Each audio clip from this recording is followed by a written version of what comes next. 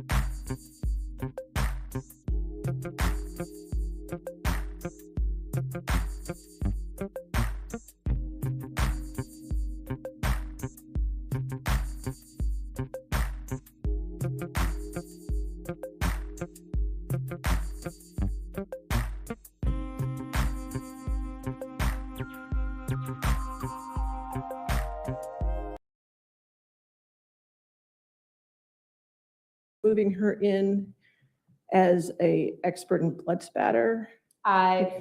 Because the response to your motion seemed to be that way. I just want to make sure. It's blood spatter and forensic analysis. What do you mean by forensic analysis? I think that's where Mr. Carroll and I are a little confused. Okay, I'm sorry. I didn't realize the court had any confusion after our last motion. I thought we were clear that she's going to testify to the matter that was produced in her report. Mr. Carroll has had a copy of that. It is blood spatter analysis. Right.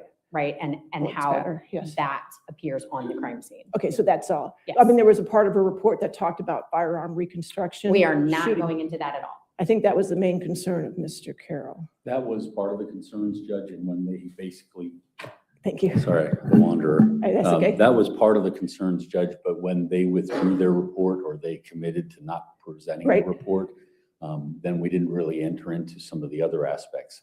Some of the other aspects that I would want to address are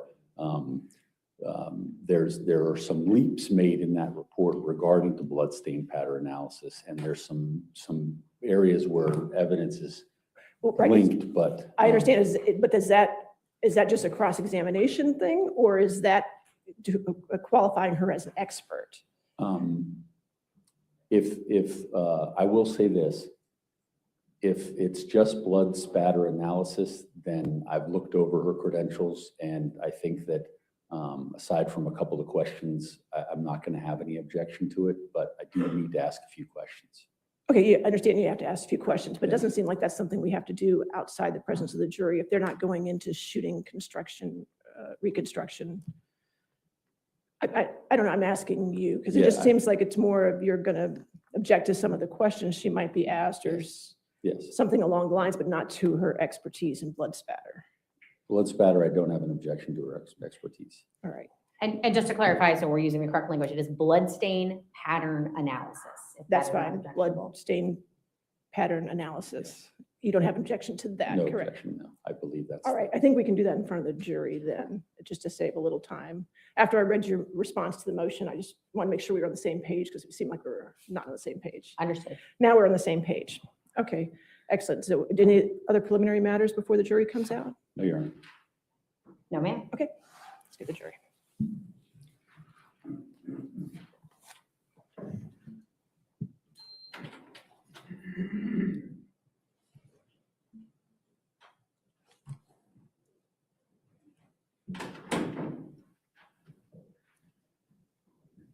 Did I do something wrong? Did I do something?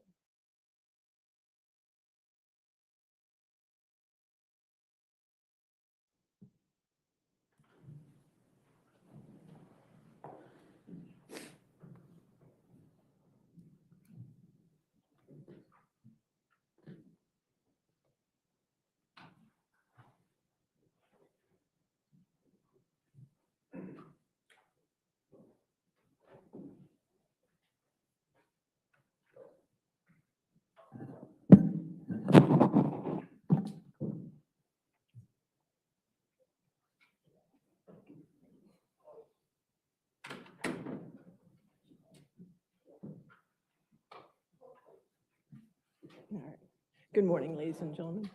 All right, the Commonwealth's next witness. Judge, we would call Iris Dally Graff.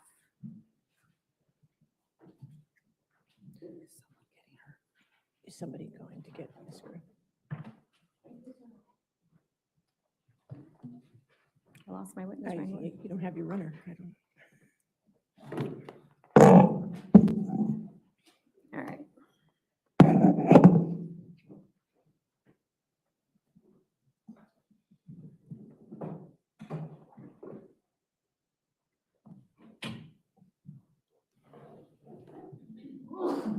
Bless you.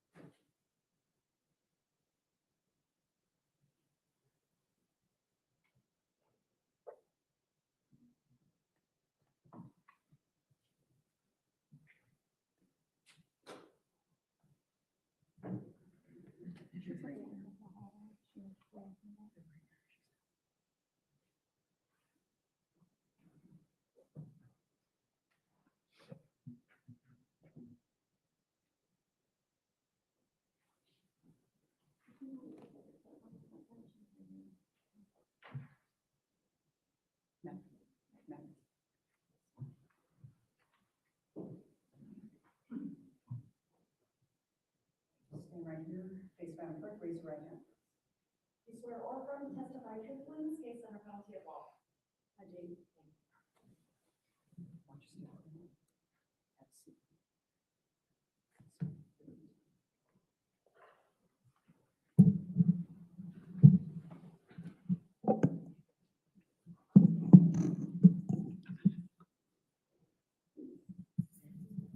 All right, good morning, ma'am. How are you? Fine, how are you? I'm well. Could you please state and spell your full name for the court record? Okay. Iris Dally Graff. Iris, I-R-I-S, Dally, D-A-L-L-E-Y, Graff, G-R-A-F-F. All right, thank you. Can you tell us about your current occupation and where you're currently employed?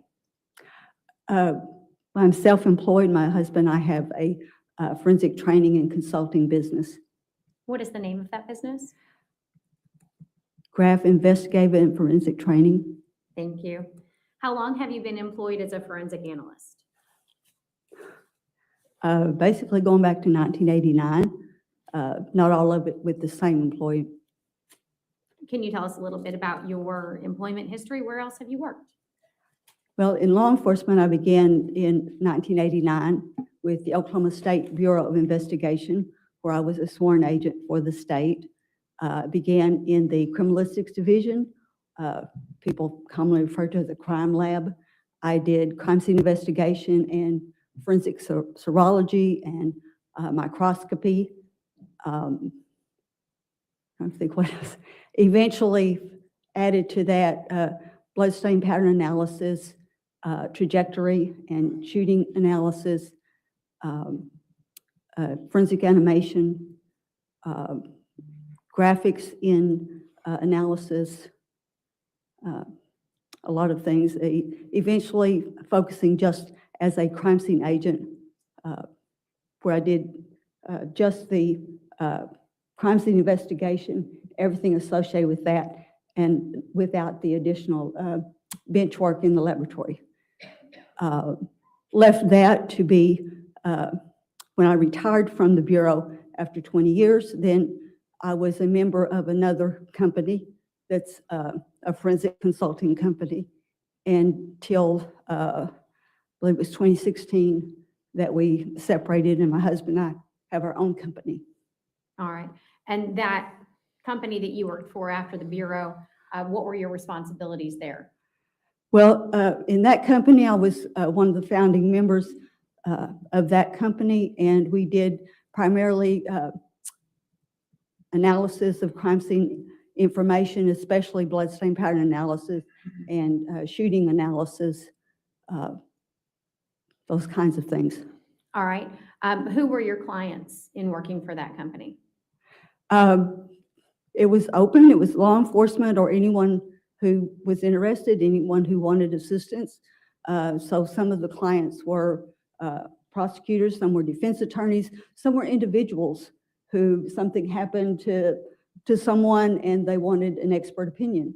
So sometimes it was private individuals. We also did a lot of training, which I still do. And we have open enrollment, so anybody who wants to sign up for a class can. Most of our clientele there are law enforcement, however, have had attorneys, prosecutors, defense attorneys, defense investigators. We had a medical doctor in one, a coroner. So it's open to whoever wants to put forth the effort to be in the course and do the things we require. Is that the same type of training you provide now through graph investigation and training? Yes. All right. Do you teach anywhere else outside of the classes that you teach for your company? Haven't been in recent years, haven't been employed, like, if you mean like a university or something like that, no. Okay. But you had in the past, is that correct? In the past, I was an adjunct professor at a university while I was also a public school teacher. All right. Do you belong to any professional organizations? Yes. Which organizations do you belong to? The International Association of Identification, which is the largest and oldest of the forensic professional organization. The International Association of Bloodstain Pattern Analysts. The Association for Crime Scene Reconstruction. The Rocky Mountain Division of the Bloodstain Pattern Analysis. And let me ask you, have you held a board position with any of these organizations? Yes. And what was that position? Well, with the International Association of Identification, I was on the crime scene certification board for a year. With the International Association of Bloodstain Pattern Analysis, I was president for 2 terms. With the Association of Crime Scene Reconstruction, I was the secretary for about a dozen years. I didn't keep track. Okay, thank you. Have you ever testified as an expert before? Yes. All right, and have you testified in Fairfax County as an expert? Yes, I have. All right. Can you tell me a little bit about bloodstain pattern analysis and how it fits within what you've described to us as your experience as a forensic analyst? Well, blood stains are common in any violent scene. So we look at blood and what blood does. Blood is a fluid, as it is in its natural environment in your body. And as a fluid, we can look at it in terms of the science of fluid dynamics. What do fluids do? That's what blood does. So based on that, we do a lot of experimentation and things to see what blood does on specific surfaces with under specific types of forces applied to the blood. We look at all the characteristics of blood to include how blood moves, how it forms margins along the surface of a pattern, why that margin is formed that way, the consistency of blood and how that changes over time, what happens to blood, especially when it's airborne, and what shape it is in the air, and that because that determines what shape it will be on the target surface, so that when we see a blood stain on a target surface, we can determine, one, whether or not it was airborne, and if it was airborne, then we can determine something about how it formed this pattern and sometimes where it came from. So to identify the general trajectory of the blood from the source. And then, of course, combine that with things like the DNA analysis that tell us something about who the blood could or could not have come from. So let me stop you there. With an understanding of how bloodstain pattern analysis fits into forensics, the education and work experience you've described for us, does that give you the ability to be an expert in bloodstain pattern analysis? Yes. Okay. Judge, at this time, I would offer Ms. Daly-Graf as an expert in bloodstain pattern analysis. All right, Mr. Carroll, you wish to void you?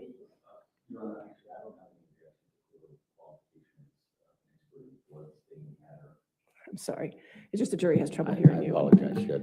Judge, I don't have an objection to her qualifications as an expert in blood stain pattern analysis. All right, then so moved as an expert in that. Thank you. Thank you. All right, so back to a little bit more about blood stains. Can you explain to us the different types of blood staining that we might see present at a crime scene? Flow, spatter, transfer. Can you tell us what those are? Well, there are a lot of different end results of bloodshed, and they can sort of be categorized according to what the final blood stain looks like. But in doing the analysis, I look at all the characteristics of the stain and then see which mechanisms can be excluded. So, for example, as I've already referred to, if blood is airborne, the stains that will be created from that are going to be circular or elliptical. That's because blood in flight actually breaks into spheres as it leaves the source. Well, the sphere is circular, so if it hits a surface, that stain will be either circular or elliptical, depending on the angle. Then we look at a lot of others. By the way, that is called spatter, if it's circular and elliptical, and there are various things that will cause that. Another type is contact stains. That is, blood on one surface comes in contact with another surface. We call that a transfer because blood is transferred from one object to the other. And then depending on things like the volume of blood and the texture of the surfaces that come in contact with each other, the shape of the object, then the transfer may be actually a pattern that reflects the original surface. That will be, by the way, will be a surface stain. We also have to look at the surface itself. Is it absorbent? If it's absorbent, then blood as a fluid will diffuse along the fibers. It's called capillary action. So it may be somewhat distorted if it's an absorbent surface. If it's not an absorbent surface, well, then we look at those issues because now you're going to have a different look at the margins. In particular, we look at contact stains that happen with motion, because if there's motion that pushes blood across the surface, one of the things that does is there's a displaced volume of blood, and you end up seeing little, what looks like lines through the pattern. We call those striations. That's an indication of movement. We can look at the overall pattern and see whether or not blood was on the surface and then that blood got moved, that something pushed the blood, or that blood is on some other surface that comes in contact with motion, in which case we call that a swipe. That is that some of the blood then will be transferred as it's in motion. Again, there will be striations because that's what shows us motion. And then that will have a displacement of volume, so the volume is not consistent all the way across there. Depending on the surface, there may be a really feathering at one end or the other, but you also have some places where the liquid blood forms a margin. And so you can see those are a little bit smoother edges, but across the pattern, sometimes you can tell generally the surface, what the surface was that pushed it onto the transferred surface. Flow is simply blood that's on a surface and it's under gravity. So if a blood drop or a volume of blood is on a non-absorbent surface, then gravity will cause that blood to go downward, whichever way down is. So that if it's on contours, it'll follow the contours, but always going down if it's flow. It will have generally parallel margins, generally a consistent volume of blood across from margin to margin until it gets to a stopping place, basically. That can be because it went down, say, going down a wall and hits the floor. And then you have a little pooling, depending on the volume. You may or may not have pooling, but you can see that it's associated with the flow. There are several types of contact patterns that can happen. So we look at it in the context of the scene. What do we know about the blood that's here? And we look at like the condition of the blood. If sometimes we look at drying times and how, if we know approximately when the blood shed, what does it look like now? Which means you also look at the metadata of the images to determine when was the image created. Is this an aberration of the delayed time in recording the image, or is it something that's actually part of what was originally there, and so forth? So it has to be taken in context of the scene. Okay. Let's, for a moment, talk about cast off as it pertains to spatter. What does that mean to you? Well, cast off is another form of actually spatter. It's circular and elliptical stains. Again, blood in flight will break up into spheres as it travels through the air. And if it comes off of a surface of some moving object, which is where the term cast off comes from, that some object with blood on it moves, blood comes off in a column, and because of the motion, you see it landing on the surface as a linear distribution.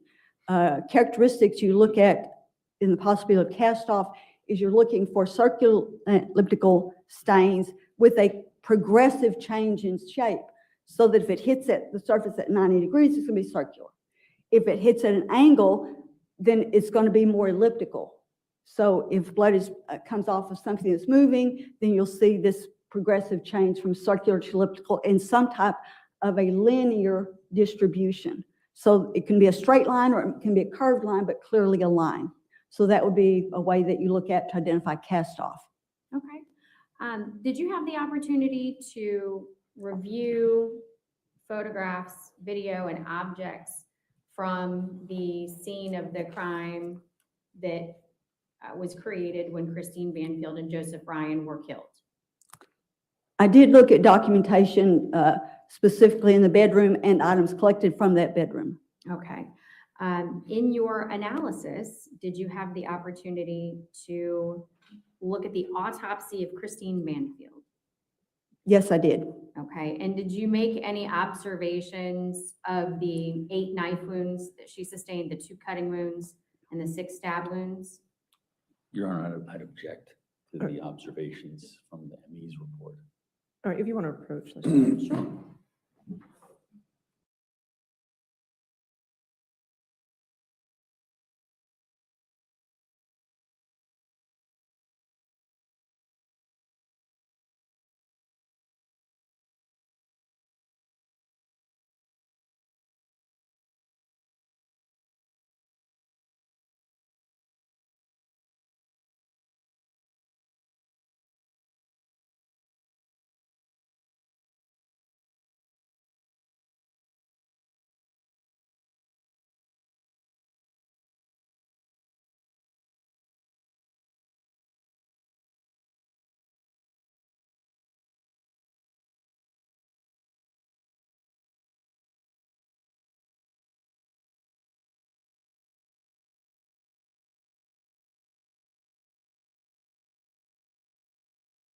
You're watching at Southern Sin, your new home for true crime. Smash that like button now. We'll be right back.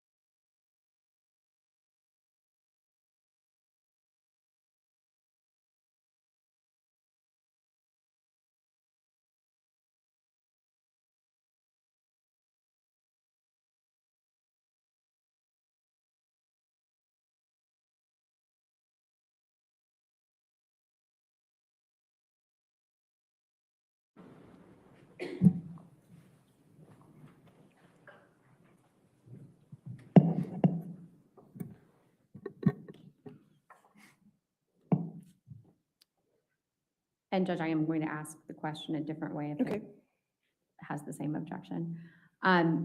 Ms. Telegraph, when you looked at the autopsy for Christine Banfield, did you have the opportunity to observe the injuries that were documented? In the Yes, report? Okay. And did that information help to inform your opinion about the blood evidence that you observed in the bedroom through the photographs and documents you were provided? well, the autopsy report itself doesn't inform me as far as looking at the blood stains, the characteristics of the blood stains, and evaluating possible mechanisms for the blood stains. Another, So then we'll move on from that.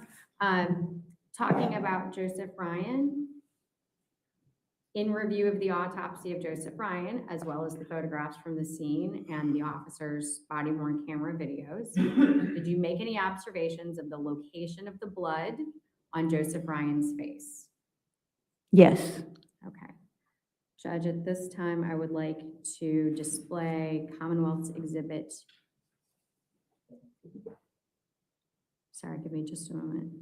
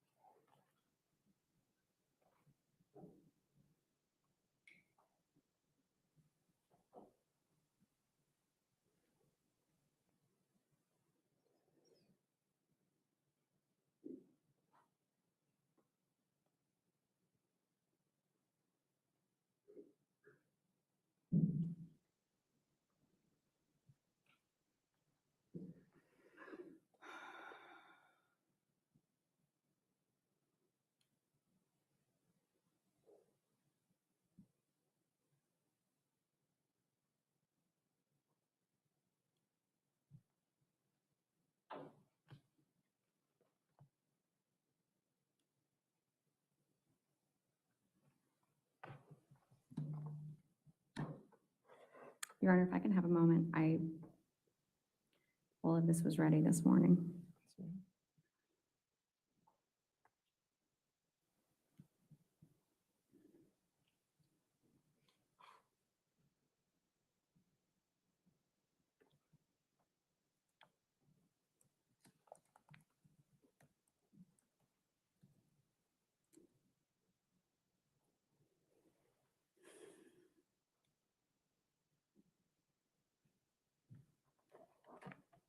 Do you have the connection for the HDMI to my computer?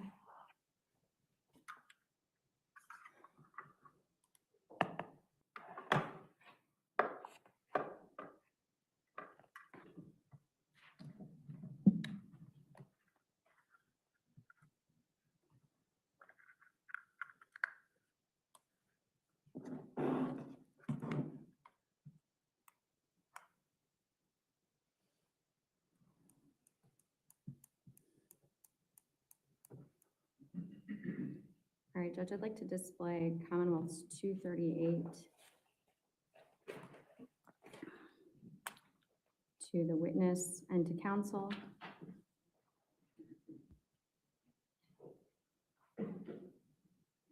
And this would be admitted, this would be offered under seal.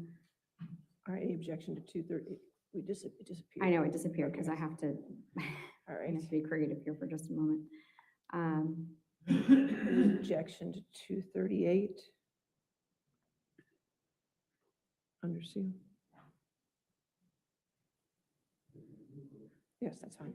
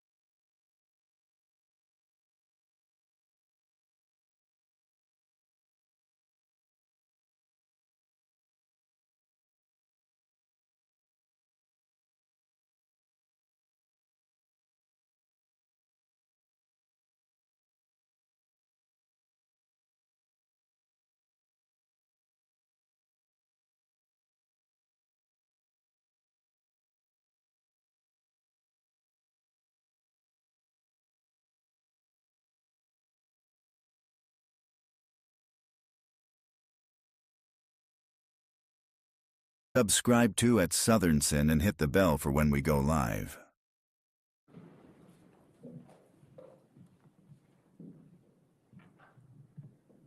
Ms. Tallygraph, can you see the photograph that we're identifying as Commonwealth's 238 on your screen? I do see a picture on the screen. Okay, is that a still that you pulled from the officer's body-worn camera? Yes, it is. Okay, did you enhance the color in this photo?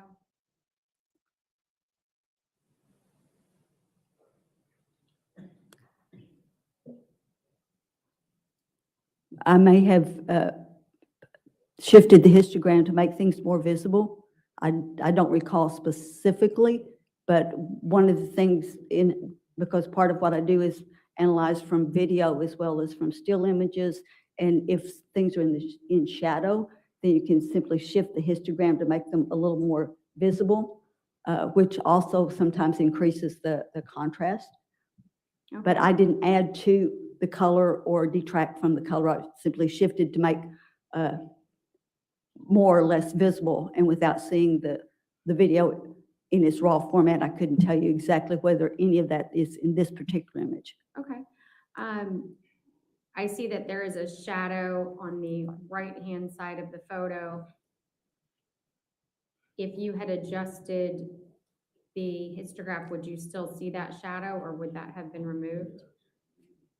Excuse me? I'm sorry. All of us have trouble hearing you. I would object to leading. All right, leading? Judge, I asked if she had adjusted, would the shadow be removed? It's a yes or no question. It doesn't suggest its answer. A yes or no question would be leading, correct? Not if it doesn't suggest the answer. All right, I'll overrule the objection. Go ahead. You can answer it, ma'am. Okay. Do you have an ask again? Yeah, because I'm not sure what I've heard was a yes or no. Sure. The shadow that we see to the right in this photograph, if you had adjusted the histograph, if I'm saying that correctly, would you still see the shadow? In adjusting the histogram, some of the shadow, not necessarily all of it, is removed, so that if there was a shadow, say, across the face, then it may be shifted just enough to reveal that without actually taking out all of the shadow. Okay, but you did not change the color. Did you change the color of the blood in this photo?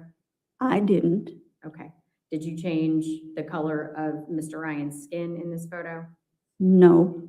Did you change the positioning of his body in this photo? No. Or any of the objects around his body? No. Okay. Your Honor, at this time, I'd offer the photo as evidence. Any objection? If you want to approach, again, I need you to use.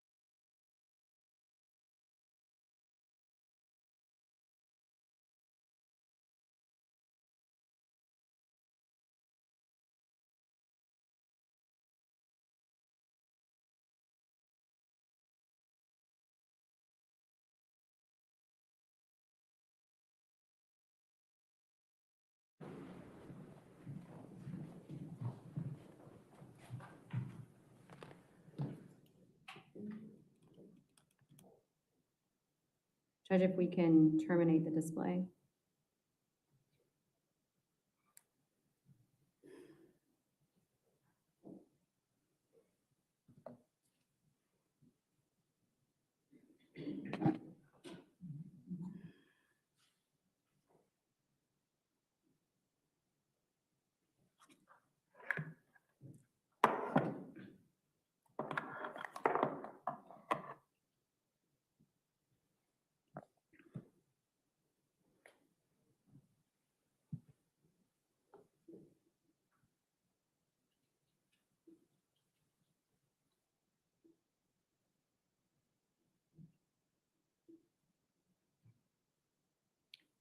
If you have it.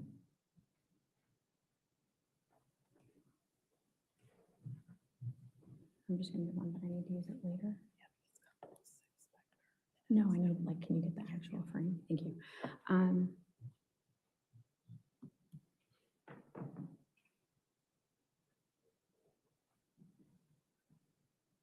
All right.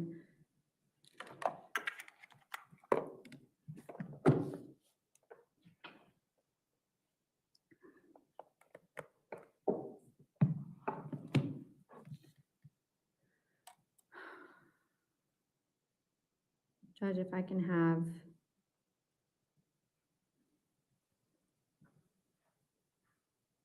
what I'd like to have identified as Commonwealth's 170 displayed to counsel and the witness.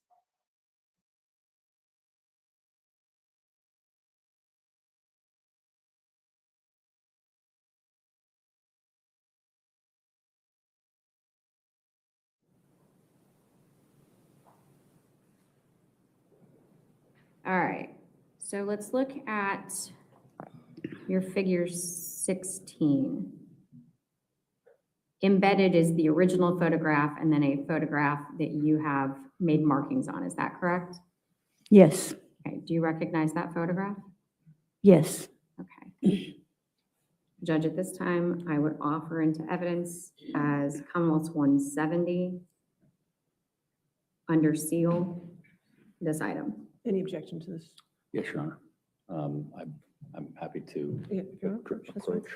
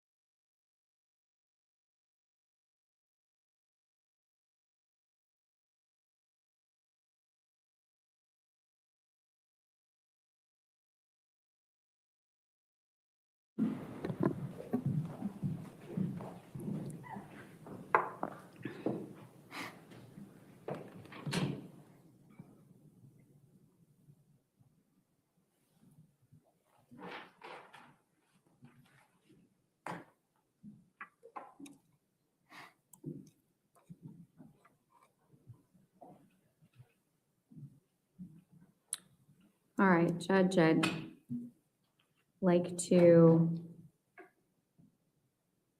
cast to the witness and counsel what I would have identified as Commonwealth's 171.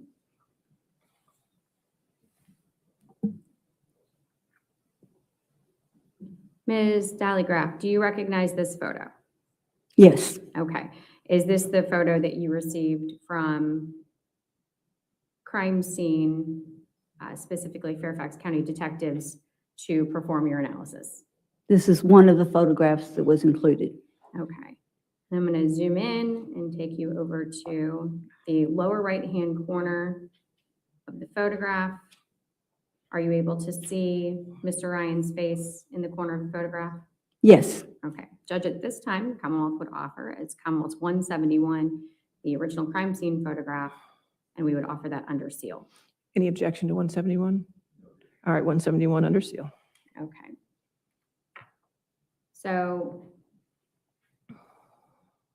can you tell when this picture was taken relative to other pictures that you looked at? Yes. In terms of the progression of events? Yes. Okay, and when was this picture taken? What's your legal objection? Foundation. All right.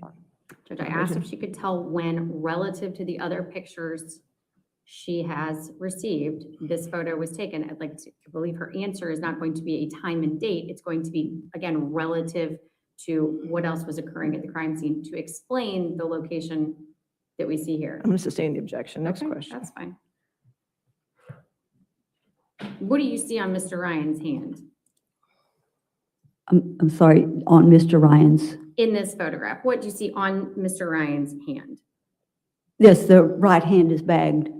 Okay, and if I zoom back out, what is he laying on, as best you can tell?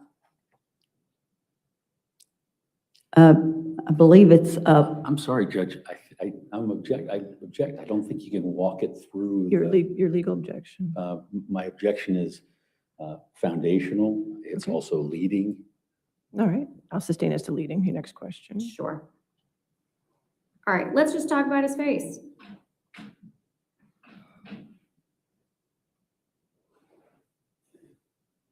What did you observe about Mr. Ryan's face and the blood on it? that his blood, I'm sorry, his face is basically covered in blood. In this particular image, I'm looking especially at under the chin because the overall solid, if you will, blood pattern ends at the chin. Objection, Your Honor. She's going beyond the scope of the question. She's asked, what did you notice about the? I'll overrule that objection. Okay, that's good. Please continue. So I see, in addition to the solid covering of blood over the face, that on the chin and down towards the neck, there are flows, multiple flows, and they are not all in the same direction. In particular, I see a flow coming from the heavier stained up on the face, going under the chin and toward the, from the left side towards the right side, and down kind of towards the right shoulder. And that would indicate a direction or an orientation at the time the flow occurred, because flows always go downward. I see some that are coming from the right side. If you go over to kind of in front of. Non-responsive to the question. Judge, she's describing her observations of the blood flows. There are several. She's working her way through those Overruled. observations. Overruled, good. Please continue. So I see a flow that's coming down from the face that appears relative to the body, pretty much vertical, that is going from just in front of the right ear, basically, and then coming down towards the neck, more to the center of the neck, so that would have been upright at one point. So those are two different directions, but there are multiple flows. And just as a point that only liquid blood flows, dry blood doesn't move. So at the time the blood was wet, that indicates that that portion of the head was in different positions. But each of those separately has to have occurred when that surface was more upright, that is, so that the blood flows down. So the direction of the flow was downward at the time the flow occurred. Did you make any markings on your figure 16 that highlighted your observations?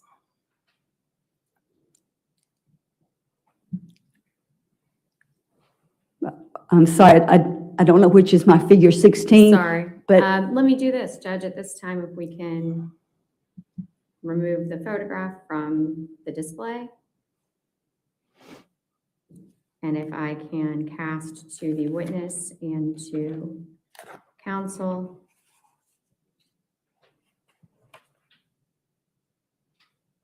Just one moment. Commonwealth's 170.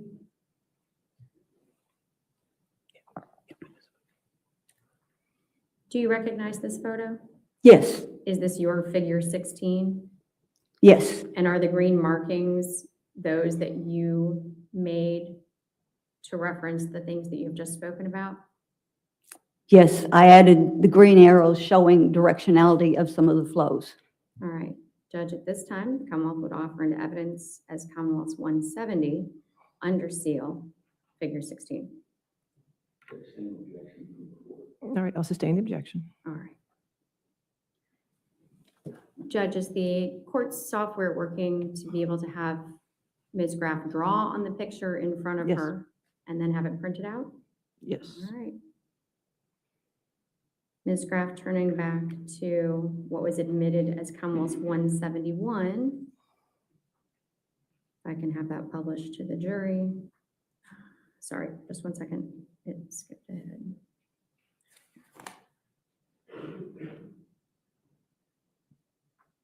can you mark with your finger on the screen in front of you the location of the blood flow and the directionality that you just discussed? Okay, there are multiple flows. So just to demonstrate, if this works. Ooh, sorry, it's a very wide mark and the flow is very narrow. But for one, and then there's that's going from the chin, from the left side of the chin down towards the right. There's a second one that's somewhat parallel to the previous. Then there's from the, what I discussed before, from in front of the right ear going down. There's a couple of them there. There's a couple that are coming from the right cheek that are going a little bit to the left. Okay, thank you. Judge, I would like to offer the marked photo into evidence as Commonwealth's 170. What, I already have a 170. You want to make 172? Oh, because you had showed a different picture for 170 with the marks already there. Correct. So can we do that as 170A? 178? Okay. Thank you. You have to hit the print there. It's printing. Sorry, Judge, there is not a print button. It's printing. I'm sorry? It's printing. Okay. Should be below you. Yep. But I would let you know nothing is happening. Okay. It takes a couple minutes. So you can go on to your next question. Okay.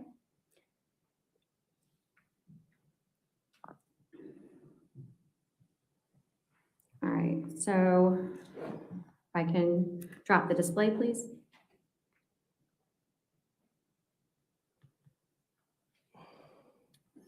Kelly, were you able to isolate? Yeah.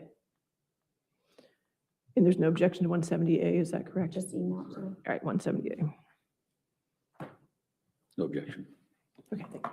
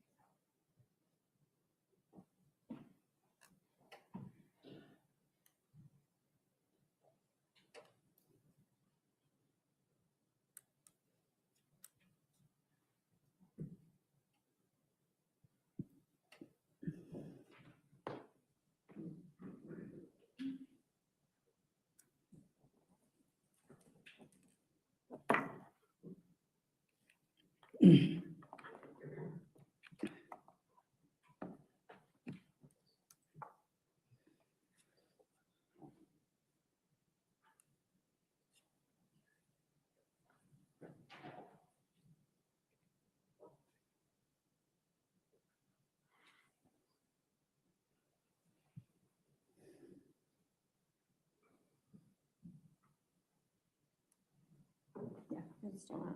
It's blinking, but nothing's.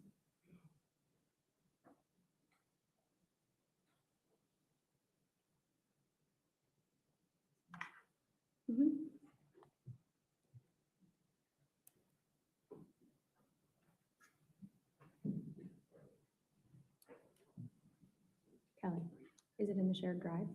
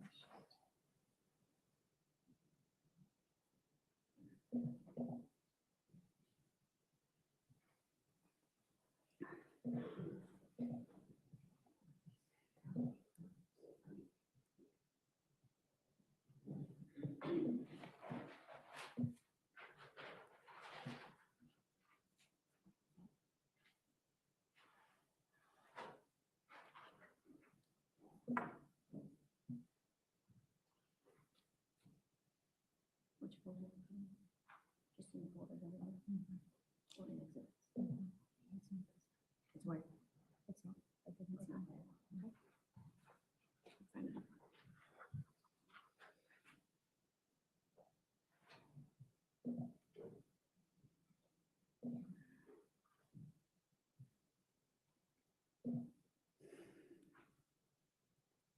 Thank you for subscribing to At Southern Sin. Keep our algorithm high by hitting the like button now and use hashtag Sinners in the chat to win a free membership.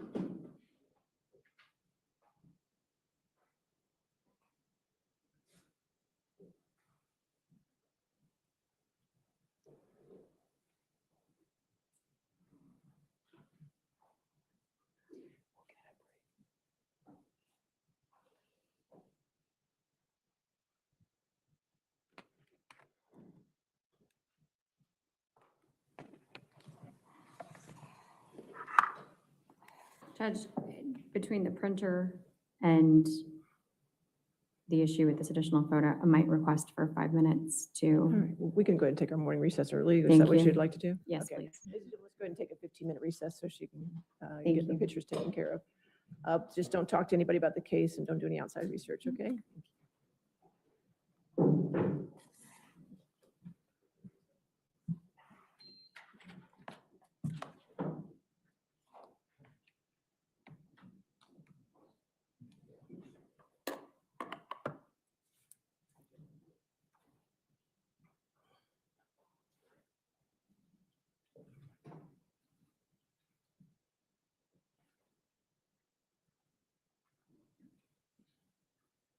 All right, we'll come back at 11:10 then. Ma'am, since you are under, you're testifying now, please don't discuss your testimony with anybody to include the prosecutors at this point, okay? Do you understand? You said to include prosecutors? Right, you can't talk to anybody about your testimony now because you're in the middle of your testimony. Okay. Okay, thank you. All right. All rise, please.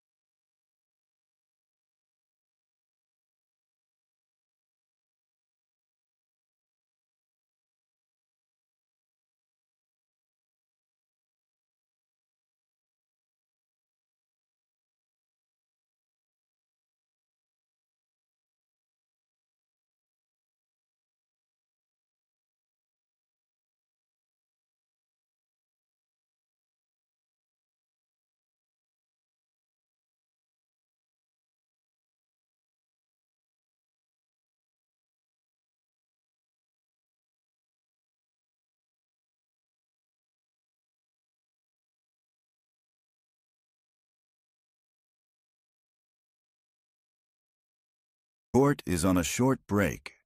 Don't go anywhere. The action will be right back on at Southern Sin.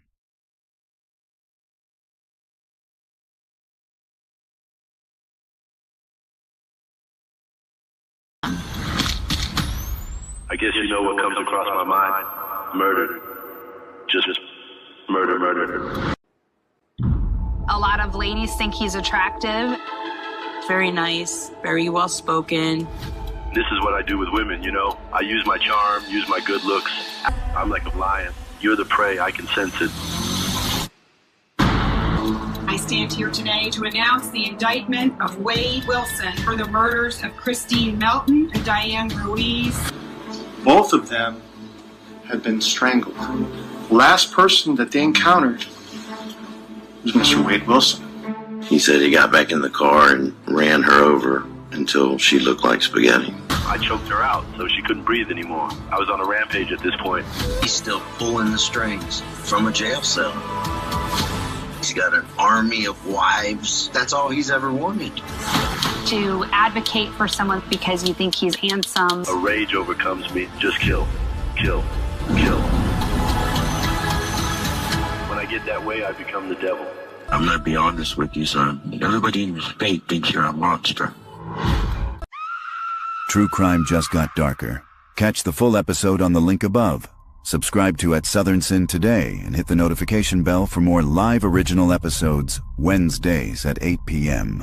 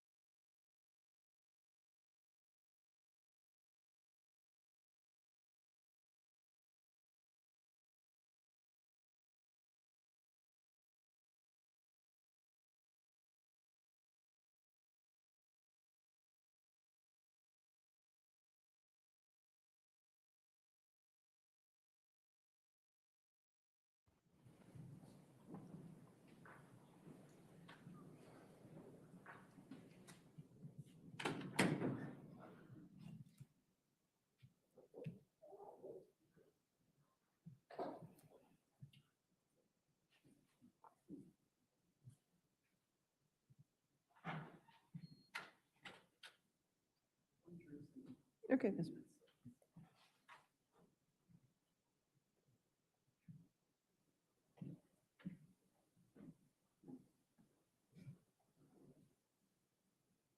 And Your Honor, just to clarify, your clerk let me know we could try 170A again. Okay, that's fine.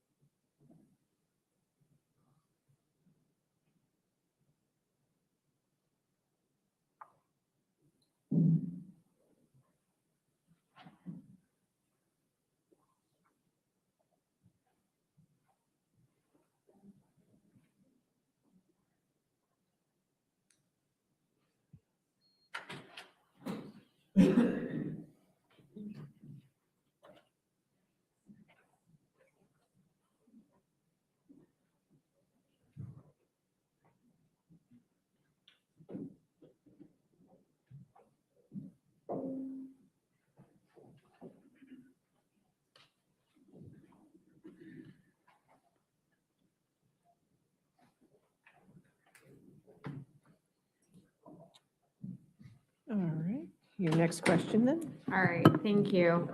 We're going to try that again, Ms. Telegraph. Your Honor, this is Commonwealth's admitted under seal 170. Ms. Telegraph, this is the picture that you drew on just a moment ago. I think that's 171, just to let you know for the record. This is Thank you. 171. 171. Okay. Ms. Telegraph, you drew on this photo a moment ago and we marked that as 170A. We're going to try that again with what appears to be hopefully smaller line on your screen. Can you, reminding the jury what we were talking about, the blood flow on Mr. Ryan's neck, can you identify with the marker on your screen where you see blood flow and in what direction?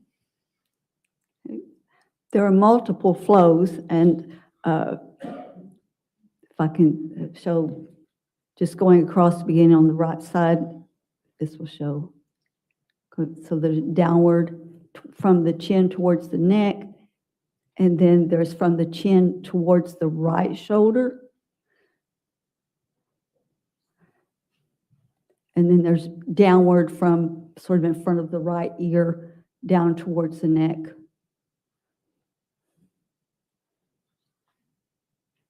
All right, thank you. And what did the different direction of the flows indicate to you? That there were different positions while the blood was wet and flowing. Thank you. Judge, I would offer the marked photo as new Commonwealth's 170A unless it needs to be marked as B. No, 178 is fine. Okay. Is that any objection to that? 178, it's going to replace the other 170A. Right, 170A, 170A. All right. Thank you. And if the clerk could print, we'll pass it up. Thank you. All right. If we can drop the screen.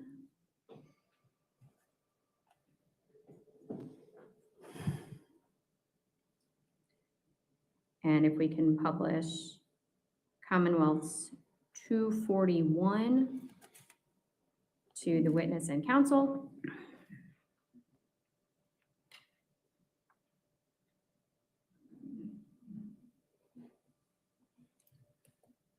All right, Ms. Dallygraph, do you recognize this clip from Body Worn?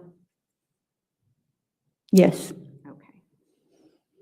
Judge, at this time, I would offer into evidence as Commonwealth's 241 under seal. Any objection?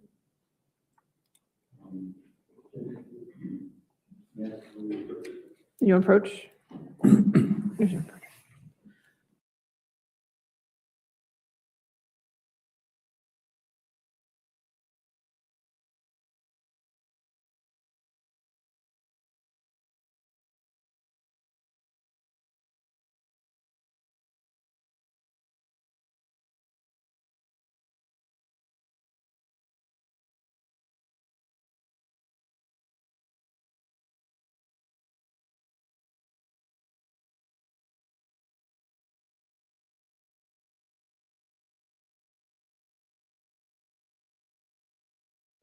All right, 241 is in evidence under seal.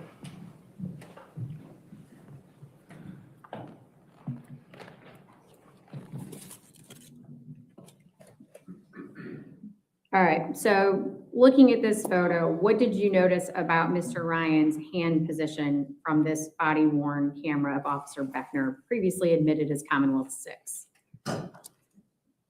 In the body cam, we see Mr. Ryan laying supine or on his back with both arms, forearms across his chest, the right hand partially overlaying the left hand. Okay, and are his hands over the location? Well, let me ask you this. Did you have a chance to review the shirt that was provided as physical evidence in this case? I reviewed the images of the shirt in this case. And did you, in your review of the images, observe a defect in the shirt? Yes. Okay, the circular hole, was it a circular hole from the? Objection leading. Sure. All right, sustained. What defect did you observe in the shirt? There was a defect, a somewhat circular hole through the shirt. It could be located based on looking at the shirt and on there's actually an imprint on the shirt of some individuals, and you can locate it relative to those individuals, and other markings on the shirt helped to identify where it was located. Okay, and did the defect in the shirt line up with any defect in Mr. Ryan's body based on your observation of the photos? Objection to foundation, Judge. Overruled. Okay. Based on comparison of the information from autopsy images at the autopsy and looking at the shirt, the defect in the shirt appeared to be consistent with the location of the defect or the gunshot wound to the chest. All right, and in this photograph that we have here, this still image from the body worn camera, Commonwealth 241, are Mr. Ryan's hands over the defects in the shirt made by the bullet that struck him in the chest? Well, looking at the image, you can't see any of those figures that I just described as being part of the imprint on the shirt, that the left hand is overlaying that, and therefore it would be overlaying the defect. Thank you. All right. Judge, if we can remove the image.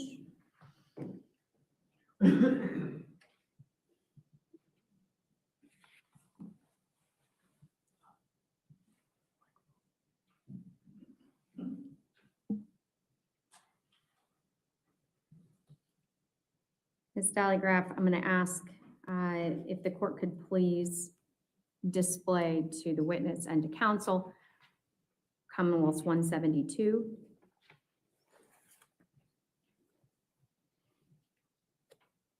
All right, Ms. Dallygraph, do you recognize this photo? Yes. All right, and if I can show the witness Commonwealth's 173. Do you recognize this photo? Yes. And going back to 172, Judge, the Commonwealth would offer this into evidence under seal. Any objection to 172? 172 under seal. And I would ask that be published to the jury.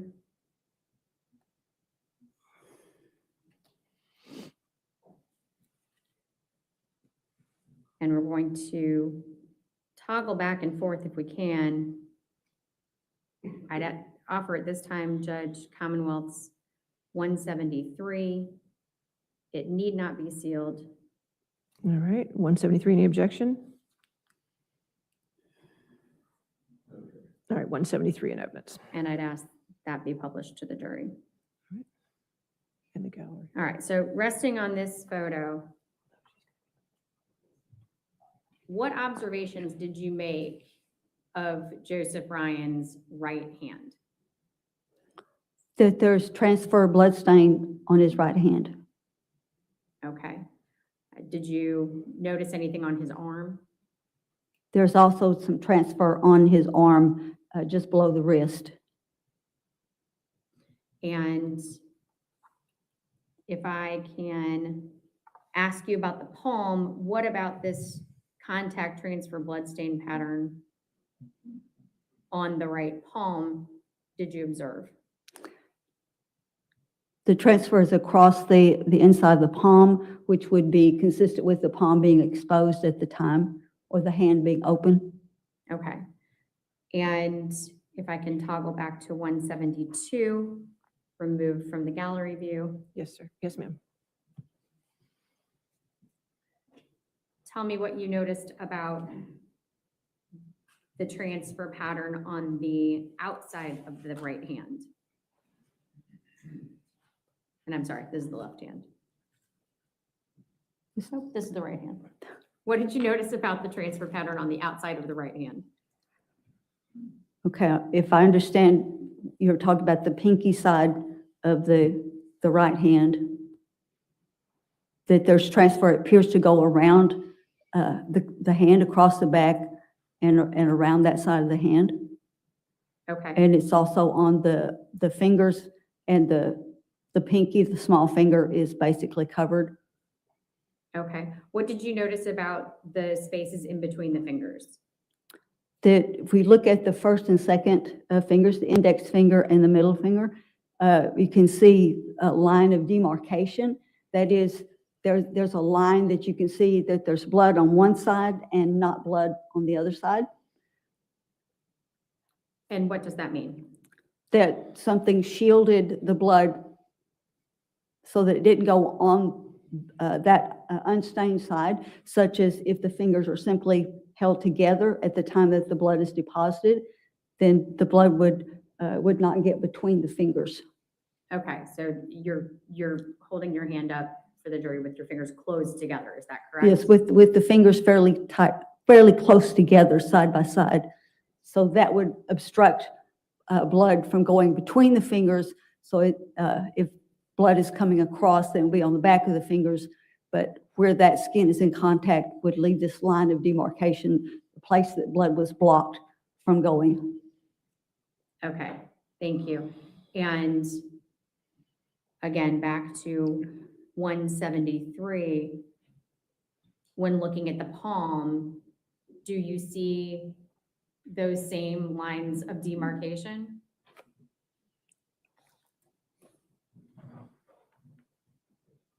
It's helpful to zoom in. The same lines of demarcation are not visible in this photograph. All right, and how did you describe the blood transfer to this part of the hand? It's a transfer, something wet with blood. Sorry, Your Honor. Or what's your objection? I don't think that she's previously described it, and may we approach? Yes.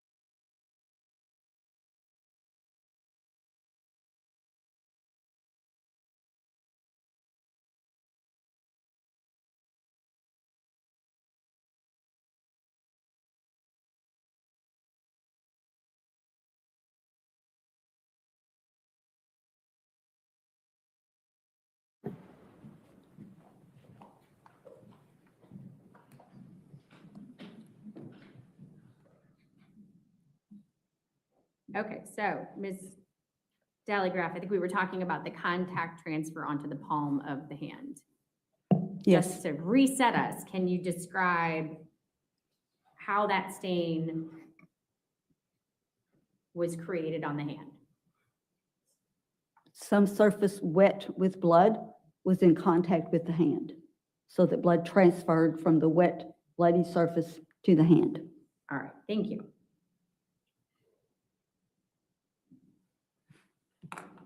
And Judge, if we can remove the display.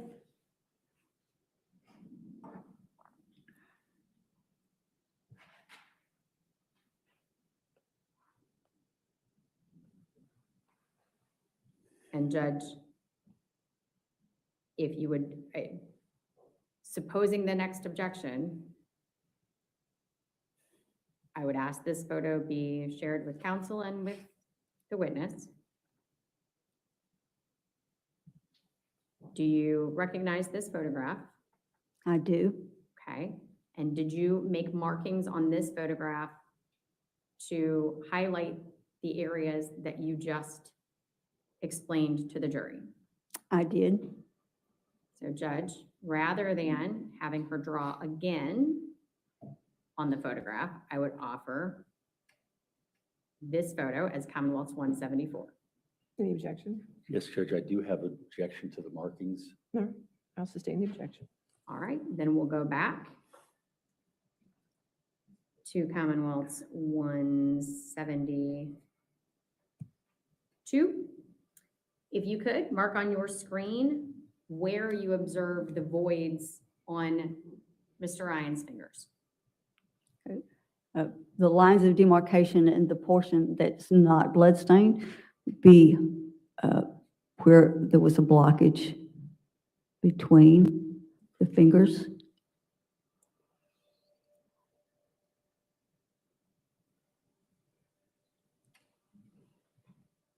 All right, Judge, I would offer this marked photo into evidence as 174A. Under seal. Yes, please. Any objection? No objection to that, All Your right, Honor. under seal, 174A. And Judge, if we can take that down. Commonwealth's 173. Previously admitted, if we can have that published. Ms. Dallygraph, on this photograph, can you indicate where you see transfer of blood stain on the arm? On the wrist? On the right arm.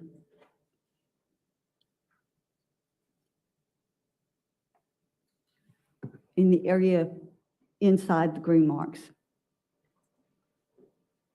And Judge, I would offer the marked photo as Commonwealth's 174B. All right, any objection? No objection. 174B. And that does not need to be under seal. Yes, ma'am. Okay, so if we can take that down.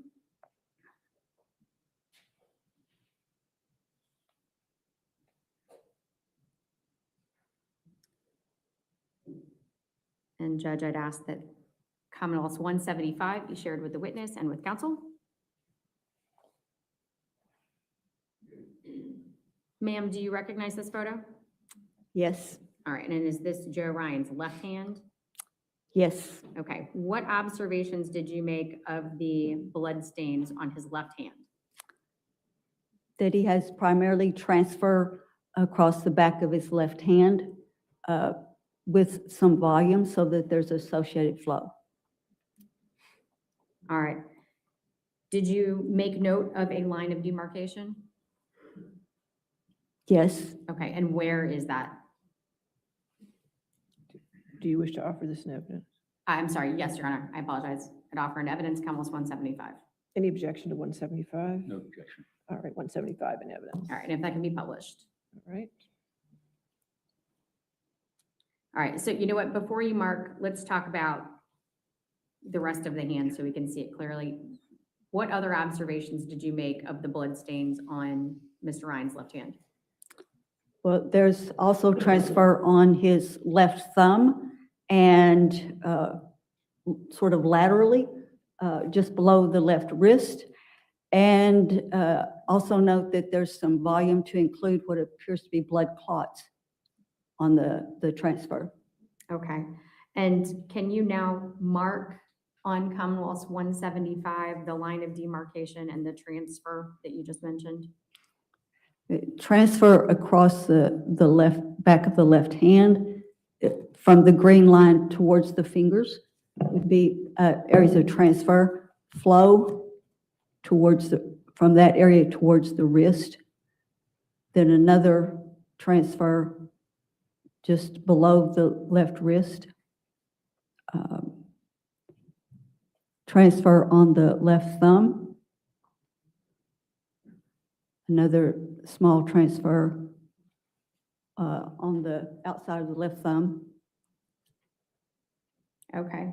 Were you, in your review of the photographs in this case, able to determine if anything lined up with the void on Mr. Ryan's hand?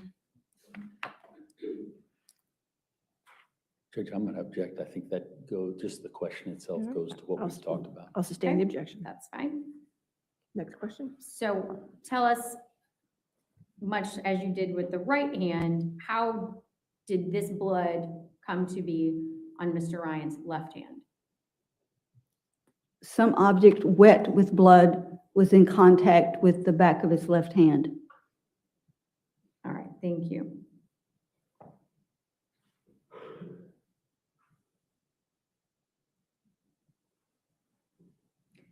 Also looking at this photo, did you make any note of the blood stains on or around Mr. Ryan's jeans? Yes. What did you note? That there are, excuse me, some contact stains or transfer stains on the jeans in various locations. All right. Can you identify where you noticed those blood stains on the jeans? There's a transfer on the left front of the jeans. There's a transfer on the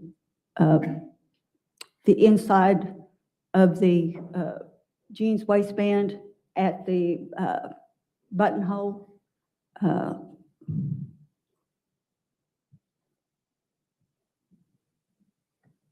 Thank you.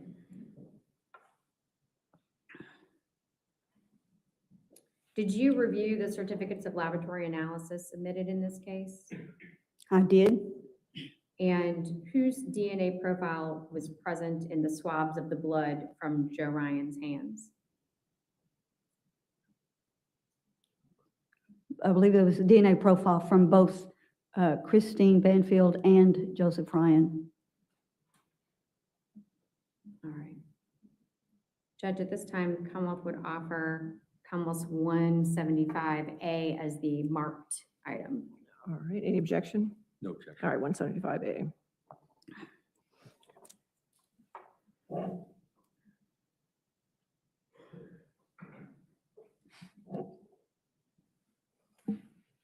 All right, so looking back, and Judge, if we can drop video.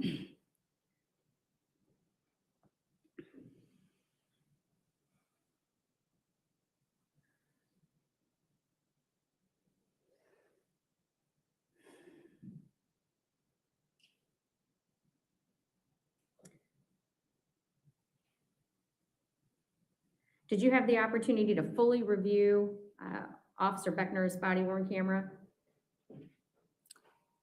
I reviewed several body-worn cameras. I don't recall who was wearing which camera. I would have to look that up in the record. Okay, but if we can go back to Commonwealth 241 and have that published to the witness and counsel and the jury, it was under seal. Yes, ma'am. This is the still image that we were referencing before from Officer Beckner's body worn previously as admitted as Commonwealth 6. In your review of the video, did you observe the police officers at the scene to move Mr. Ryan's arms? I did see that in a body cam video. Okay. Did you observe those officers to touch Mr. Ryan's arm? All right, I'll sustain as to leading. Okay. I'm going to move on. Okay.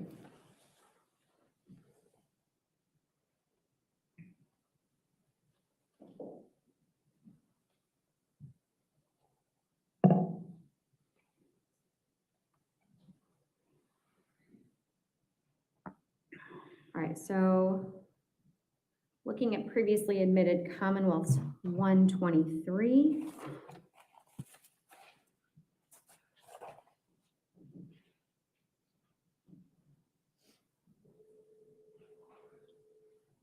And Judge, this was admitted under seal. If I can have it published to Yes, ma'am.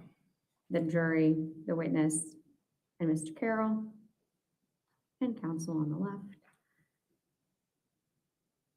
Drawing your attention to Mr. Ryan's arm. Did you make any observations of the blood patterns on his left forearm? Yes. Okay, what did you observe? I observed what appears to be small blood droplets on his arm in a somewhat linear distribution. Also observed transfer stains on his arm, in particularly 4 transfer stains that are roughly parallel to each other. All right, so let's talk about them one at a time. Let's talk about the blood drops that you observed. Can you circle or highlight those items on your screen?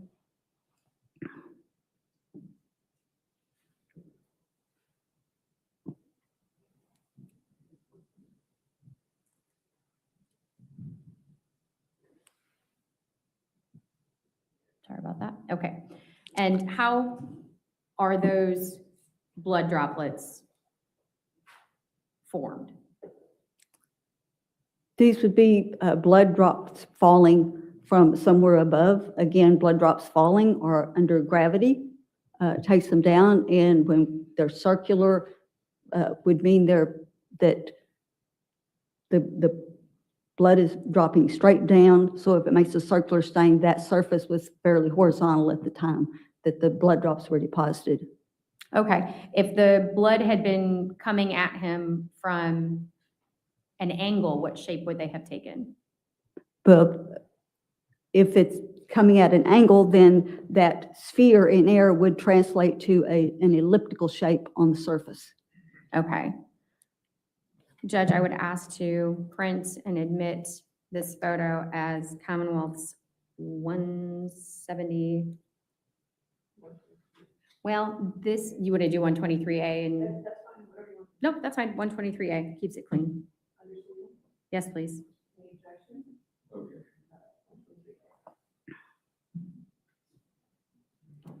And if we could clear the markings, I can do it if you want, or I don't know if you, okay. All right. You spoke of a transfer pattern on the arm. Where do you see that transfer pattern?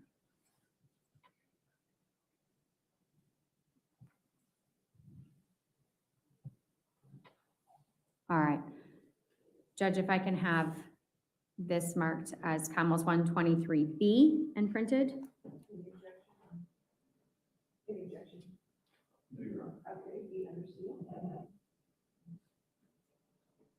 Thank you. All right, and then I'm going to take you to a different angle. If I can remove the display, please.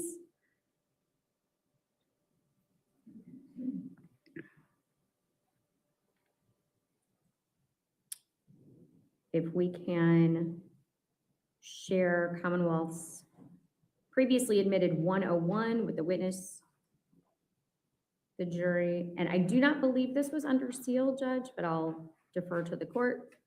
101 is under seal. Okay, then this remains under seal. Ms. Telegraph, if I zoom in a little bit, we've got another angle here. Can you again highlight the transfer pattern that you observed?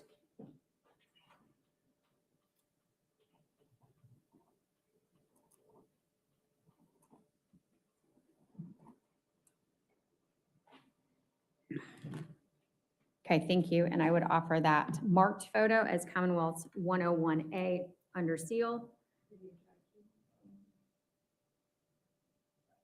Yes, and the markings are actually covering up what she's testified to as transfer.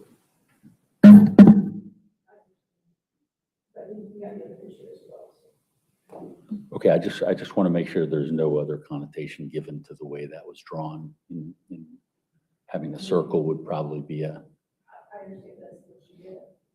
Okay. I mean, we talked to her about Okay, thank you. No objection.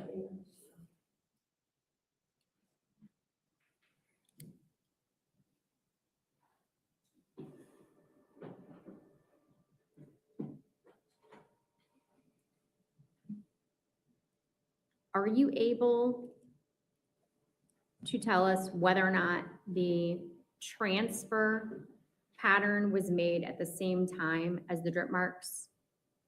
Objection, Your Honor. Foundation. Based on your training and experience, are you able to discern anything about the markings in this photograph that would enable you to gauge whether or not they occurred at the same time? To determine sequencing, need to look very closely at individual photographs of this area, multiple photographs of this area, looking to see if we can see actual one stain on top of the other. If we can make that determination, then you know that the one that's on the bottom has to have happened before the one on the top. So in this case, I don't think that I was able to actually pinpoint where one was on top of the other. They happen at different times. They're different mechanisms. Nothing here indicates that they were simultaneous. They may have been very close together in time. I don't know. But if you don't have those specific characteristics to point to, then you don't determine sequencing. All right, thank you. If we can pull this photo down.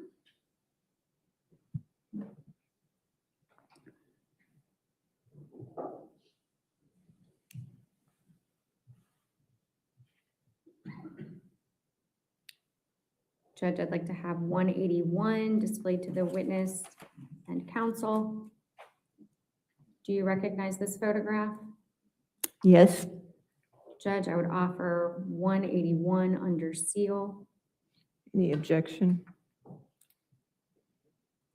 No objection, Your Honor. All right, 181 under seal. And I apologize, I'm bouncing all around in the numbers. All right. Ms. Telegraph, I've zoomed in, and I'd like to have this published now to the jury. This is another view of those same transfer stains, is that correct? Yes. Okay. What can you tell me about what is happening on the interior of the arm at the base of those stains? There is a flow pattern on the interior of the arm. It extends from the transfer pattern, what would be up the arm, that is towards the elbow, and then terminates in one stain. All right. Can you tell me about how the blood moved down the arm to create that stain? It appears that excess volume of blood was in the transfer. Excuse me, hold on. I'd object. I think that's exceeding the scope of what blood spatter analysis that we discussed. You want to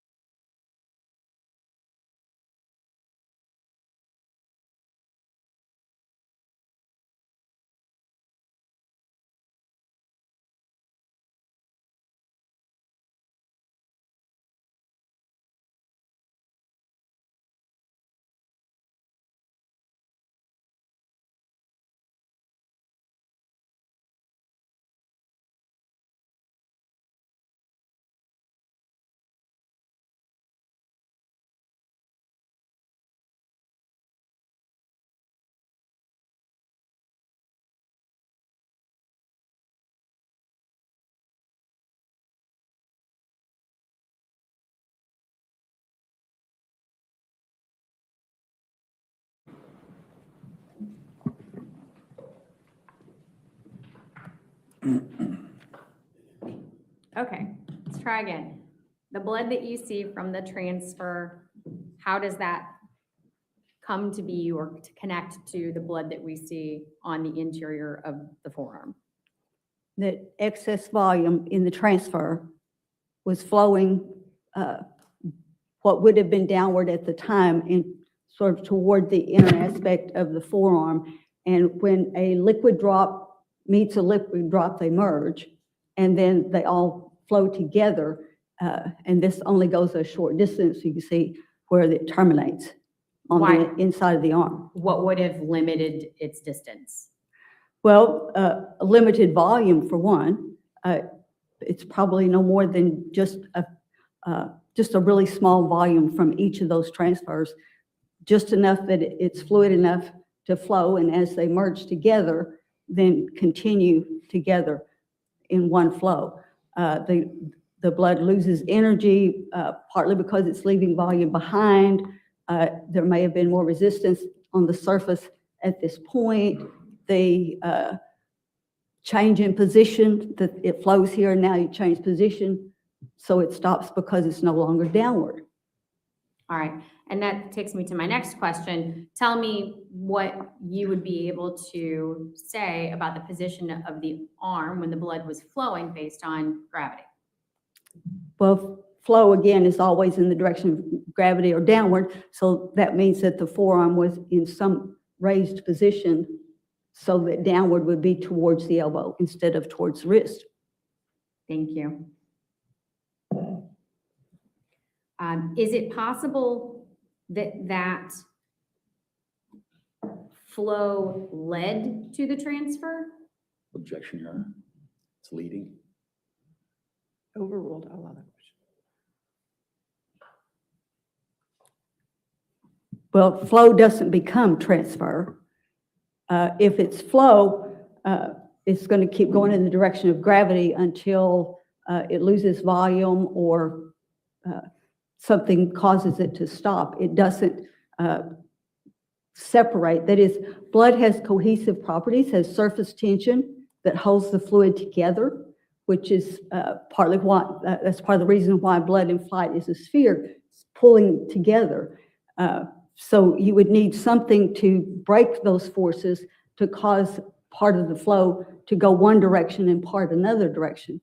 And there's nothing here that would do that. That's not what flows do on their own. They just go with gravity. And you see that if you have a flow going one direction and you turn that surface, the flow doesn't separate into separate flows. The whole thing, one flow can make a corner, but that corner would be an indication that the thing was oriented so that what was down is now a different direction. Thank you. Judge, if we can take down picture. Yes, ma'am.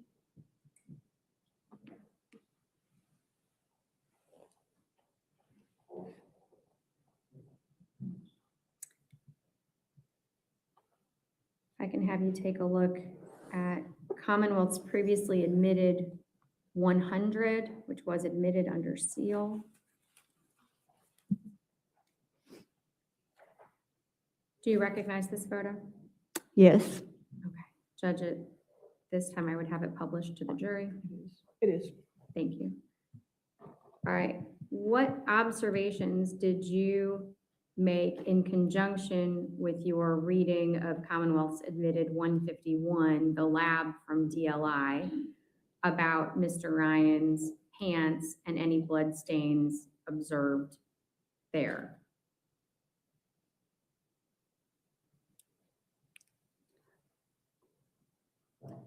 My recollection of the analysis was that both profiles, DNA profiles from Christine Banfield and DNA profiles from Joseph Ryan, were found in stains on the jeans.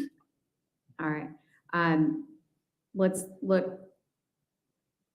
talk about them one by one. Specifically, did you examine the area in the photo of the button and the zipper? There was a sampling from that area that I read the DNA analysis report for that sample. Okay. And that sample of blood, were you able to determine if it was a flow, spatter, or transfer? The stains on the area of the button and the buttonhole were contact stains or transfers. All right.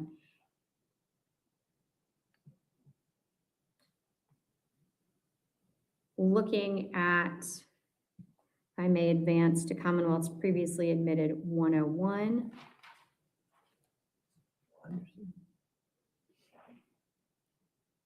Slightly better angle. Did you make observations of other bloodstain patterns now on the leg of the jeans? Yes. All right, tell me about your observations on his right leg pant, right pant leg. Well, there are several bloodstain patterns or blood stains on the right leg. In particular, there's a stain pattern of somewhat parallel transfers that are finger-like in shape. And can you mark on 101 where you've made that observation, or which transfers you're referencing?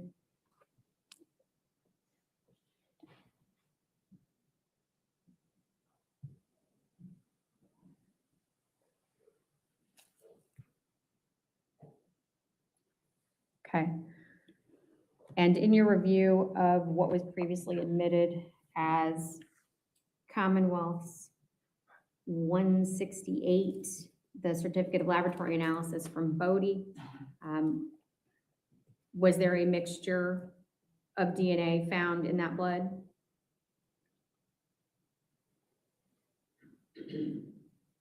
My recollection is that this is another area where both profiles were found in the stain that was sampled in this area. And you say both profiles of? The profile from Christine Banfield and the DNA profile from Joseph Ryan. Okay.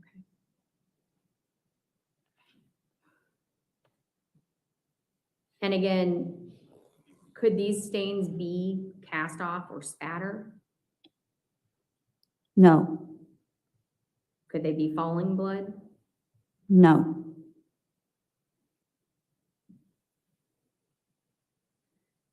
I'm going to move on to. Did you want that in evidence? Yes, please. If we could have that printed, and I would offer it as Commonwealth's 101A. I already have 101A. Do you want 101B? 101B under seal. you.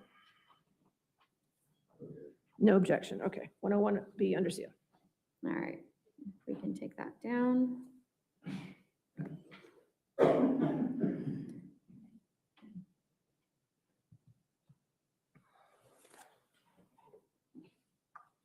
And if I can have Commonwealth's 222 shared with the witness and with counsel.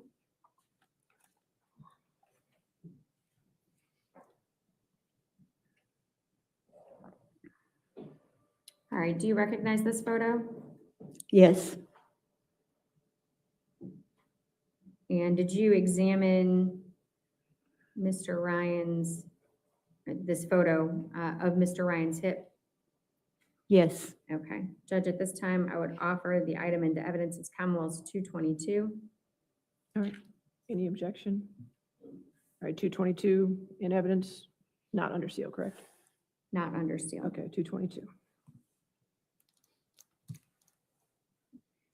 All right, so this angle is a little tricky, but tell me what you observed about the blood stains on Mr. Ryan's hip. There are multiple circular and elliptical stains, most of them fairly small, that are on the front and the the side of the left hip. All right, let's see if we can zoom in a little bit more.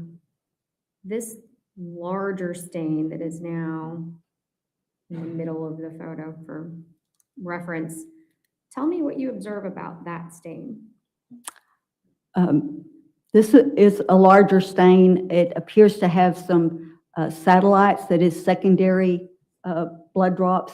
So when wet blood hits the surface, it can form droplets out of that volume, and it's called satellites, secondary stains. And they appear to be possibly a little flow associated with it, and that flow, as you're looking at it, would be from front to back. All right, so again, using gravity as our rule, what position was the body in when that stain struck the hip? I would object, based on this photo. Sorry. I would object to scientific foundation in order to even that we have some sort of scientific foundation before. Foundation is your objection? Yes. All right, so if you want to lay a foundation. Sure. To your knowledge, how does gravity work? Gravity is a magnetic pull towards the center of the earth, and it causes things to under the force of gravity, to move toward the center of the earth or downward. Okay. And the blood that we see in this picture, in what direction did it flow? The small flows that appear to emanate from the larger are front to back in reference to the body, and here going towards the floor. All right. And so in what position would the body have been relative to the earth when the blood struck the body and flowed? That his left hip was exposed when the wet blood contacted the skin and flowed towards the back or towards the floor. Thank you. Let's zoom back out just a little bit. Looking at these droplets of blood, what can you tell me about that pattern? There are small circular to elliptical stains which indicate blood was in flight when the blood made contact with this part of his skin. All right, thank you.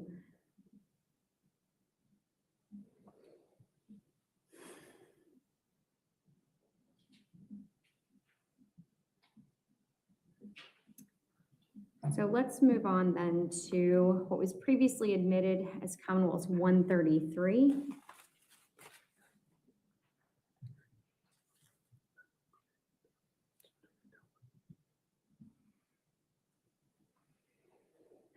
All right, if I can have that displayed to the witness and counsel. It's already admitted. And it's admitted, so to the jury as well, please. In the gallery, thank you. Thank you, and the gallery.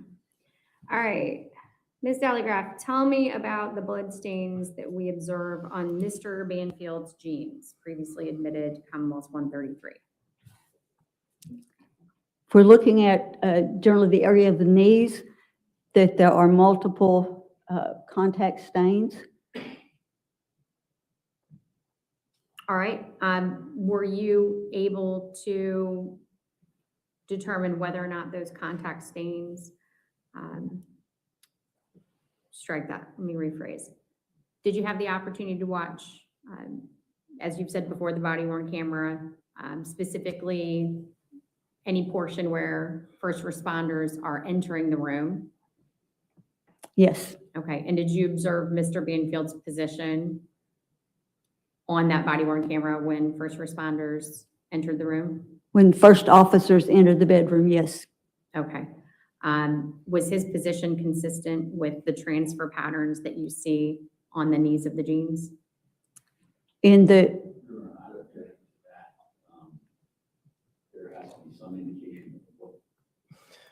There has to be more in order to be able to arrive at the conclusion that she's asking for, not just looking at the body cam. You want to approach for a second?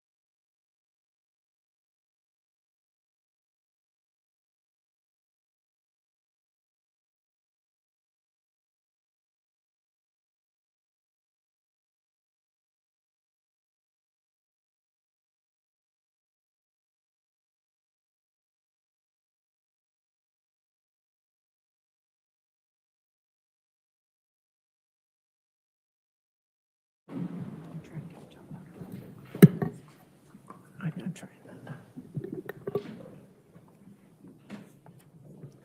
All right, so at the knees, we have transfer stains, is that correct? Yes. Okay. Zooming in, tell me about these stains on the left of our screen that appear different. Yes, there's linear distributions of circular and elliptical stains. This would be on the jeans above the knee, going up to pretty much the top of the jeans. Okay, and again, remind us how elliptical stains come to be.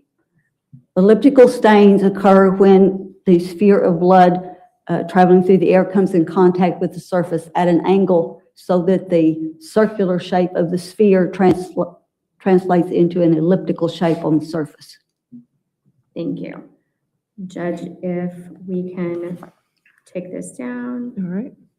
And move to Commonwealth's 135.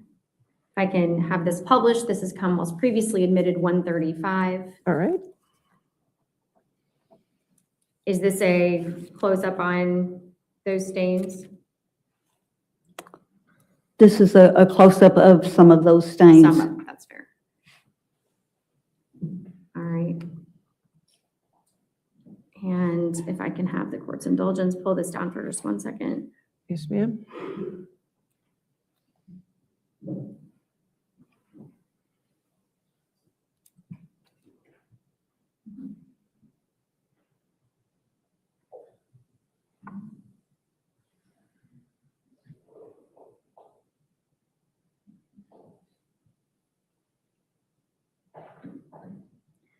If I can show you Commonwealth's previously admitted 186 and have that published. I don't have a 186 in evidence. All right, Commonwealth would offer 186 into evidence. Any objection to 186?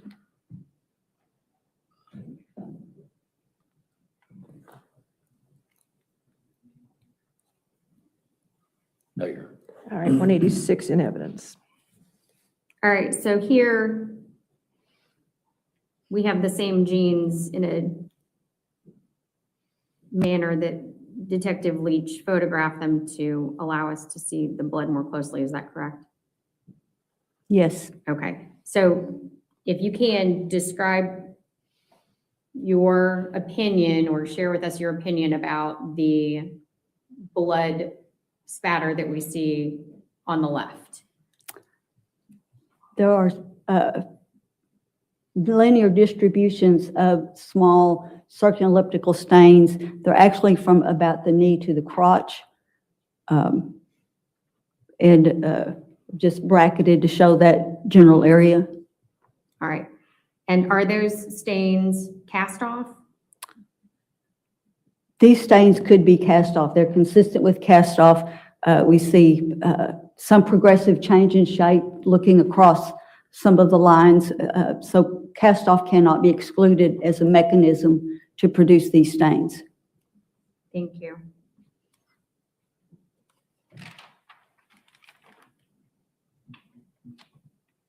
And were you able to review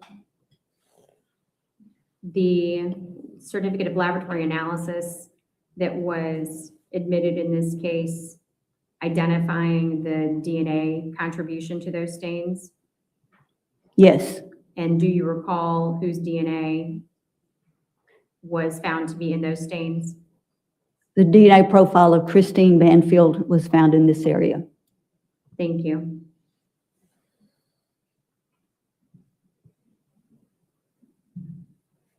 All right, Judge, if we can pull that down.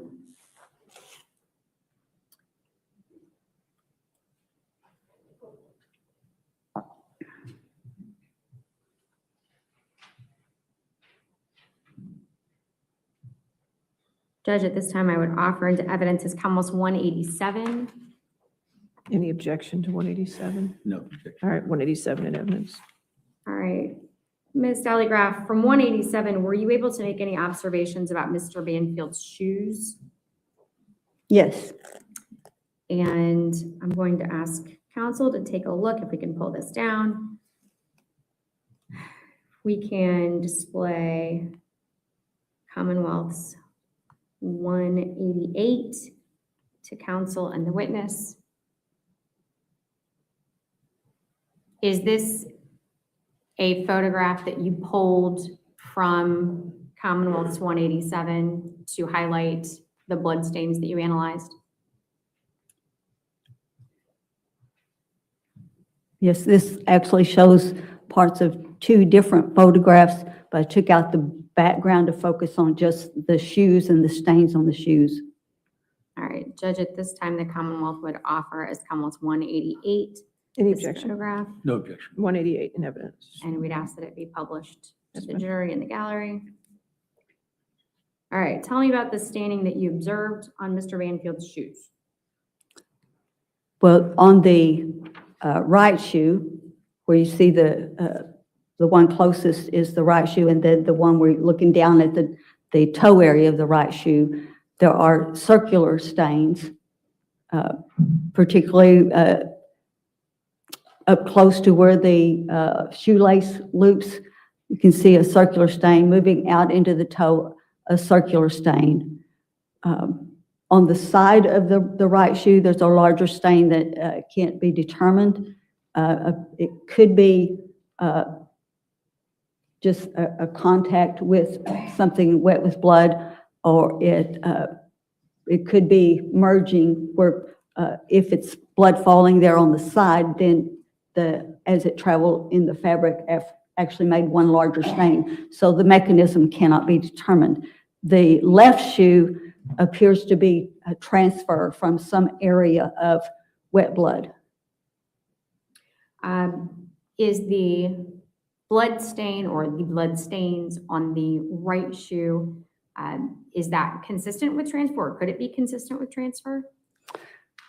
Well, there are in particular two that are very circular.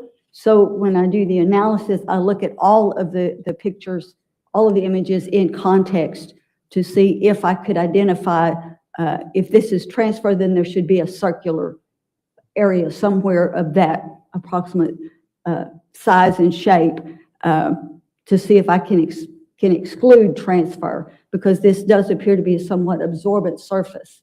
I didn't find anything, so it appears more that it's falling blood, because falling blood will make a circular stain. Thank you. And did you make any observations from your review of the body-worn camera of Mr. Banfield's hands following the entry of law enforcement into the room? Yes. What did you notice about his hands? Both hands were blood covered. All right. I can show you what has been previously admitted as Commonwealth's 112 and 113. We'll start with 112. All right. So in your review of the bloodstains found on the carpet, did you make any observations regarding these stains found between the bed and the basket? Yes. Okay, and what were your observations? Well, there are multiple blood stains between the bed and the basket. Some of those appear to be saturation, where a lot of blood absorbed into the surface. Some appear to be simply transfer. There's something that was very wet with blood is in contact with the surface. Others are much smaller stains. They appear to be circular to elliptical in shape.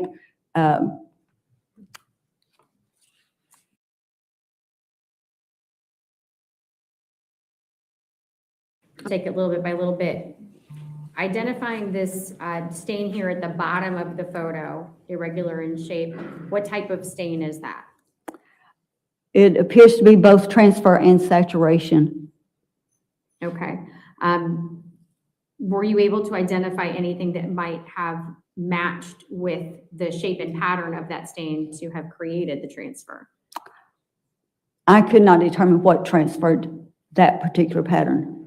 Okay. Were there any objects that you observed in any of the photos nearby that were also saturated with blood? Yes. Okay. What did you observe? Well, in particular, there was bedding that was over this area when officers first arrived, and some of that had a fairly heavy amount or large areas of saturation within that bedding that was sort of crumpled or on the floor above this area. Okay. Let's turn to look at the dots of blood here closer to the laundry basket. What can you tell us about that staining? That from this image, there no particular dispersion or irregular dispersion, but there are very small blood stains in the area, especially as you're approaching up to the laundry basket. Okay. And from your review of the certificates of analysis, was Joseph Ryan's DNA present in that tested area? Yes. Okay.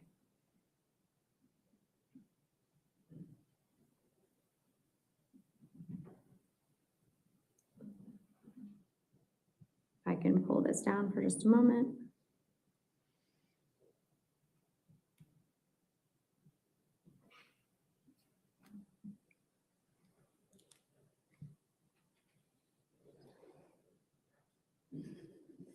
I'm going to ask Commonwealth 191 be shared with counsel and the witness.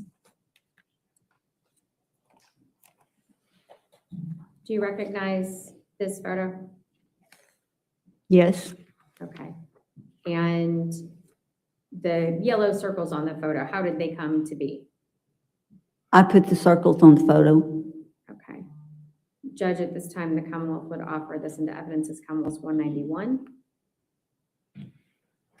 I'd object to the markings, Judge. All right, I'll sustain the objection.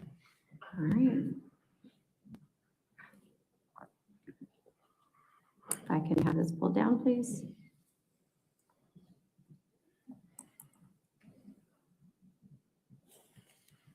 All right, directing your attention then to Commonwealth's previously admitted 113. Do you recognize this photo? Yes. All right, and just for orientation, is this the bed frame that we have on the right of the screen? Yes, that would be the sideboard of the bed frame. Okay. Tell me about the large blood stain that we have here. And Judge, I'm sorry if I did not ask that this be published. It is published. Okay, thank you. Tell me about that large saturation stain.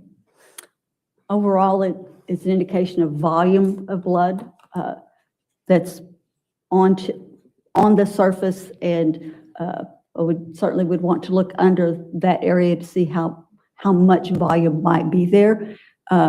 It also has, especially on the margins, you're looking to the right side, you can see the outlines of, or the shape that is fairly circular in a linear distribution.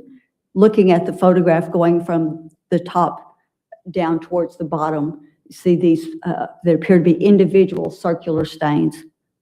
Okay, can you, as best you can, using the screen, identify the linear pattern that you see?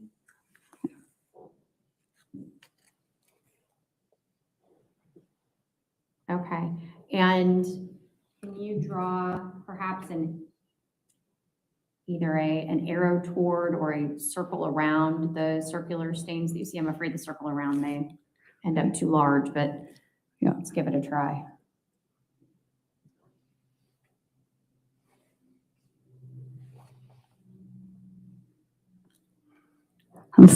So the width of the line makes it I know, thank you. kind of obliterate the circle underneath.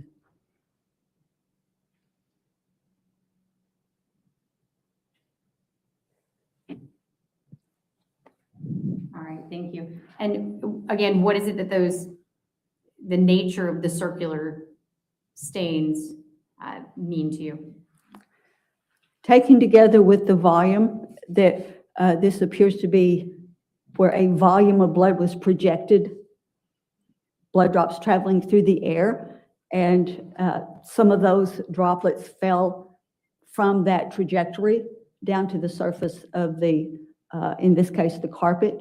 So that creates the linear portion of it in association with the volume that you see immediately to the left of that, that the same thing is happening there. Droplets falling on top of droplets creates a volume and on an absorbent surface, a saturation. All of that is consistent with what's called a projected pattern, where a volume of blood pushed through the air, then the droplets fall, and they fall on top of each other, creating this larger overall pattern. Thank you.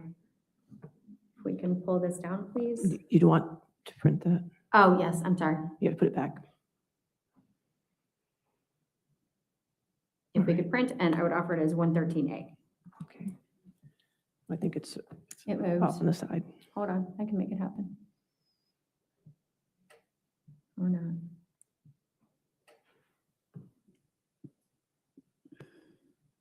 Okay. Okay. And any objection to 113A? No. 113A evidence. All right. Are we good? Okay, just wait. You're fine. Okay, thank you.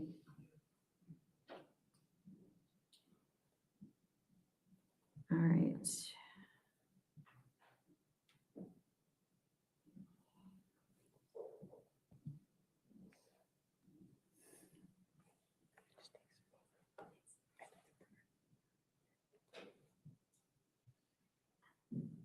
All right, if I can share Commonwealth's previously admitted 111.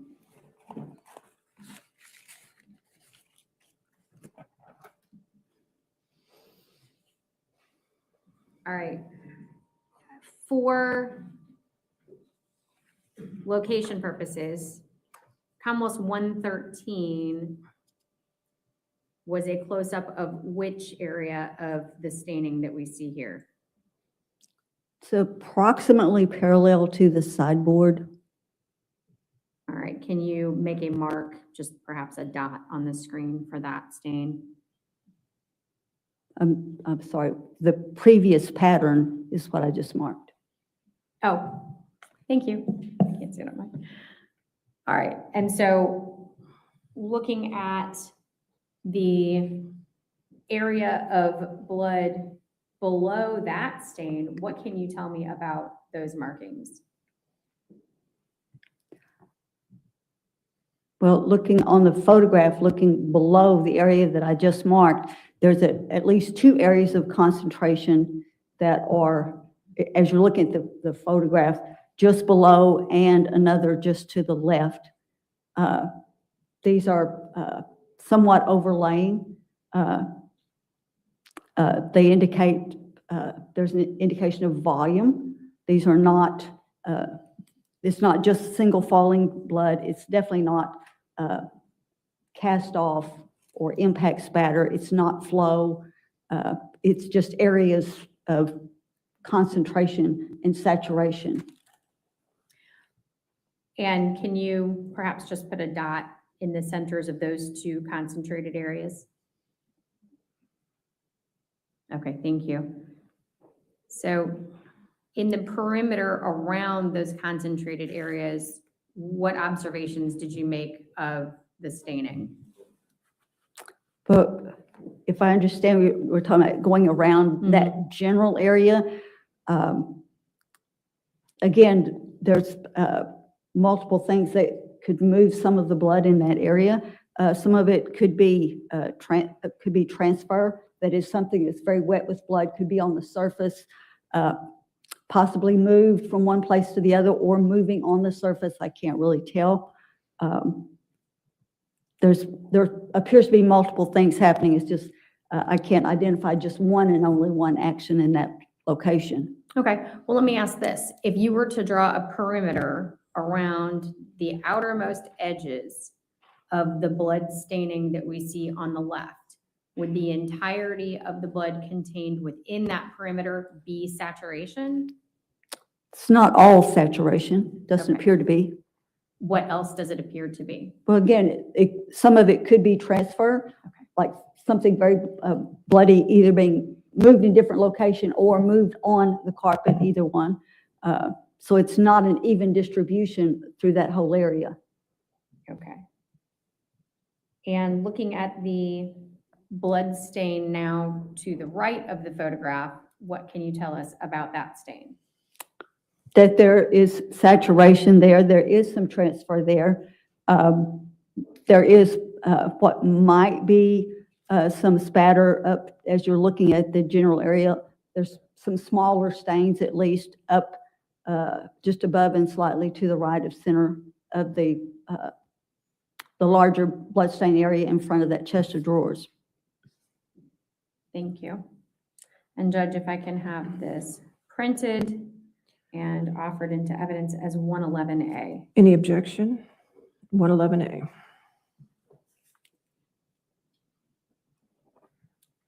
Let me know when I can pull it down. Okay. Okay, thank you.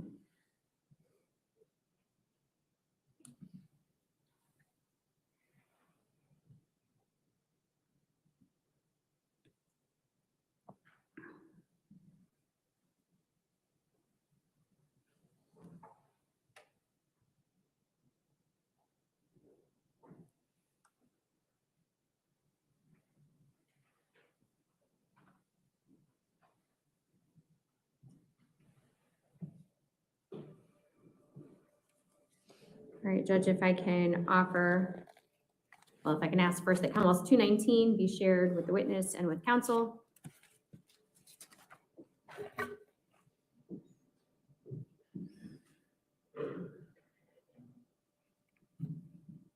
And Judge, at this time, I would offer Commonwealth 219 into evidence.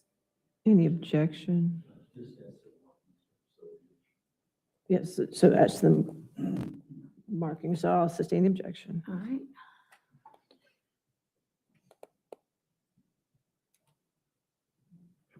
That would be under seal. Even though it's not a minute. Judge, at this time, I'd ask Commonwealth 221 be shared with the witness and with counsel. 221.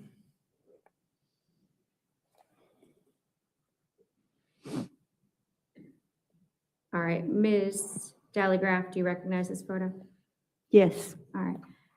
This time, Commonwealth would offer 221 into evidence under seal. Any objection? All right, 221 in evidence under seal. All right, Ms. Dallygraph, we've got now another angle of the blood on the carpet that we've talked about. Can you identify for us the droplets that you previously testified to having come from Joe Ryan on the carpet near the laundry basket?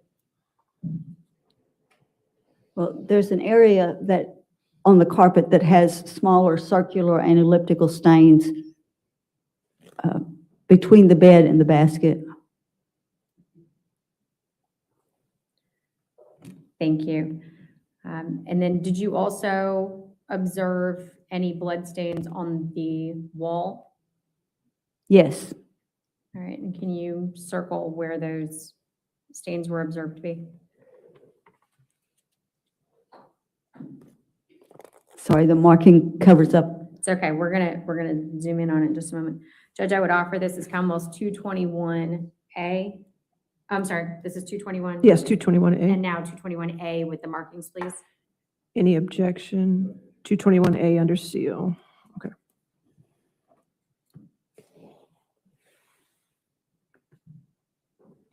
Let me know when I can pull it down. Thank you. Yes, you're fine.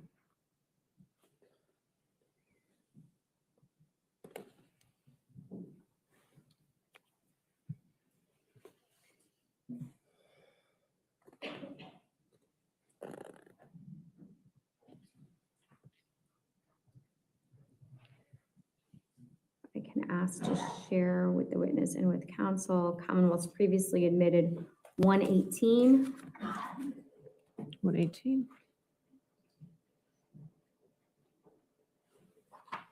And that can be shared with the jury in the gallery as well. Yes. Ms. Graff, do you see here now a closer picture of the blood on the wall? Yes. All right. Tell me about that blood stain and what observations you made. Well, the largest blood stain you see is clearly elliptical with some excess flow or a tail, a part of the volume that continued in the direction the blood drop was originally traveling when it impacted the wall. So this droplet was traveling downward and at a slight angle as you're looking at the wall, slightly to your right. There are other stains in the same area that are much smaller, but exhibit very similar characteristics, that they're the leading edge, the place where the blood droplet first met the wall, is rounded, and then you see that round shape transferring into elliptical. And those drops are all going toward the wall and then downward. And you reviewed the certificate of laboratory analysis for that particular item, swab 39, is that correct? I did. All right, and did that contain Joseph Ryan's DNA profile? I really would have to look at the report again. I don't recall. Okay, that's all right. Did you make any observations regarding the blood spatter that was located on the laundry basket? I did. All right. Judge, at this time, I would ask to share Commonwealth's previously admitted 120. 120, okay. Tell me about the blood stain patterns that you observed on the laundry basket. Well, there are multiple circular and elliptical stains. Some of those appear to be in a linear distribution, with the caveat that the side of the laundry basket has a lot of openings, so you don't have the full pattern there, but some of them do appear to be in linear distribution. And we understand that linear distribution is consistent with what? Well, you get linear distributions in projected stains, in cast-off stains, in impact spatter. All of those would have some linear components to them. Thank you. And were those stains swabbed and tested as item 41 to your knowledge? Yes, some of these stains were submitted for further analysis. All right, and was Christine Banfield's DNA present in some of those stains to your knowledge? Some of them had Christine Banfield's DNA profile. Okay, thank you.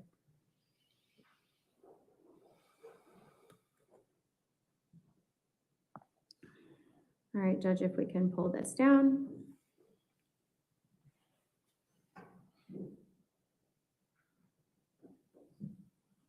Judge, at this time, I would offer into evidence Commonwealth's 196.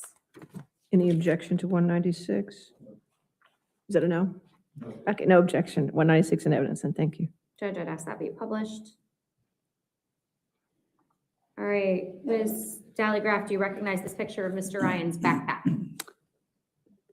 This is an examination picture of the backpack that was under or partially under Mr. Ryan's left leg. All right, so this is after it has been opened and spread out, is that correct? Yes, this would be an examination where everything has been removed, photographed separately, and now looking at just the backpack alone. Okay, so start us off with the thing that seems to confuse almost everyone. The circle that we see in the middle of the backpack, is that something you drew? No. Okay, to your knowledge, is that stitching on the backpack? I can't tell from this photograph. I'd have to see a close-up. Oh, yes, I can see the stitches. Okay, there we go. All right, so tell me about the blood stains that you observed on this object. Multiple circular and elliptical stains. All right, and what pattern of travel are those stains consistent with?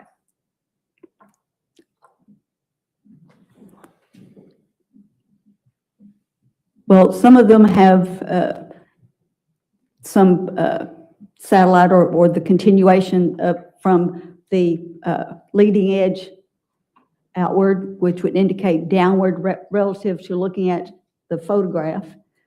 Others are pretty indistinct. You can't really determine from some of them what they were, but all of this is relative to this surface. All right, Judge, if we can pull this down.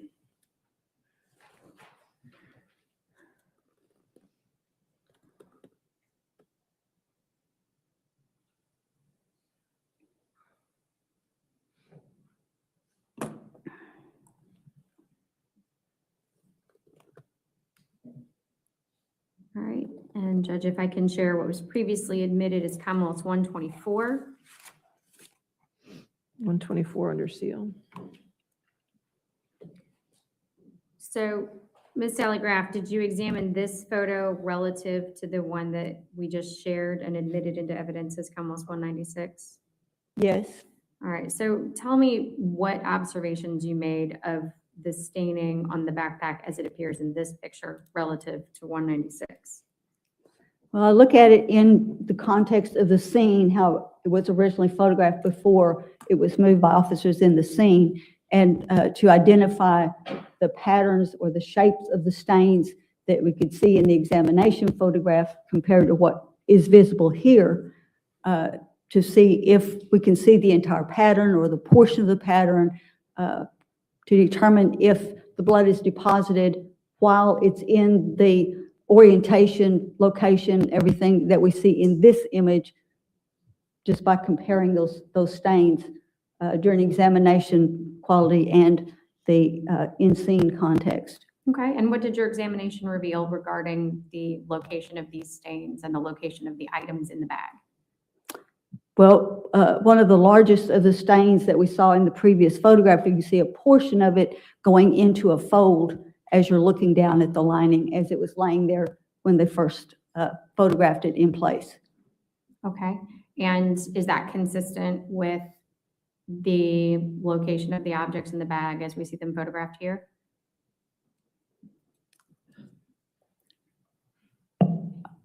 I'm not sure I understand the question. Okay. We're talking about just the lining?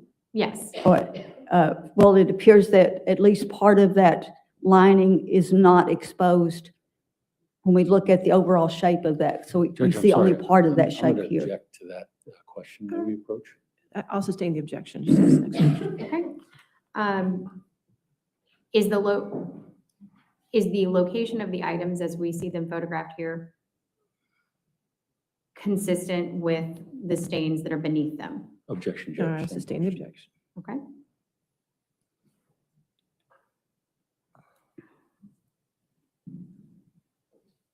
Was there staining on the items as they are photographed here that created a pattern with the staining on the lining of the bag as evidenced in 196?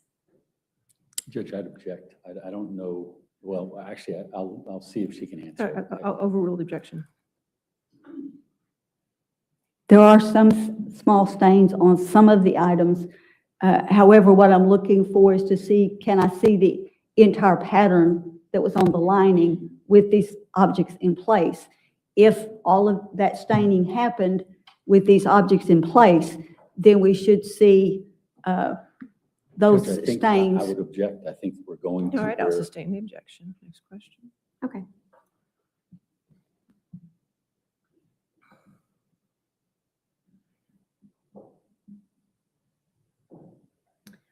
Based on your review of the certificates of analysis, was Mr. Ryan's DNA observed in the stains to the liner of the backpack? My recollection is those were the DNA profile of Joseph Ryan.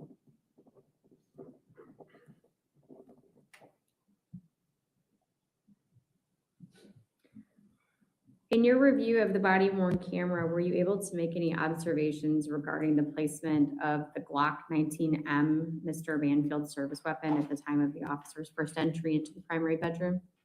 Yes. Okay. And where was the Glock Model 19M? On the, I believe that'd be the southeast corner of the mattress. All right, and did you make any observations of the blood pattern in the area of the weapon? On the weapon itself, on the pistol, there was what appeared to be contact all along that entire side of the gun. When you say that side of the gun, which side of the gun? The side that was up as it's laying on the mattress.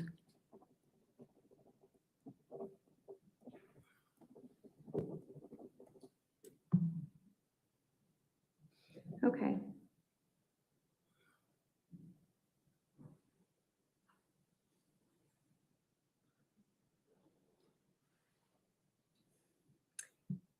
In your expert opinion, based on the location of the blood on Mr. Ryan's hand, the location of the blood on his pants, the location of the blood stains on his hip, and your review of all of the evidence in this case, including the autopsy reports,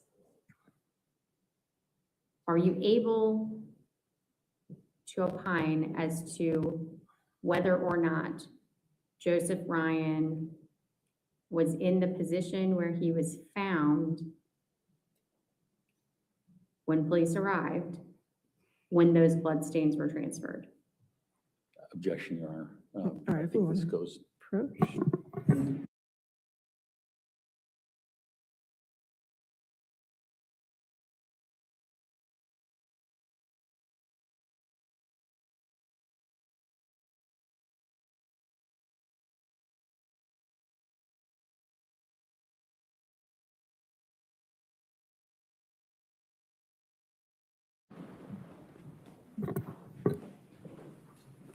I do not have any further questions. Thank you so much. I appreciate your patience. All right, cross-examination.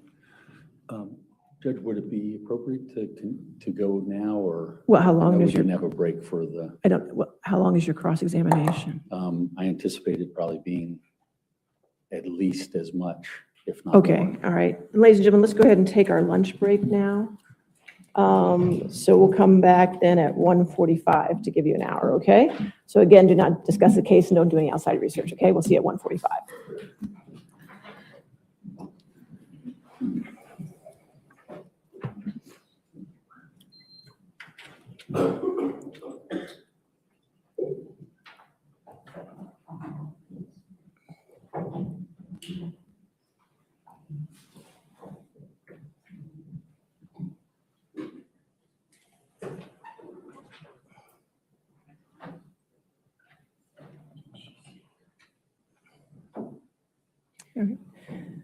Again, ma'am, since you're still having testimony, please do not discuss your testimony with anybody to include the prosecutors, okay?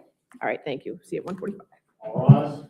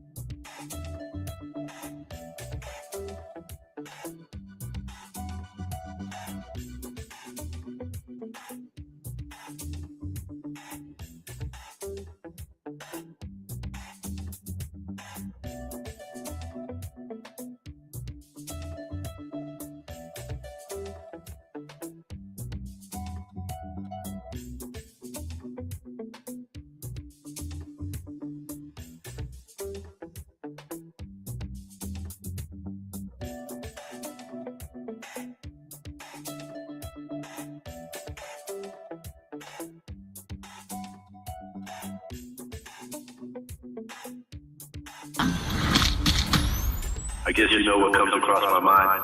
Murder. Just murder, murder. A lot of ladies think he's attractive. Very nice, very well spoken. This is what I do with women, you know? I use my charm, use my good looks. I'm like a lion. You're the prey, I can sense it. I stand here today to announce the indictment of Wade Wilson for the murders of Christine Melton and Diane Ruiz. Both of them had been strangled. The last person that they encountered was Mr. Wade Wilson. He said he got back in the car and ran her over until she looked like spaghetti. I choked her out so she couldn't breathe anymore. I was on a rampage at this point. He's still pulling the strings from a jail cell. He's got an army of wives. That's all he's ever wanted. To advocate for someone because you think he's handsome. A rage overcomes me. Just kill, kill, kill. When I get that way, I become the devil. I'm gonna be honest with you, son. Everybody in the state thinks you're a monster. True crime just got darker. Catch the full episode on the link above. Subscribe to Southern Sin today and hit the notification bell for more live original episodes Wednesdays at 8 p.m.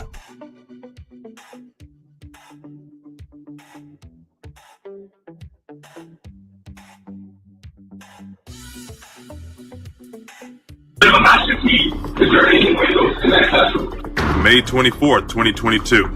Police respond to a school shooting at Robb Elementary in Uvalde, Texas. Video released of the response garnered outrage when police took 77 minutes to kill the gunman. Mr. Ramos, can you hear me? Please put your gun down, sir. Please don't hurt anyone else. The shooter entered Robb Elementary at 11:33 a.m. 3 minutes later, 11 law enforcement officers arrived inside. Officers at several points delayed gaining access to the room by clearing other classrooms and negotiating with the shooter. After 50 minutes, a team begins to move towards the classroom. A little over 20 minutes later, rapid gunfire, and the gunman is killed.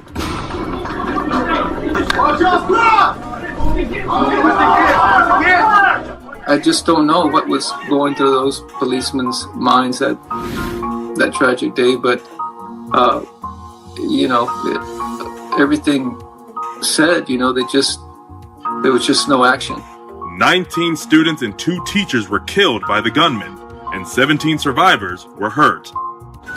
Somebody's error was made there, and they gotta pay for that error, because we're paying it for the rest of our lives, not seeing our kids grow up. Nearly 400 officers waited before confronting the 18-year-old gunman, and only 2 officers have been charged. One of the 2 senior officers in charge is now going to trial for the failures of that tragic day. Former school officer Adrian Gonzalez faces 29 counts of abandoning and endangering a child. If convicted of all charges, he could face up to 58 years in prison. Gonzalez pleaded not guilty to the charges, and a judge granted his request for a change of venue for the trial. Defense attorney Nico LaHood said, quote, "It would be impossible to gather a jury that would not view the evidence through their own pain and grief." I think in this case, it was just negligence. Who waits 77 minutes outside? Who does that? Because I guarantee if it was their children, they would have ran in. And that's just all there is to it. They failed us. They failed our kids. They failed our city. They failed our community. Soon after we received the news that our daughter was among the 19 students and 2 teachers that died as a result of gun violence. We don't want you to think of Lexi as just a number. She was intelligent, compassionate, and athletic. We stand for Lexi, and as her voice, we demand action. In response to the shooting, the Texas Senate passed the Uvalde Strong School Safety Act, improving the way police deal with active shooters.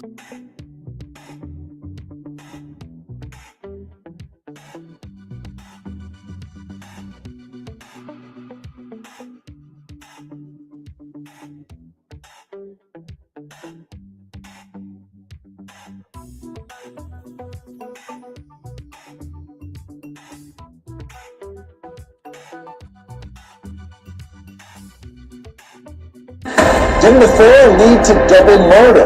The Commonwealth's Attorney's Office has secured an indictment against Brendan Banfield for the murder of his wife Christine and the murder of Mr. Ryan. Prosecutors allege the defendant planned to run away with the family's au pair, so he killed his wife and another man. He was saying, I'm gonna kill her, I'm gonna kill her. It's a case of sex, lies, and threatened deception. The au pair affair murder trial.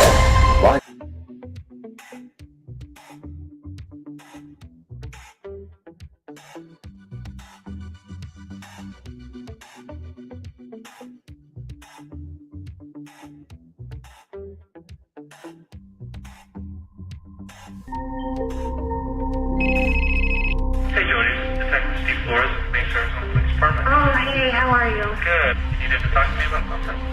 Well, I just wanted to offer any assistance that I might have. I was a really good friend of Travis's, and I know that I don't know a lot of anything, but... What have you heard so far? I heard that he passed away, and that... I don't know. I've heard all kinds of rumors. I heard there was a lot of blood. When we first arrived on scene and started talking to people and some of his closest friends began mentioning your name. You know, hey, you need to call her because she probably knows what happened to him, or she possibly had something to do with it. Looking for a good binge? The Jodi Arias murder trial is back. Relive the stunning testimony, explicit evidence, courtroom meltdowns, and the circus that surrounded the case. From sexual obsession to betrayal, this is the true crime case that captivated the world. If you think you know the story, watch it unfold again, raw and uninterrupted. The Jodi Arias trial, re-airing only on Southern Sin. True crime just got darker. Catch the full episode on the link above. Subscribe to At Southern Sin today and hit the notification bell for more live original episodes Wednesdays at 8 p.m.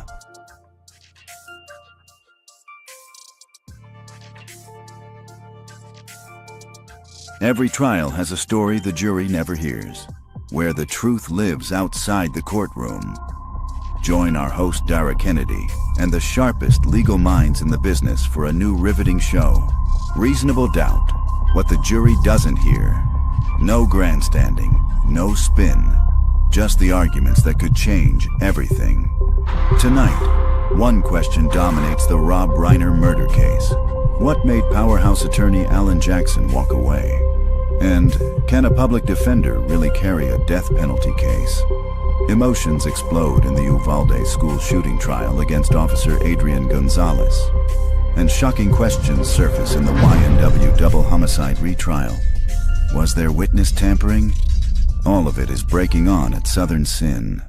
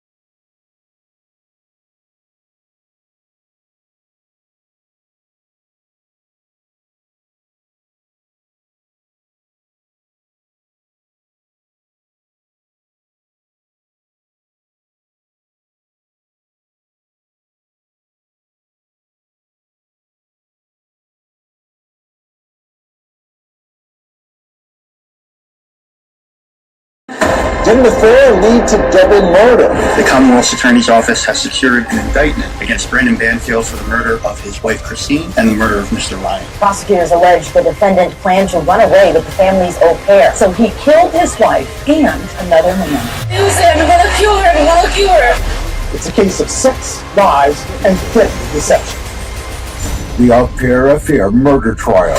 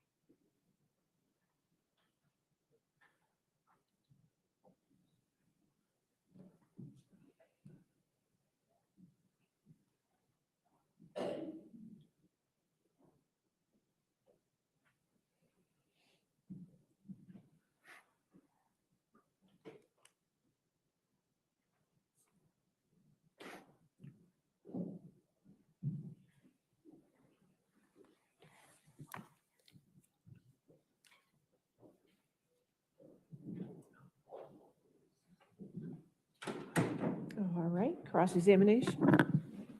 Thank you, Your Honor. Your Honor, can we publish this to the attorneys? All I see is a white screen. Is it on your laptop? Yes.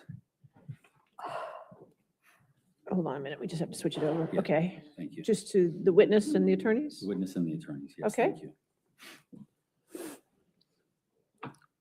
And this, for the record, exhibit number is this? Judge, if we It's not, can, oh, you don't have, it's not in evidence yet? Okay. it's not an evidence. All right, thank you. I can identify it, however. Sure, okay. Your Honor, if we could identify this as defense exhibit number 80. 80? 80. Okay, we'll identify I think it. that's a little out of line, but it's. That's fine. Good afternoon, Ms. Groff. I'm John Carroll. I represent Mr. Banfield in this case. Good If there are any afternoon. questions that I ask you and you don't understand them, please ask for me to repeat them. Sure. Okay. Ma'am, can you see the first slide there at your station? Excuse me? Did you see something on the screen? Yes, I do. Okay. And what have you seen that before? Yes. Okay. What were you in terms of your ability to see that? Was that in pictures? This object, or Yes. this one image, or what's contained in the image? This object and this image. The object I saw in multiple images, including the body cams, videos, and I see it in this still image. Okay, and you recognize that? Yes. Now, did you work with Detective Leach from the Fairfax County Police on this case? I worked with him in the sense that I received, I believe, reports that he wrote, documentation of what type of analysis was done or submitted various items for, and had a conversation about a particular testing that he did. Okay, and the particular testing, was that the testing that we just talked about in your cross-examination with the, what you said was a linear drip stain on the pants of Joe Ryan? No. Which stain was it? It had to do with some socks that may or may not have been bloodstained, and that was the focus of our conversation. Okay, and so how many conversations did you have with Detective Leach during this process?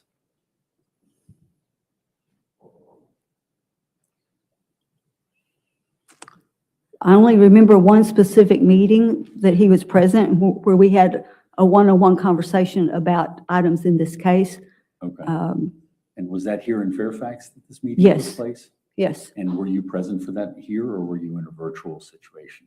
And always present, physically present. Okay. How long ago was that when you had your contact with Fairfax County PD?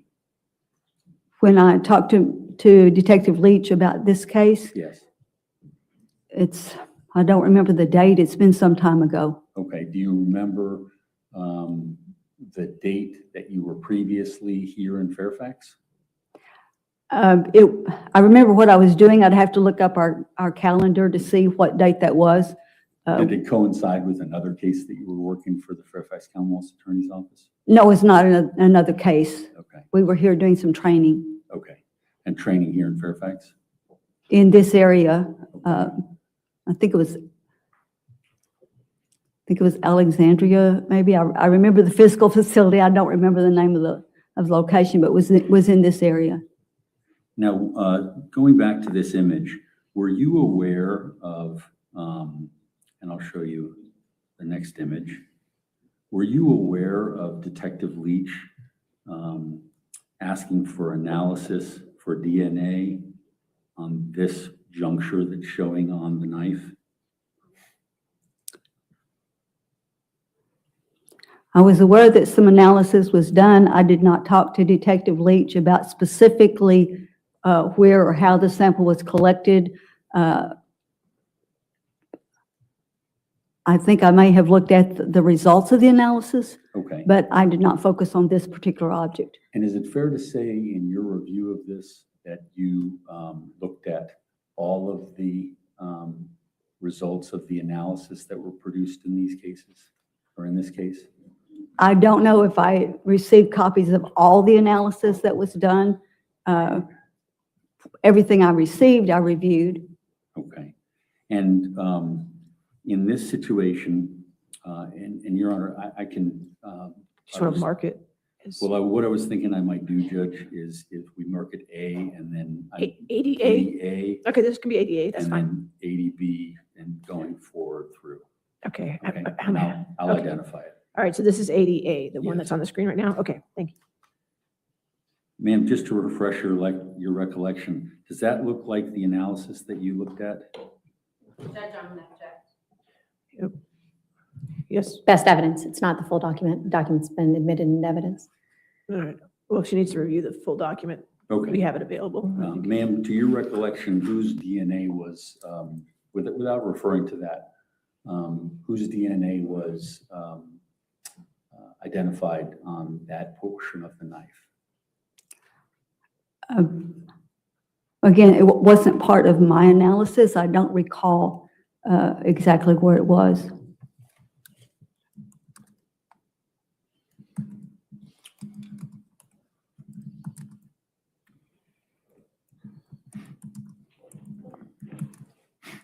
Your Honor, I mean, this is the comments.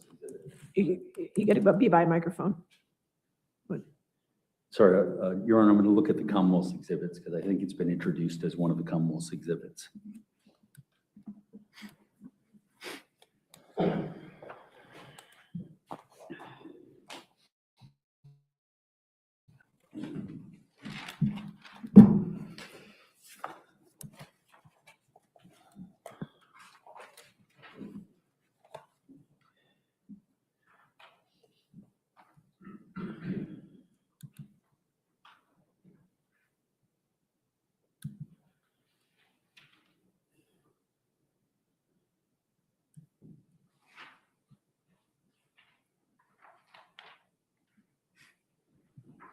Aaron, if we could pull up Commonwealth's exhibit number 160. I can't pull up anything. Sorry? I can't pull up anything. I thought that was introduced into evidence. Yeah, but we don't have their electronic files. Yeah, I think it's on their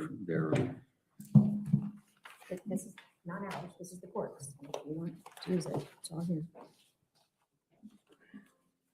Ma'am, can I, Your Honor, if I may, I have the hard copy here. I'll just have her. Okay, that's fine. I'll just switch it over to the lamp. Oh. You're just gonna use the hard copy on the lamp? Is that? Are you just gonna give it to her or are you gonna use it on the lamp? Give it to her, that would be fine. Okay, that's fine. 160, which I have is just lab sheet DNA blood. It is lab sheet May 22, 2023. Thank you. Number 160. All right, you want to show her that? That's fine.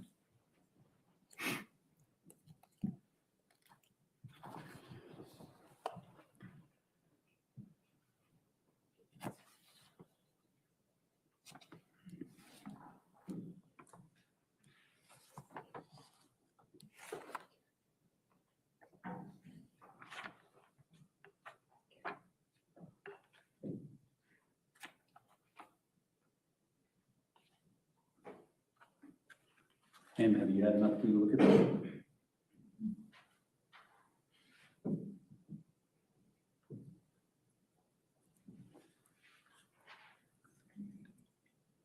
Does that refresh your recollection, ma'am?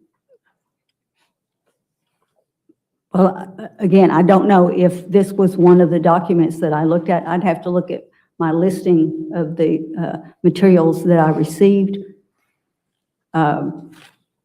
I recognize it as an analysis report, but I don't know if it's something I received or not. In preparation for your testimony today, did you review the things that you had reviewed for testifying today? I did look at my report. I didn't memorize the whole list of what I did receive. So you're not certain of the specifics of the lab analysis relating to the knife in this case? I don't recall the specifics of the knife, and as I said, I did not focus on the knife as part of my analysis as far as identifying patterns and as a result of that, whose DNA profiles might or might not be present. And would DNA profiles, whether they're present or whether they were even tested for, would those be important in some of the determinations that you've made today?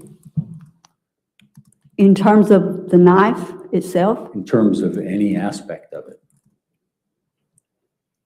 In terms of everything taken together, those bloodstain patterns that I talked about, if a DNA profile was identified, then I noted that based on the relevant analysis reports that I had.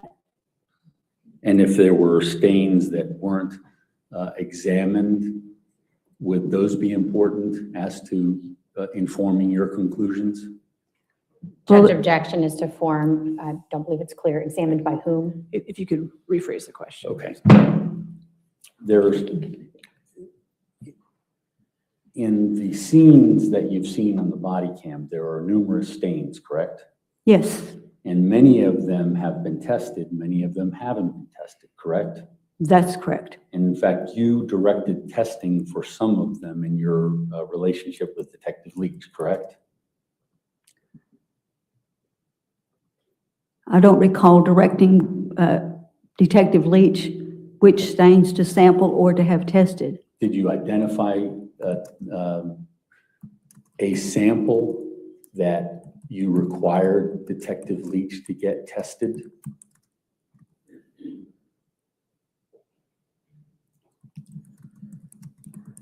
Not that I recall. My analysis was based on the documentation, not personal examination of the physical objects.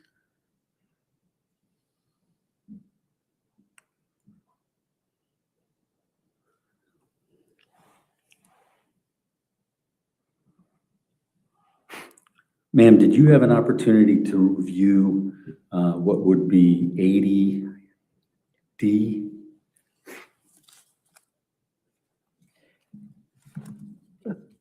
Do you see that picture?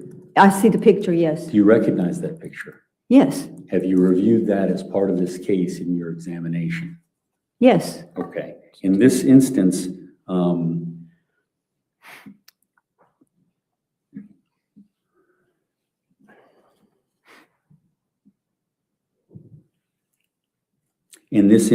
this is the injury to, is this the injury to Joe Ryan, his left hand? This is one injury to his left thumb. Okay. And the contusion and the bruising, do you see that?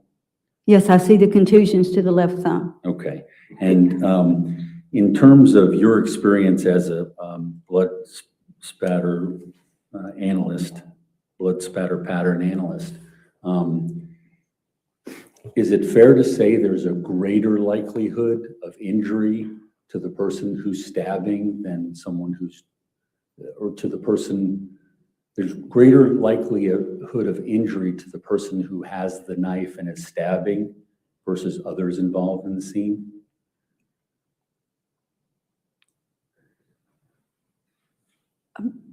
I'm sorry, I'm not exactly clear on what the question is.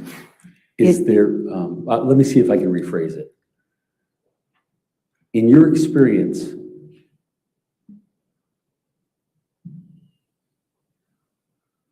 is there a greater likelihood of a stabber having an injury as a result of that knife? I can't really say greater likelihood. Okay. Have you experienced that? Not in something measured as a greater likelihood. Okay. Have you experienced it in some other measure? Well, that it's not uncommon for, in a stabbing situation, especially if there's no hilt on the knife, that multiple impacts can cause the weapon itself to become slippery because blood is a fluid and is wet. Their hand may slide and actually get cut. Okay. And Mr. Carroll, I just want to make sure, this is 80B, okay? 80B is I'm in sorry, Bravo. yes, I was counting I ahead. just want to get the record clean. 80B. Okay, thank you. Okay.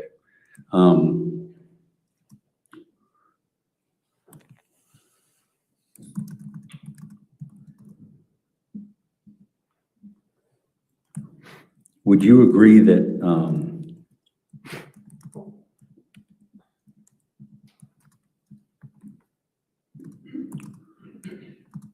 this is another view of that injury?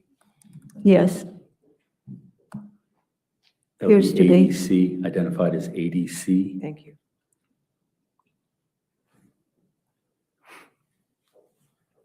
Ma'am, do you see this, the slide that's before you?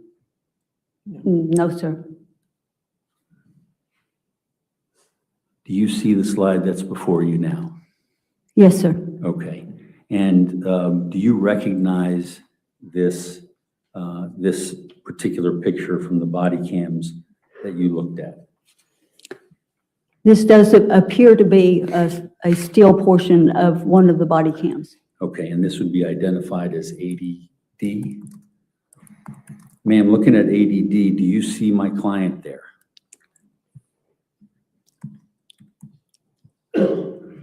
Well, I recognize that the person, there is a person kneeling on the floor, and in looking at all the videos of the first officers, that that person was later identified as Brendan Banfield. Okay, and in that picture, can you see his hands?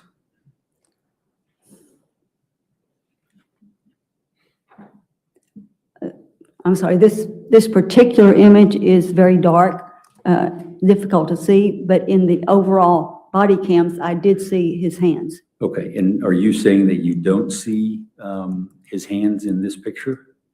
I'm saying this picture is not really clear to show his hands. I see the area that I think is his hands, but the picture itself is not clear. Okay, and do you see the blood on his hands? I did see blood on his hands when I reviewed the body cams. And in this picture, do you see blood on the backside of his hands? I'm sorry, this picture is not clear enough to make a determination. Okay, well, let's look at the blood stain down to his right. Do you see the portion that we've been talking about? And just if you need to look at where everything is situated in order to orient yourself, do you see the corner of the bed? I can make out the area where the corner of the bed should be. Okay, and can you make out the area where the saturated blood stains that you were talking about is?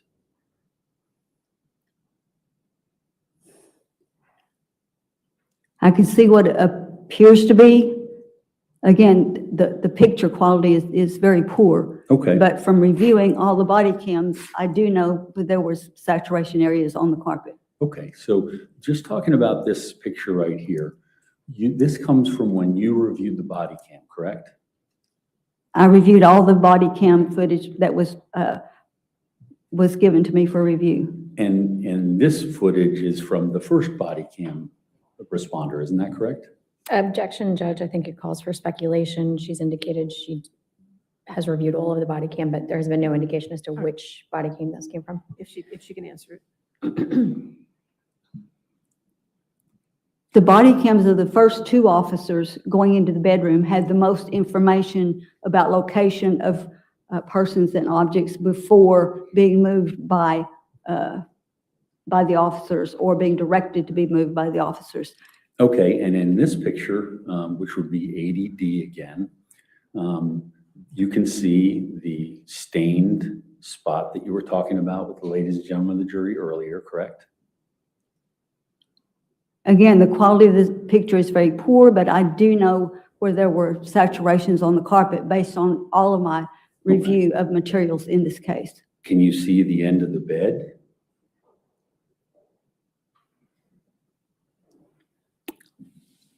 I see what I think is the footboard of the bed. Okay. Can you see what's on the bed? In this picture, you just see that it's a dark object. Based on the totality of the documentation, I know what that object is. Okay, and what object is that? It was a handgun. Okay. And do you know which of the handguns that it was? Yes. Okay, which one?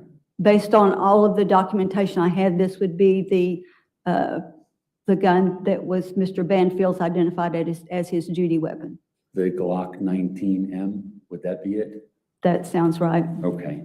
Now, just looking at what we know about this, so you know where the gun is, even though you're saying it's a dark object, and that's, you know where the corner of the bed is, correct?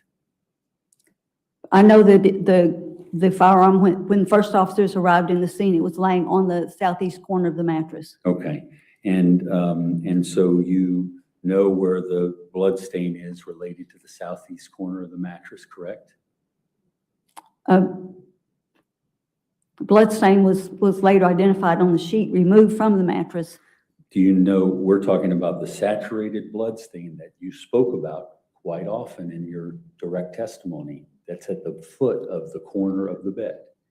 Yes, there were multiple saturation stains on the carpet. Okay. One was near the southeast corner of the bed on the carpet.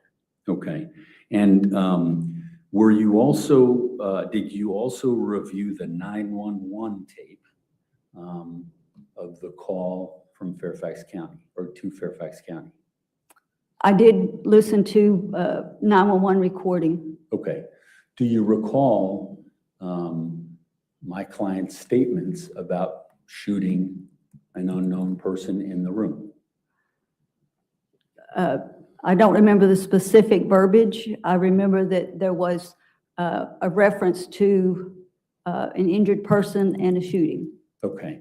And I'm not that worried about the detail, but what am interested in is when he identified himself as shooting Joe Ryan, the police said, "Where are the guns now?" Do you recall that? I don't specifically recall. Okay. Do you recall them telling whomever was on the 911 tape, make sure the guns are visible? Again, I don't remember the exact wording of the call. Okay. And so you don't actually remember that from the 911 about the gun? I don't remember the specific words that were said. I do remember specifically reviewing that there was reference to an injured person in a shooting, that was the basis for officers going to the scene. Okay. And so would it be possible if that gun that's showing on the corner of the bed was put in the blood stain saturation that you've talked about today prior to making the 911 call? Well, I don't know prior to the 911 call. Those are things that I can't know. Okay.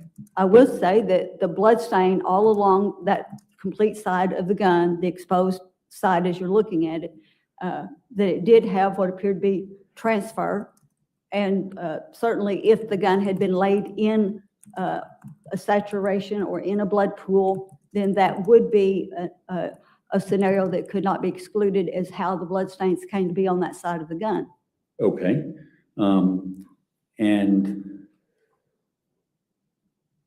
if that was left in the position that's in for purposes of the first responders, would that be something that could be tested to determine what the DNA was on that gun itself? If the gun itself, as it's laying there, someone could swab it and submit that swab for analysis. Do you know if that ever happened? That I don't know. Okay. You never received any records of an analysis of what was on the gun? I don't recall getting analysis of any swabbing of the gun itself. Okay. But that would have been the most direct way to determine if there was blood or blood of a certain person or some other basis upon which to draw a conclusion if that was swabbed, correct?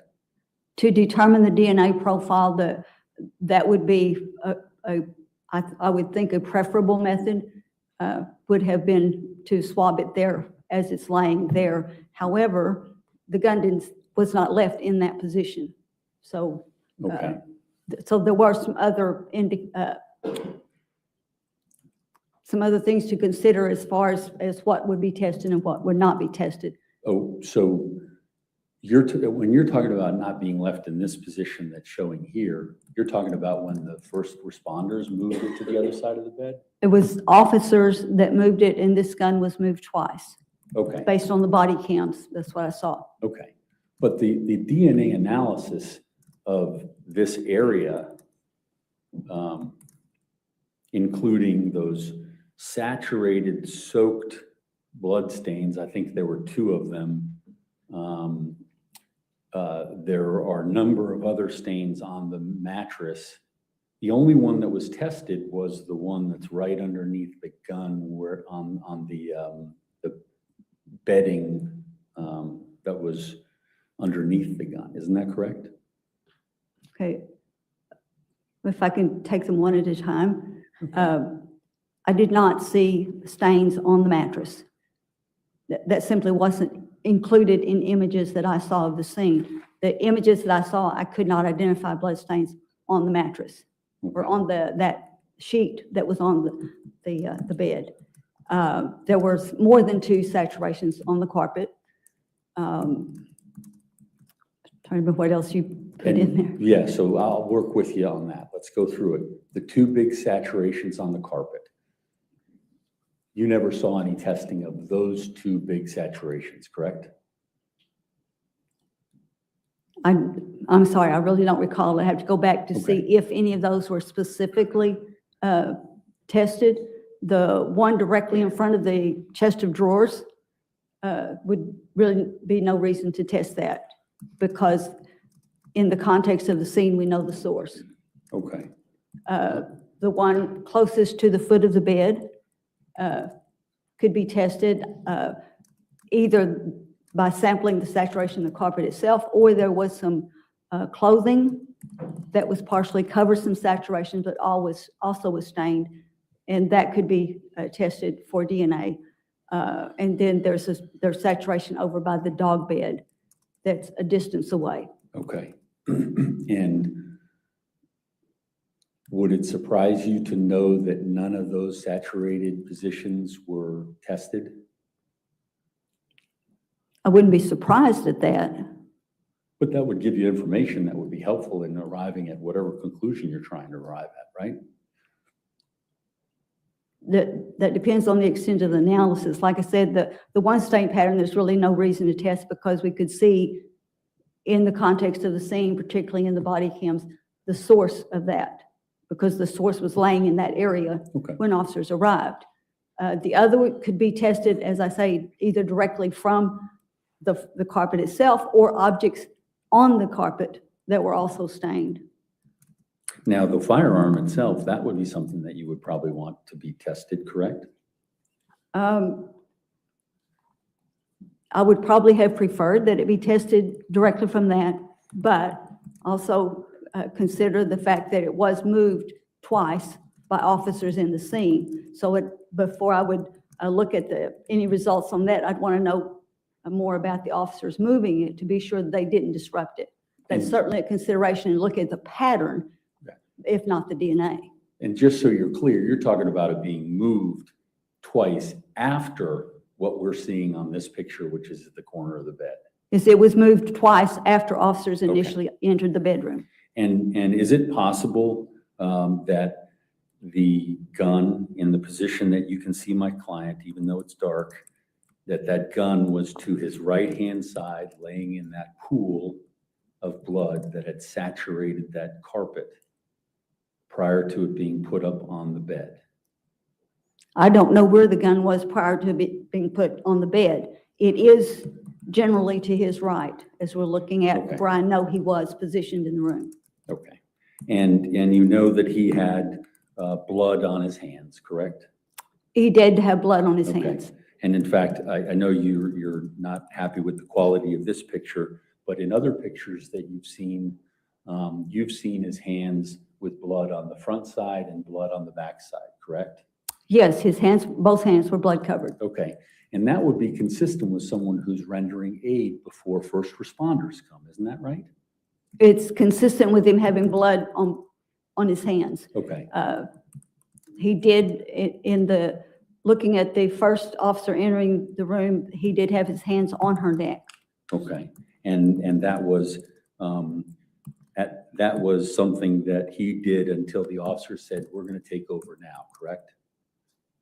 Well, when the first officer arrived, he was there with his hands on her neck, and then an officer directed him to move away, and then the officer took over trying to render aid. Okay. So let's talk about cast off. Is that what you call it? Cast off is a bloodstain term. Okay. And you spoke about cast off and how it could be a linear pattern, or what you saw was a linear pattern.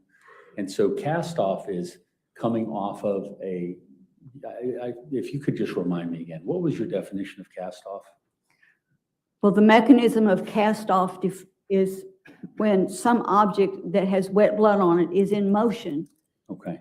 And so as it moves, blood comes off in a column, in a ligament of blood will come off, break into individual droplets as it travels through air. Okay. And because it comes off of basically one point or one area, then when it lands on a surface, those individual droplets, as they form on the surface, will make a linear or curvilinear pattern. Okay.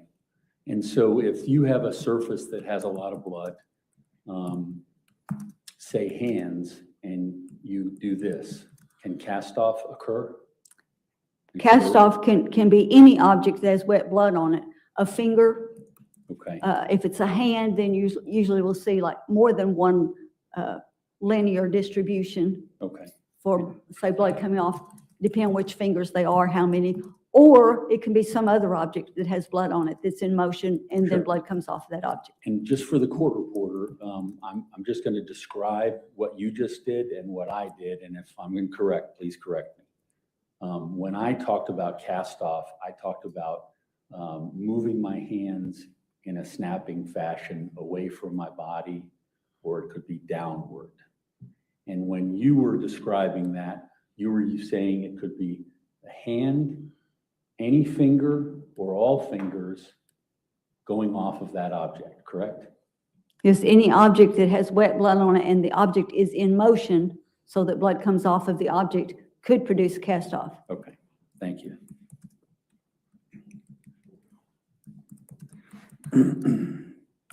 Now, and I guess with cast off, what I think you've identified as droplets in a linear type pattern is the words you were saying to direct examination.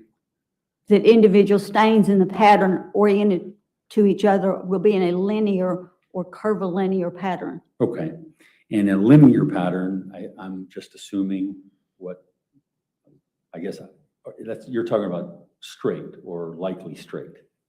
Well, I say it could be linear or curvilinear. So a part of the pattern could be very straight. You could have a part where the whole line curves a bit, so it's curvilinear. But you can still, looking at it, see how they're related to each other. Okay, and unless you actually see whatever it is that's holding that blood, you can't be certain of that, correct?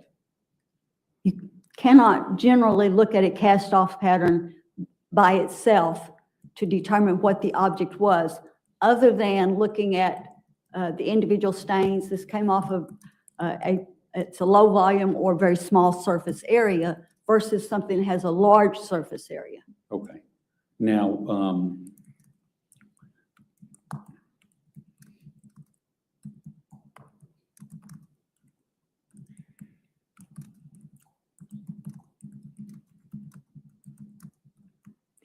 when you're talking about the surface, and the surfaces that you're talking about in this case is you have the wall, correct? I'm sorry, the surface area I was just referring to was the surface burying the blood. I understand, and I'm just moving on to surfaces that could create what you ultimately interpret. Like the wall, for example, that would be a clean surface if blood hit that, right? Judge, objection to the mischaracterization of the answer. Her answer was about what type of object could create cast off. Right, and he's moving on now. Yeah, I'm moving on. This is a new. Understood, Okay. but to then use the word create, what she's talking about, I think. Overruled. Okay. So just so I'm clear, I don't want to confuse. We're talking about surfaces. So like a surface like this, or a surface like this, or a surface of skin. Okay, so that would be like a tabletop, clothing, fabric, and skin. So I haven't asked the question yet. Okay. Depending on what surface you're talking about, would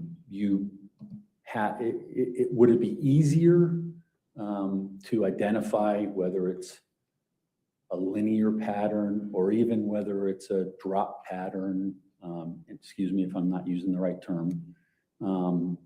When you're talking about like a wall or a flat surface like this versus clothing and say denim, like what we have in this case, or a forearm, what we have in this case, there'd be different. Judge, objection to the compound question. Overruled, he hasn't asked the question yet. I haven't asked the question yet, yeah.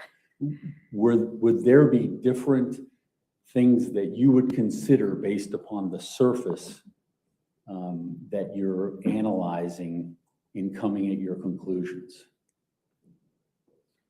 Well, in looking at blood stains, all of them, you should consider the target surface, that is the surface receiving the blood, and how it might alter a blood stain.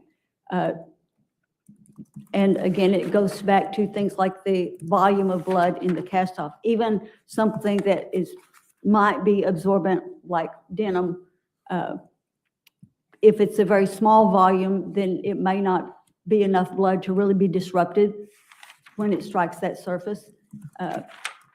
It really depends on several factors. Okay. I think there was another portion to your question, but I forgot it now. Well, I think the actual question was in making your conclusions as to some of the things that you've said today, whether it's a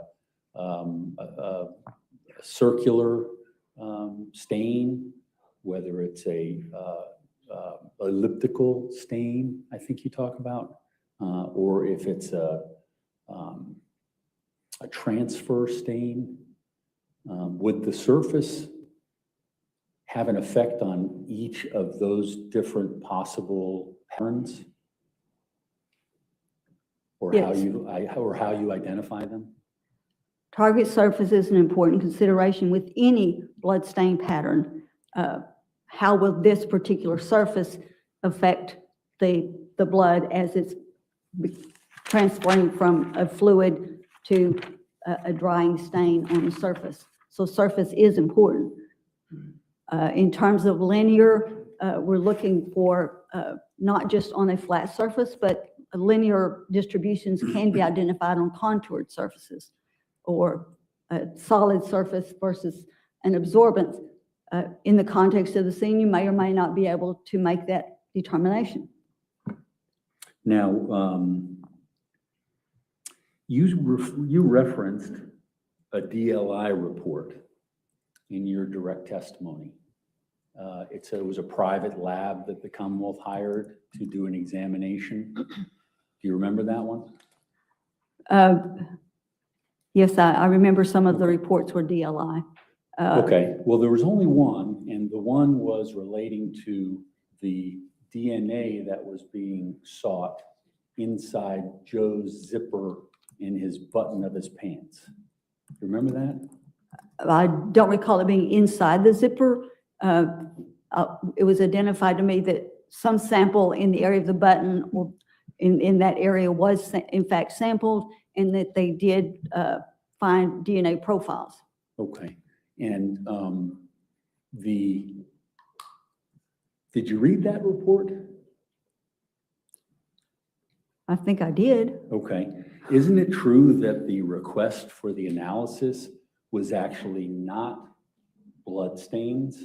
The request for the analysis was around the blood stains for contact or touch DNA. You remember that? I don't recall anything in it that said specifically how it was sampled. Okay, so, but what my question is you spoke about transfer stains to the Commonwealth when they asked the question.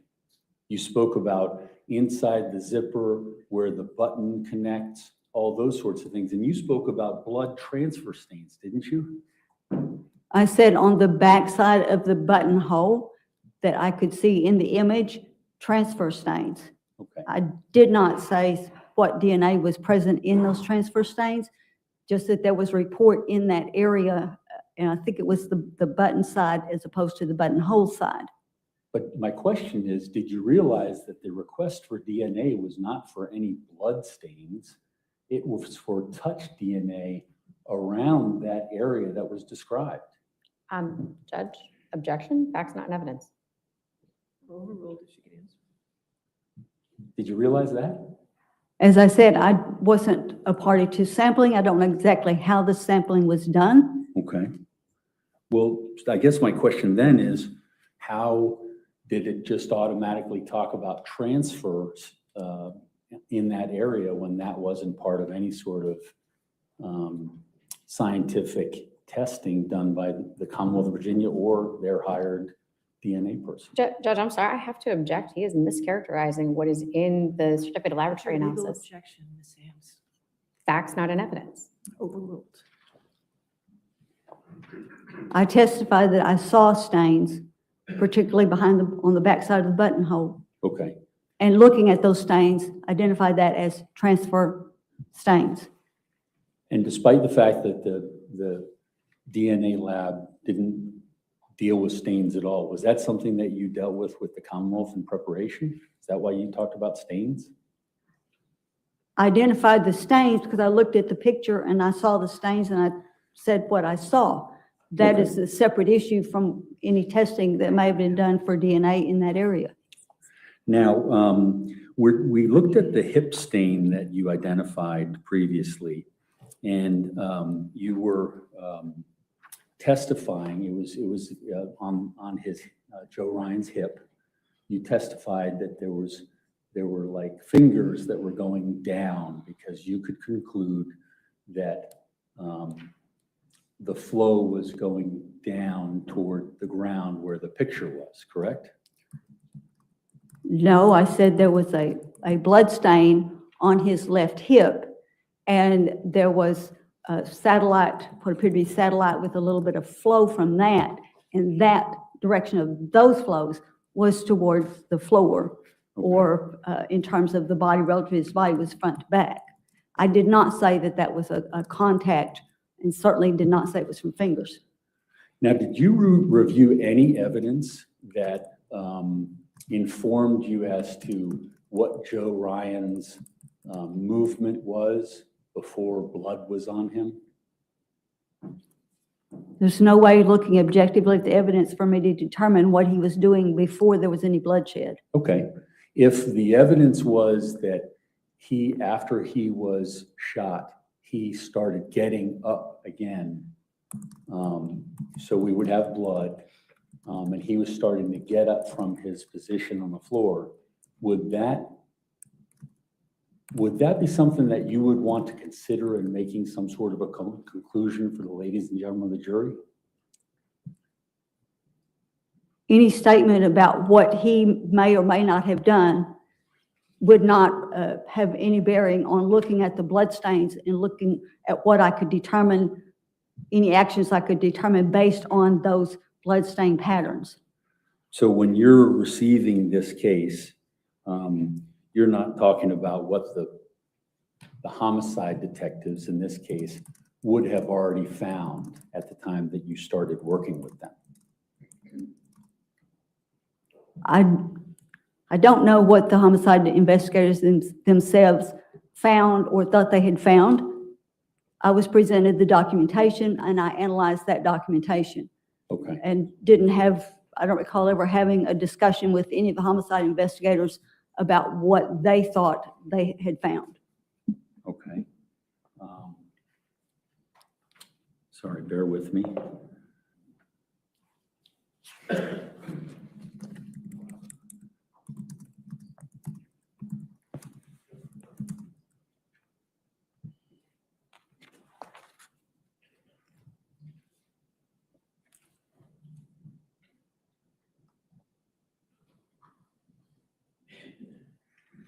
It says here that you were provided the chief medical examiner's reports, correct?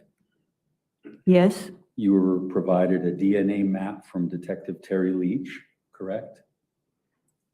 Yes. You were provided a blood location map from Terry Leach, correct? A blood location map? I don't recall that. Okay. Well, if it was in your report that you wrote and it says that you received that, would you feel like that was reliable?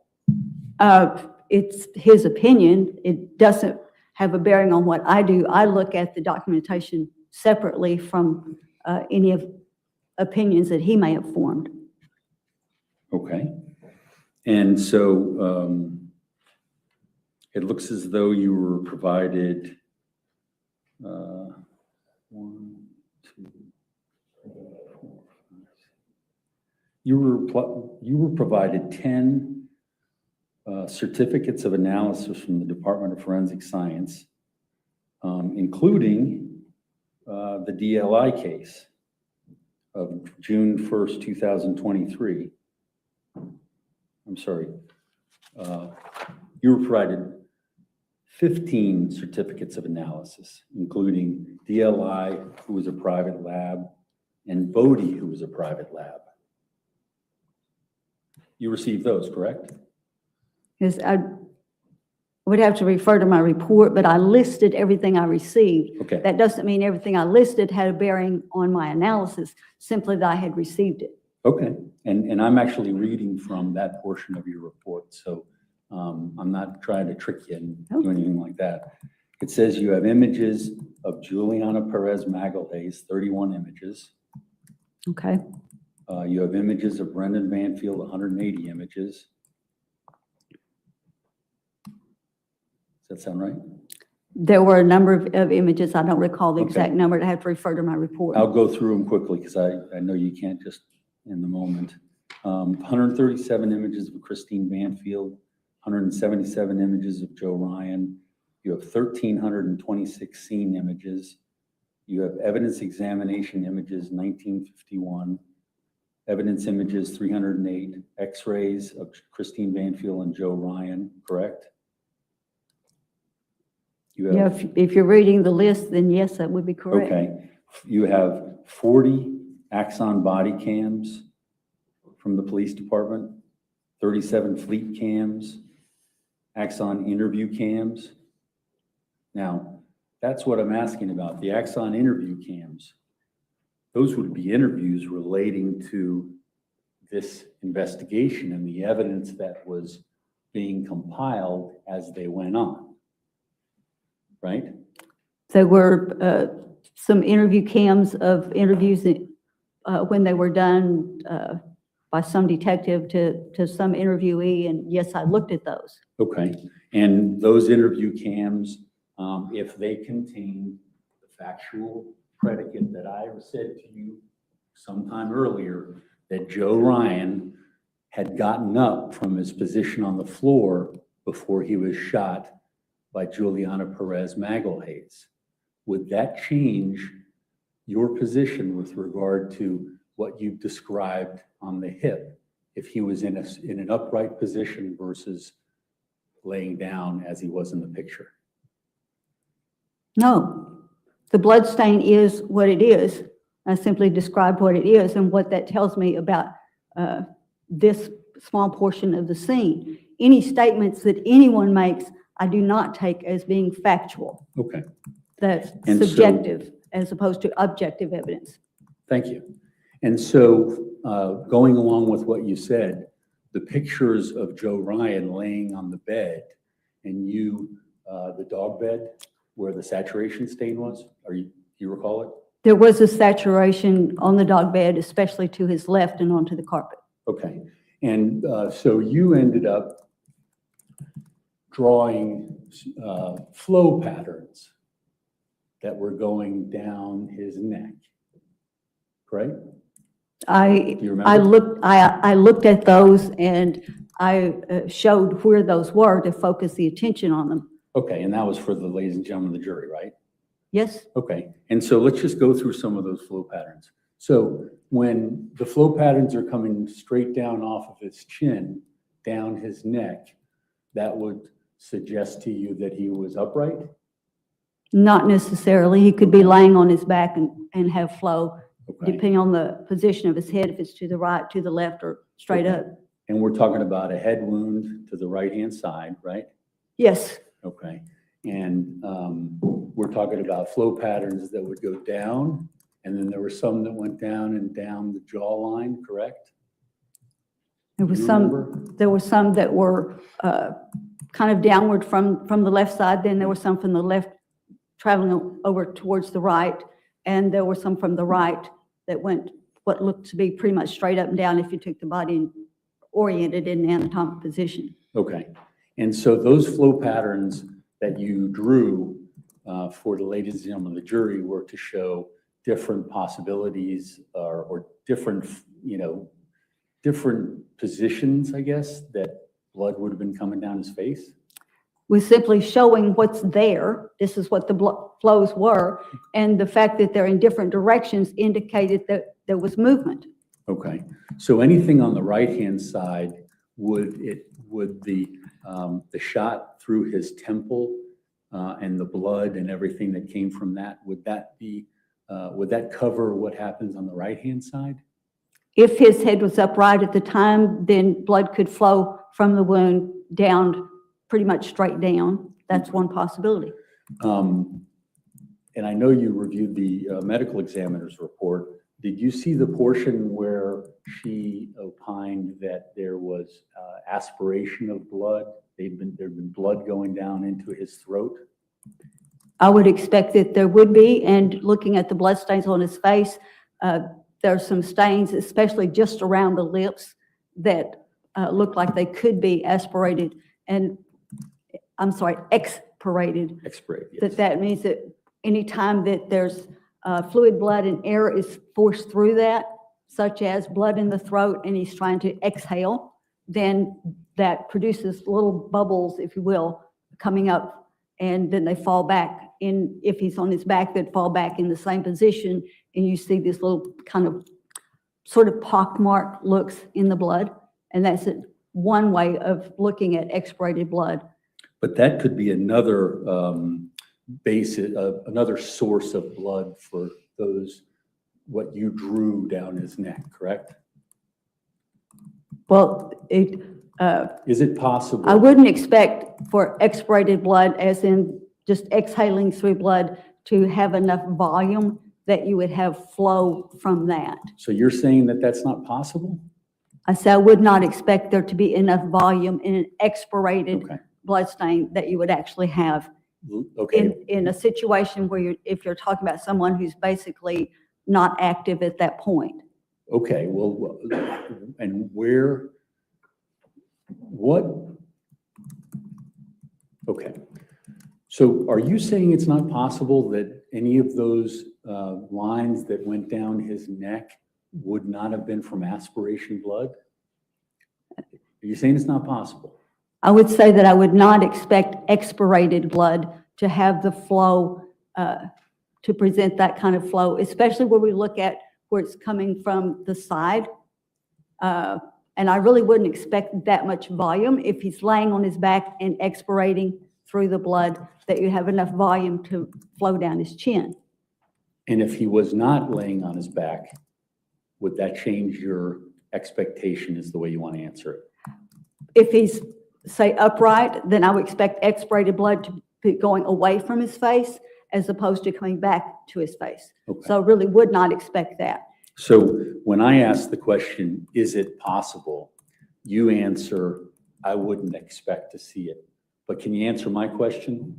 Is it possible that expirated blood came out of his mouth down on any of those, depending on how the head was facing? I think if blood is coming from his mouth in a situation where you could have expirated blood, then there could be a volume of blood in the mouth, and that volume of blood could overflow and produce flow, say, down his chin. Okay, so it's possible. It's possible from blood to come from the mouth. It's not expirated, but it is possible for it to come from the mouth.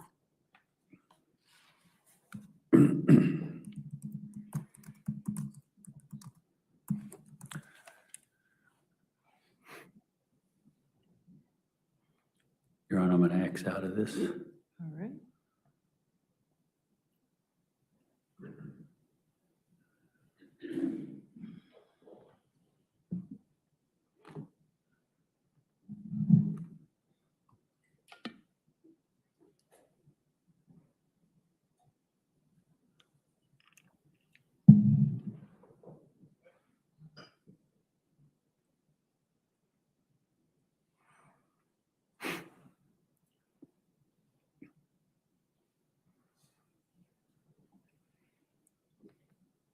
Were you able to see a picture on your screen? It's just your screensaver. Okay, sorry. Let me see if I can change that.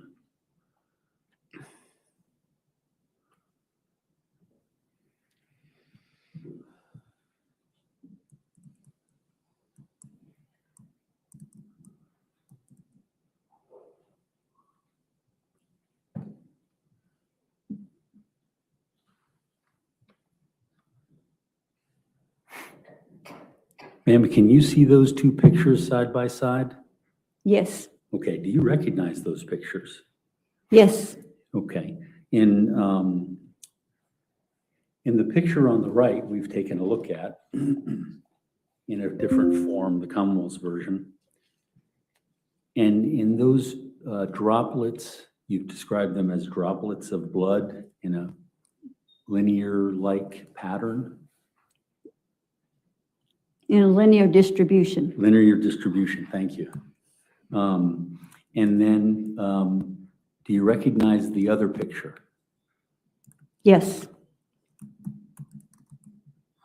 And that's also a portion of a picture that you've already looked at. Yes.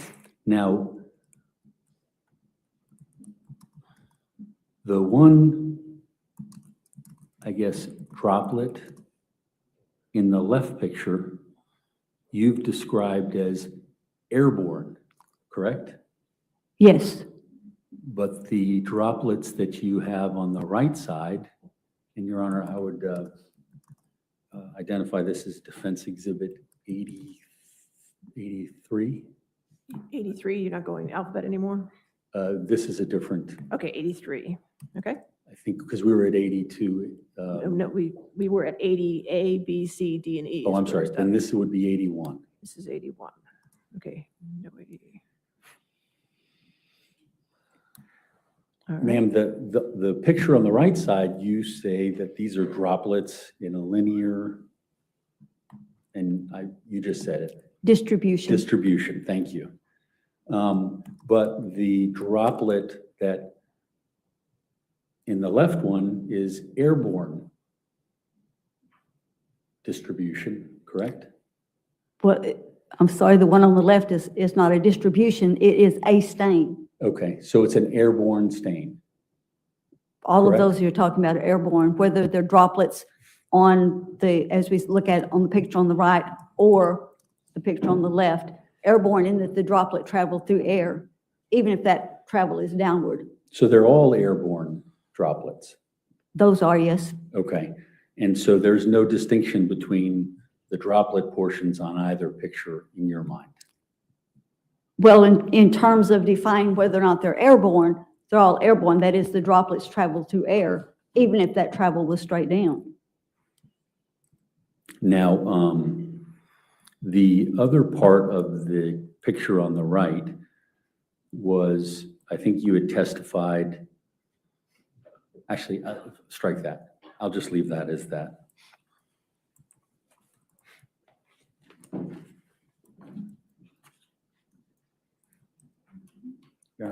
Court's indulgence for one moment. Yes, sir.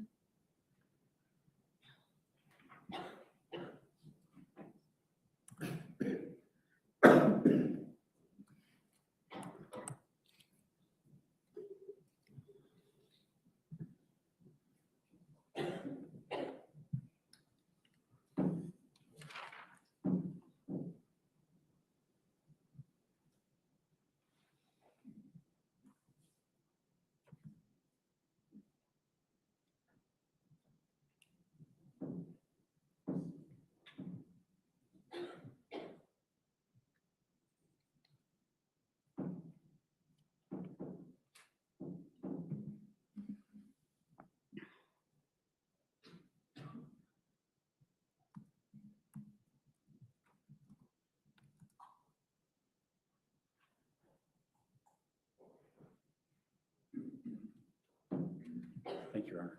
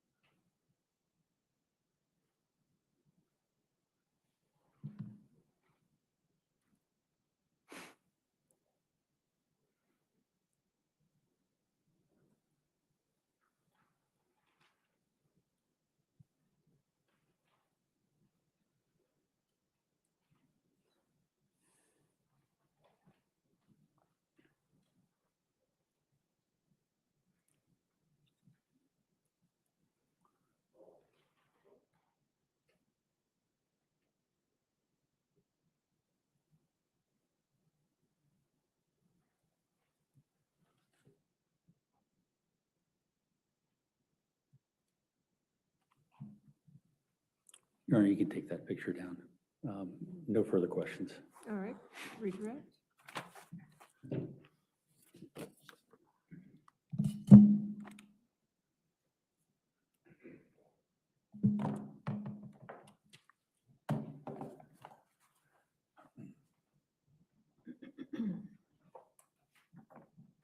George Ben?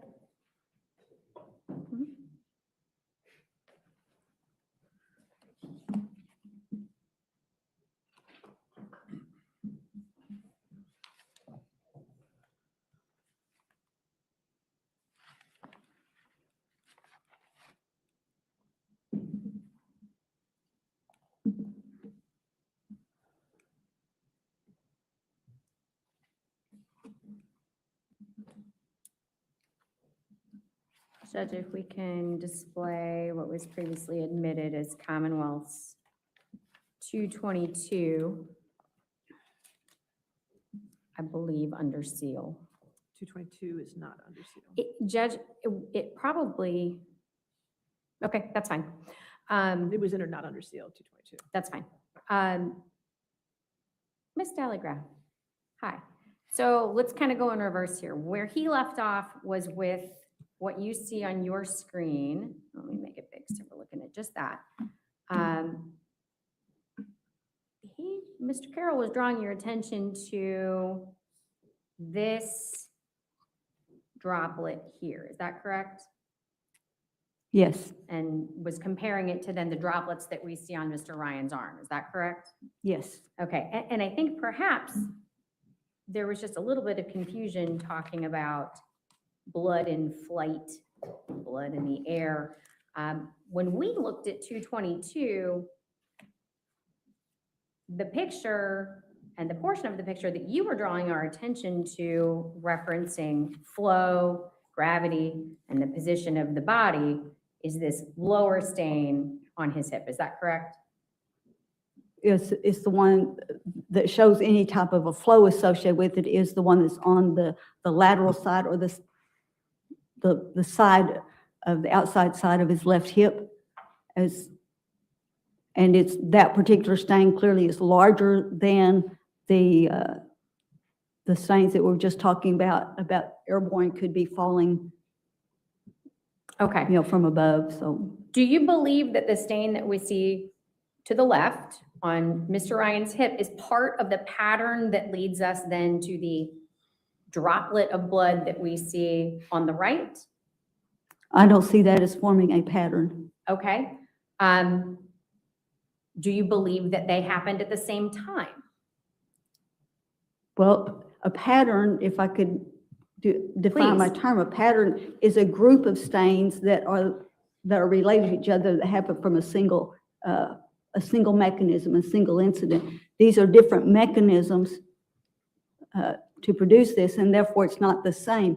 Whether or not they're simultaneous in time is a different issue. Okay.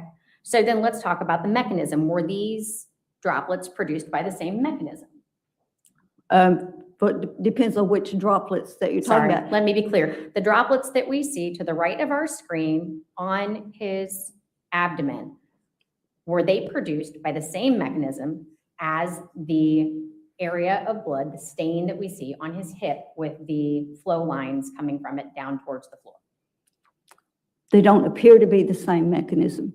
Okay, thank you.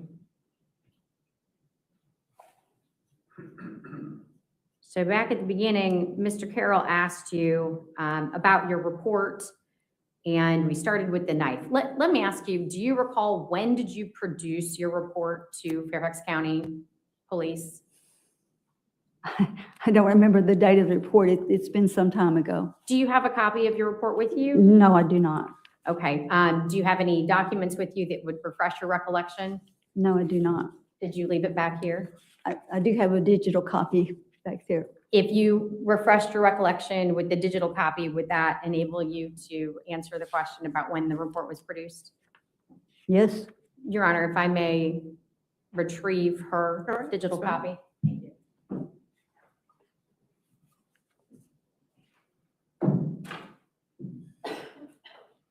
If I may approach. Thank you.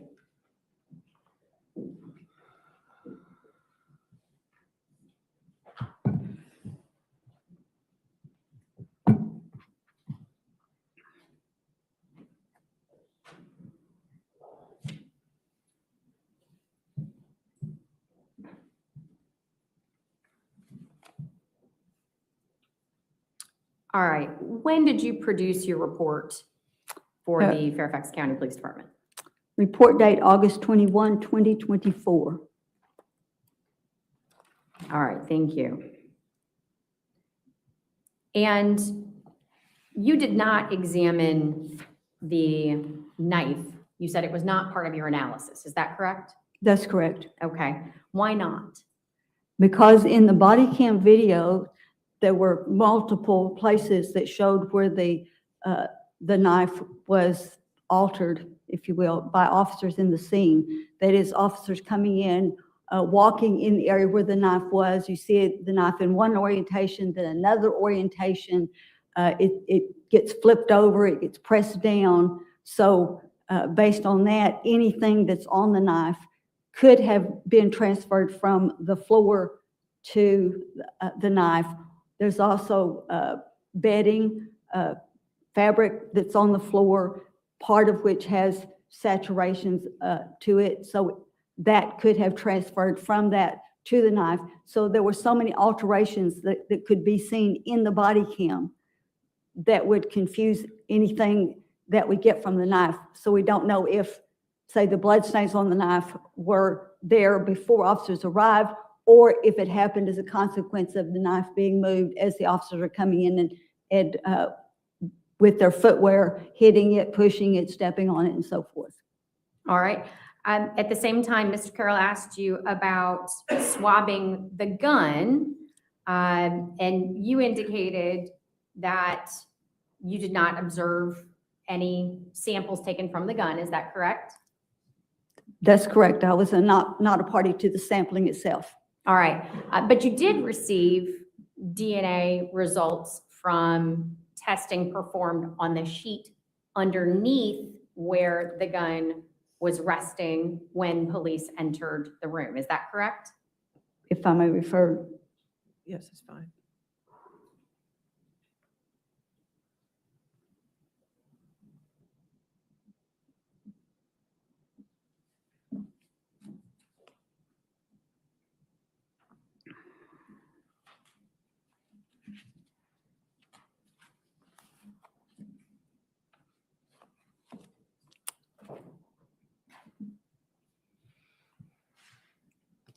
Well, sorry, it doesn't list it as far as the items are not listed with the name of the report, and I don't think I included in my report anything about that particular stain.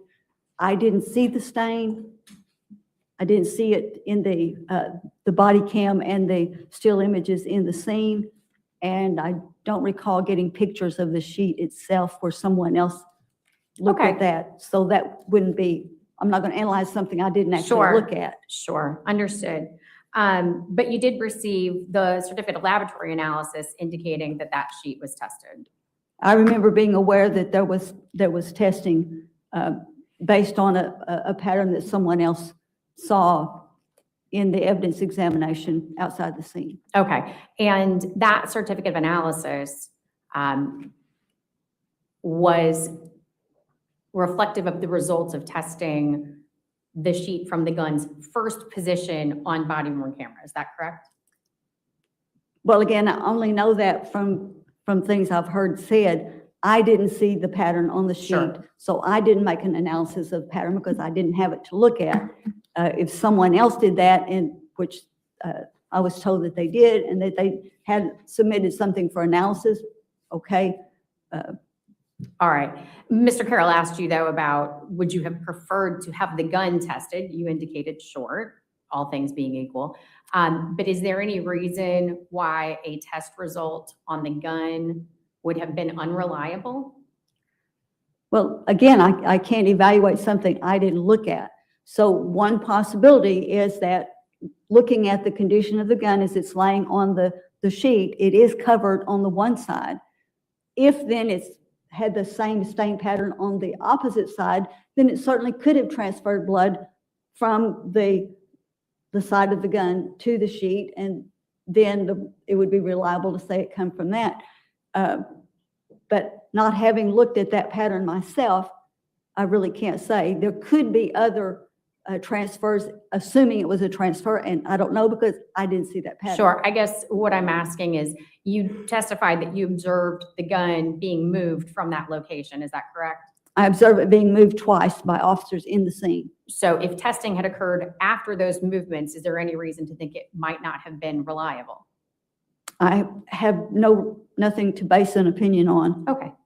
All right. So you also were asked if it was possible that the blood on the gun had come from the stain on the floor.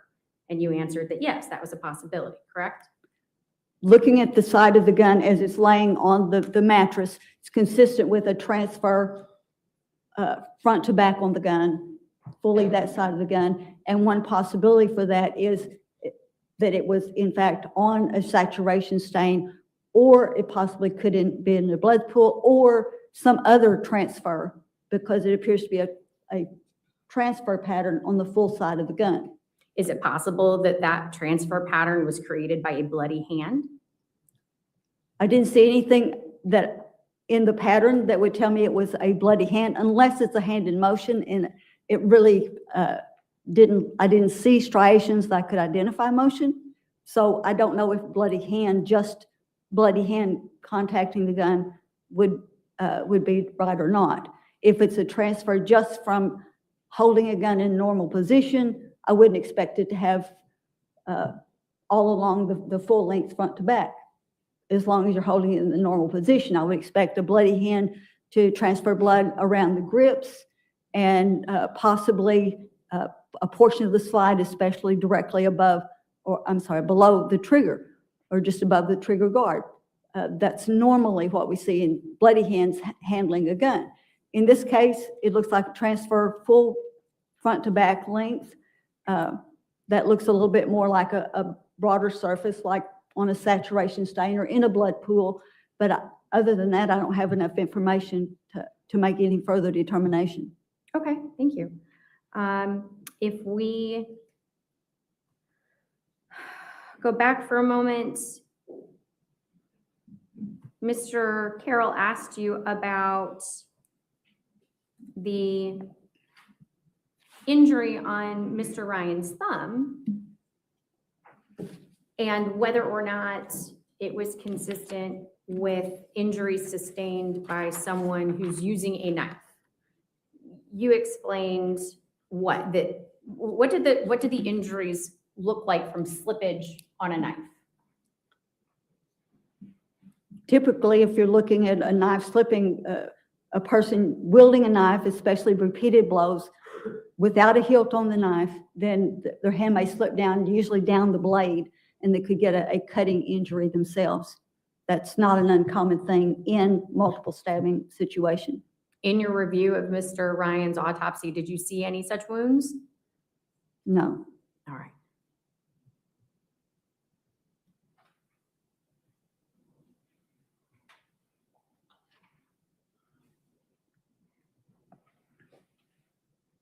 Mr. Carroll asked you about testing the blood saturation stains on the carpet in front of the dresser and the stain closest to the foot of the bed. You indicated that there was no reason to test the stain in front of the drawers because we know the source. Can you elaborate? Who was the source? Well, I would say the source would be Christine Banfield, because when officers come in, where you see that saturation in front of the chest of drawers is where her upper body was. And we could see that Mr. Banfield had his hands on her neck when the officers first came. They immediately have him move and take over trying to assist, and therefore knowing from the autopsy what type of wound that is and everything, then that it would be predictable that a saturation would be in that area. So when you see that, finding any other DNA profile in there would be difficult to explain in terms of the scene. Traces of someone else might be there, but the blood itself, we can see the source. Thank you. Mr. Carroll asked you, after demonstrating with his hands a particular movement, whether or not cast off, like that found on the walls, like that found on Mr. Banfield's pants, could have been created by the handshaking motion that he demonstrated. You indicated what? Was that a possibility? Okay, one, I did not identify a cast off on the wall. There were some elliptical stains, just separate from anything else, so I can't really categorize that other than there's some elliptical stains. Cast off can be from any blood-bearing surface that's in motion such that blood comes off of it, whether it's a single point, a point of a finger, the point of a knife, any other object that has wet blood on it that's in motion, that blood comes off. If it's flicking of the hands, and if they have bloody fingers, then I would expect to see probably multiple lines that would show that it came off of something of a continuous space. So lines from each one that is more than one point. But it's any object in motion. So even identifying cast off doesn't tell you what created the cast off. Sometimes in a scene context, it could be narrowed down to one object, but many times you have to say, okay, it could be this or it could be that. There could be multiple items. Judge, if we can pull down the photo for just a moment.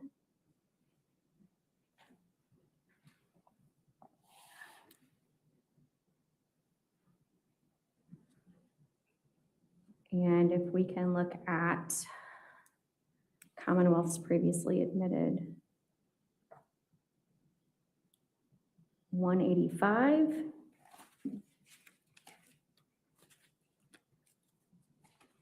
And if I can have that displayed, please. I don't have a 185. I'm sorry? I don't have a 185. Okay. I can have the court's indulgence for just a moment. All right.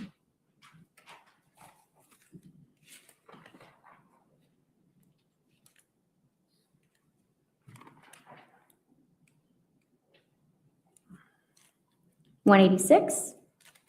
I have a 186, yes. All right, thank you. Ms. Dallygraph, is this cast-off pattern consistent with someone's hands shaking away from their body? Well, it's consistent with, well, for one, it's not just one pattern. There are multiple lines there, and some object, blood-bearing object, in motion so that blood comes off. All right. Could that object have been a knife? I can't exclude a knife if there's a blood-bearing surface of the knife and the knife is in motion. That's one possibility.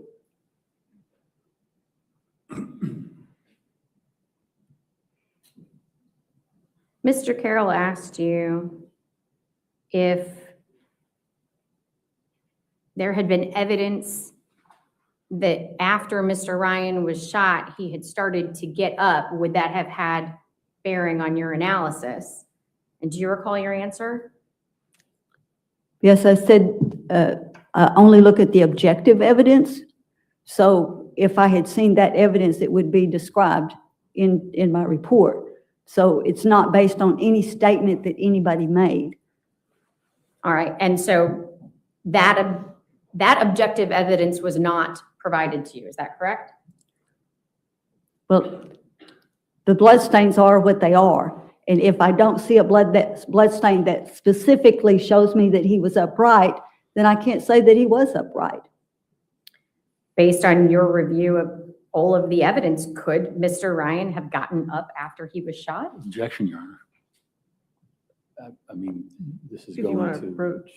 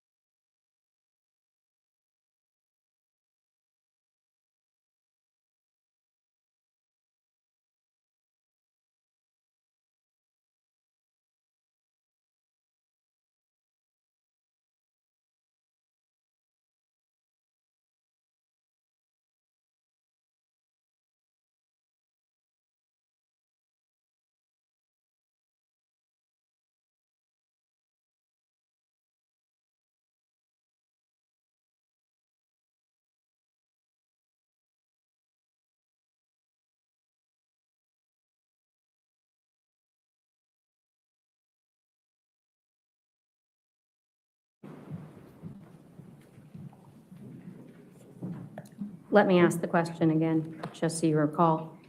Could Mr. Ryan have gotten up after he was shot? Which time? Either. It's entirely possible that he would be mobile after the first shot because that shot went behind his eyes and did not incapacitating. That is, it did not approach the brainstem. It did not take out the midbrain. It did not destroy the cerebellum. It did not sever the spinal cord. It did not shock the spinal cord. It's simply behind the eyes. So there is certainly an open possibility that he could move after that shot. How about the second shot?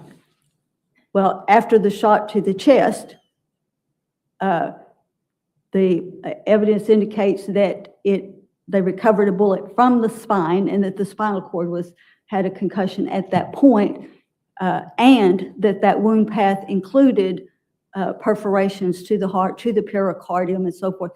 But especially that it would have hit the spine, that he would not be able to get up from that.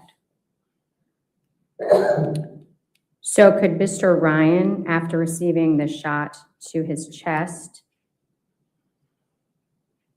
and Judge, I'd like to share Commonwealth's 241, previously admitted under seal, could he have put his hands in that position?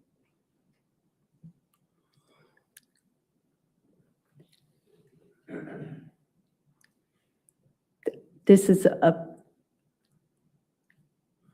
it's not exactly a yes or no question. All right. Because could a person fall back with their hands on their chest? That's a possibility. Could they do that and have all the other blood stains where they are? That doesn't work together. That does not work together? Well, he has to some way have all this blood on his face and be in a different position so that you get blood on the left side of his face, not just the right side. And now he's laying here. So the answer is I don't see how with both of those together. I mean, there's a sequencing issue then, especially if we determine that the head shot was in fact the first and then the chest shot. So can you explain? I'm sorry, you said there's a sequencing issue. What is that sequencing issue? Your Honor, I'm going to object. All right, I'll sustain the objection at this point. To understand your testimony,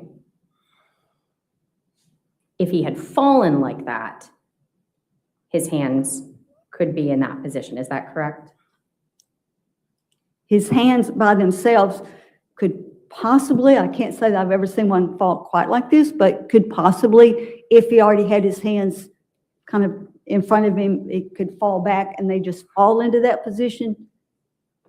But knowing his injuries following the second gunshot wound, could he have intentionally placed his hands in that position? Once again, Judge, I'm going to object. I'll sustain the objection. All right, that's fine. I think we've gotten there. Thank you. No further questions. All right, is this witness subject to recall? Judge, just for the moment. All right, so since you're subject to recall, you cannot discuss your testimony with anybody, and you're still subject to the rule on witnesses, okay? All right, you can have a seat outside. Let's go ahead and take our afternoon break for 15 minutes. We'll come back at 3:30. Again, do not discuss the case with anybody and don't do any outside research, okay?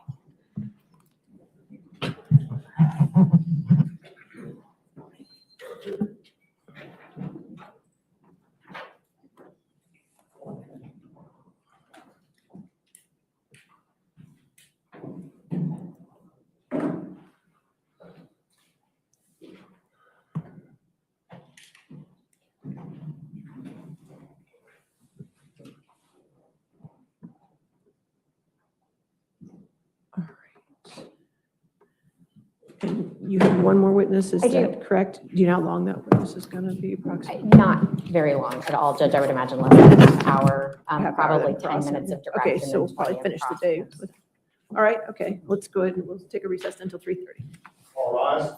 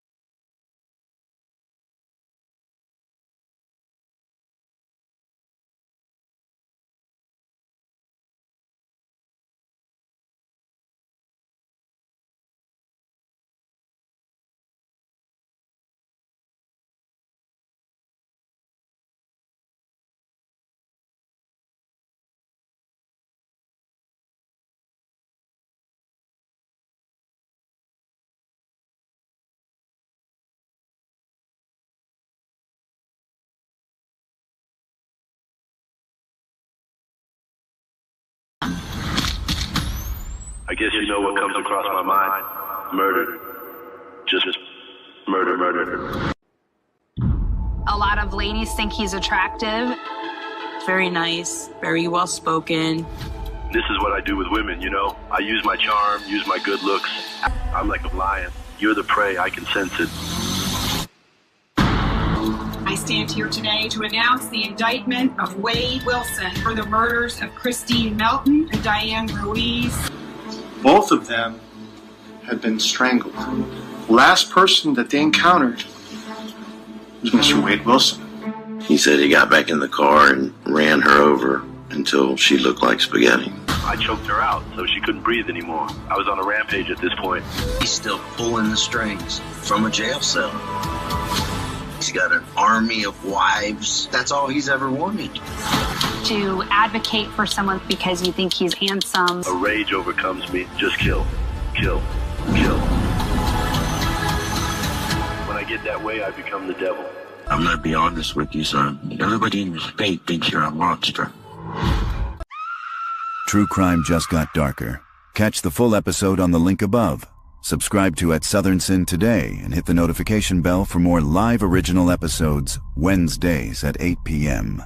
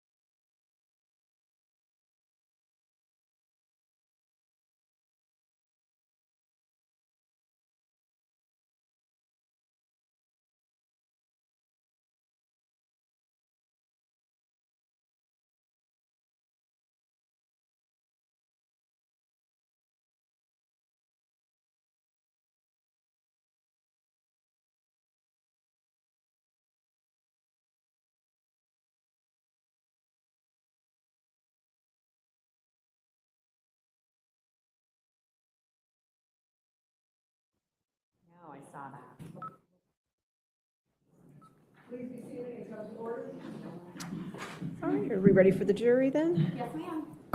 Yes. Hold on, Deputy Johnson. Either the microphone or, yeah, go. Well, you can, but there's no jury here. I guess when you went off the bench, Okay. was it, I've heard that you were going to have their last witness? Their last witness, and we'll see where we are at that point. Oh, okay, okay. Yeah, I don't know. If it's only going to take a half hour, I assume you have a motion. Yeah. So we would do that outside I can let the jury go home early. We could do your motion. Okay. And then start tomorrow with your case. Does that sound sounds okay? good. That sounds good. I just Good. wanted to make sure because I think there were people here Okay. that I had ready in the event. Yeah, but I understand, but I think if it's we going let to, them go. if it's going to take till 4:15, I mean, might Yeah. as well just excuse them. Yeah, at no, that that's point. fine. I just want to be certain. Okay, sure. No, I appreciate it. All right, thank you. All right, now.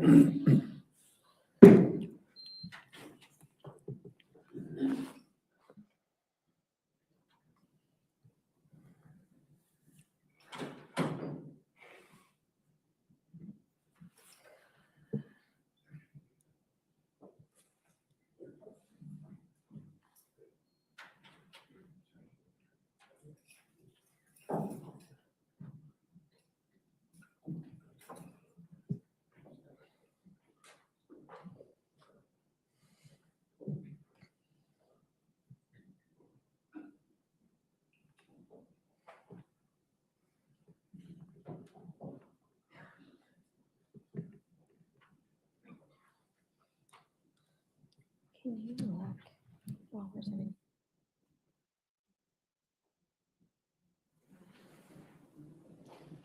All right, your next witness, Your Honor, we have called Gary Benson. Gary Benson.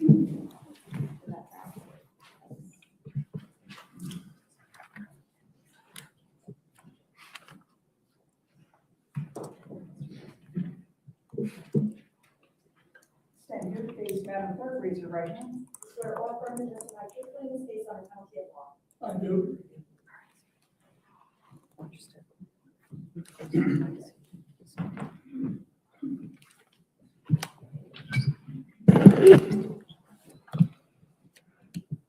Good afternoon, sir. Could you please state your full name and spell it for the court record? Yes, it's Gary Benson. It's GaryBenson. Mr. Benson, are you the father of Christine Banfield? Yes, I am. Who was Christine Banfield married to?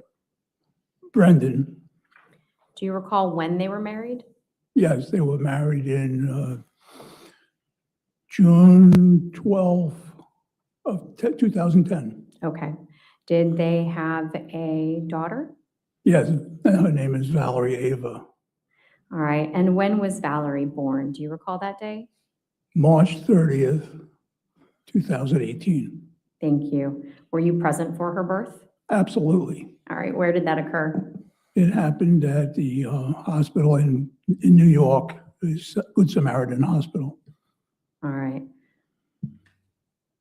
Remembering Christine's childhood, did you observe any medical symptoms that gave you concern? Yes, several bruising, bloody noses. Were they more than the average child's Yes, experience? yeah, it was a concern to a pediatrician as well. I'm sorry, I'm going to object about medical testimony. Objecting to medical testimony. Your Honor, at this point in time, he hasn't testified to medical Okay, information. I'll overrule the objection at this point. Thank you. Tell me about the nosebleeds. What They did you were, observe? they were frequent and very hard to stop. So the doctor was why we brought it to the doctor to go over that reasoning. All right. Did you have to do anything to help her with these nosebleeds and bruising? Well, yeah, we would do normal, put ice packs on the back of her head, keep her elevated so that, until it stopped, which was prolonged. Took quite a long time for them to stop. And after these experiences, did you seek help of a medical professional? Yes, we took her back to the pediatrician who suggested that she be tested by Without telling us what the pediatrician told you. Oh, you just asked me what I did. I'm I sorry. understand. So let me ask you Okay. that question. What did you do? We took her to the doctor. Okay. Did you take her to just one doctor? No, Okay. How many doctors did you take her to? my recollection too. All right. And after taking her to these doctors, did you form an understanding of why Christine bruised easily and her nosebleeds were difficult to stop? Yes. Okay. Judge, I'm going to object. That's informed by the medical professor. All right. We should have here if we're going to. Okay, I'll sustain the objection unless you have a different. Yeah, Judge, if the foundation. objection is hearsay, there's an exception. If the objection is foundation, we can go farther into how he formed his understanding. What's your exception to hearsay? Sure, Judge. If you want to approach. You can approach. please.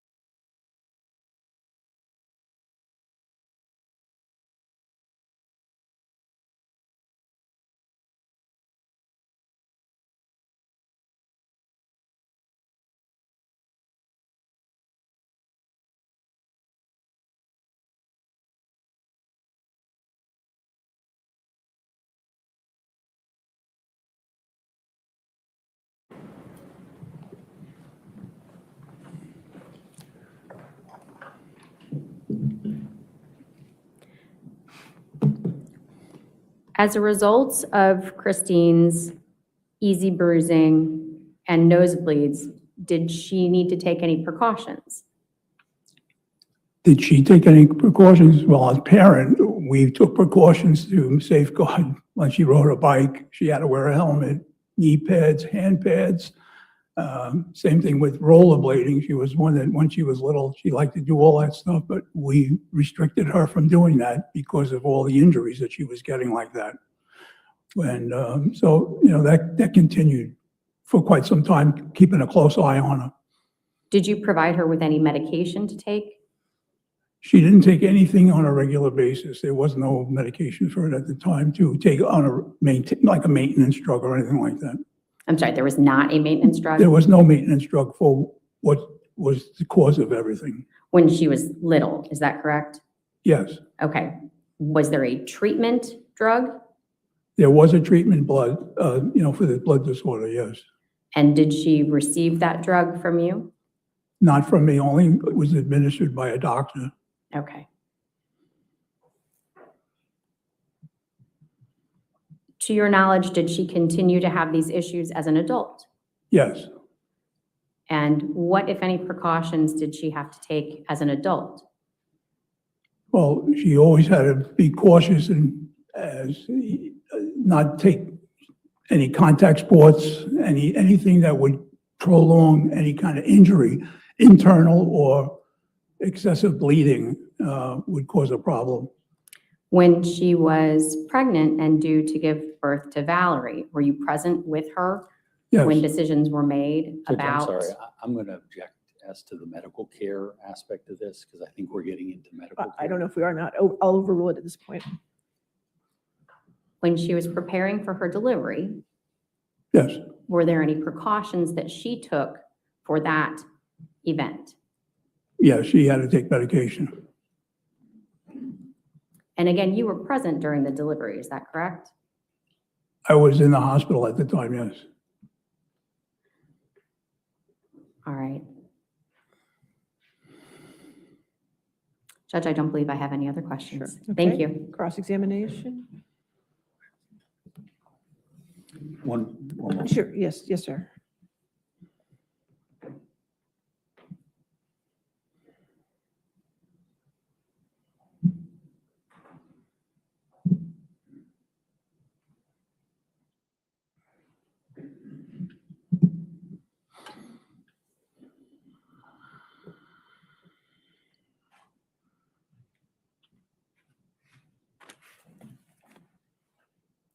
Mr. Benson. Christine, as an adult. Can you speak up a little bit more? I can't hear you. Thank you. Christine, as an adult, would play kickball and volleyball, correct? To my knowledge, she did play sports. Okay. Non-contact sports, yeah. Did she take any precautions like wearing helmets or anything like that, like when she was younger? In those When she sports? was younger, she did. I don't know what she did as an adult when she didn't live with us. Okay, so you weren't certain of her as an adult. How long had it been since she'd lived with you? When she graduated college, she moved out on her own. Okay, and so probably 15 years? Thereabouts. Okay, and during that time, were you aware of her like competing in obstacle course type things called a mud run? No, I'm not familiar with it. Did you ever hear about it? I'm not familiar with it, no. Okay, it's kind of like a obstacle course where you're jumping over fences and. Judge, counsel's testifying objection. All right, I'll sustain the objection. Next Okay. question. So you haven't heard about her doing any of those sorts of things, correct? I'm not aware of it. Okay.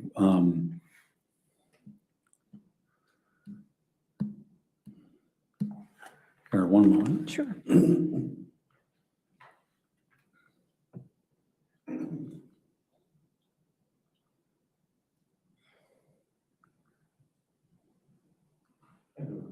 All right, no further questions, redirect? Just one redirect. Mr. Benson, you were able to testify that precautions were taken at the time of Valerie's birth. Was Mr. Banfield present at Valerie's birth? Yes, he was in the room with her. How is that redirect?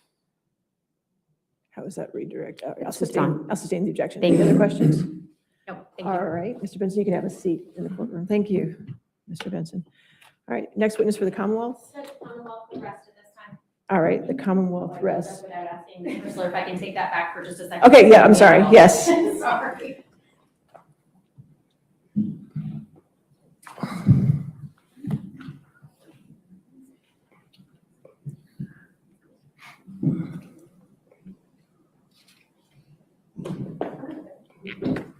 Judge Commonwealth rests. All right, the Commonwealth rests. Ladies and gentlemen, I have a few housekeeping matters I have to take care of with the attorneys at this point, and that based on the water issue, I'm going to go ahead and let you guys go ahead and go home a little early today, okay? So please do not look at any of the media, do not discuss case with anybody, don't do any outside research, and we'll see you early in the morning, okay? We'll continue on with the defendant's case, okay? Thank you.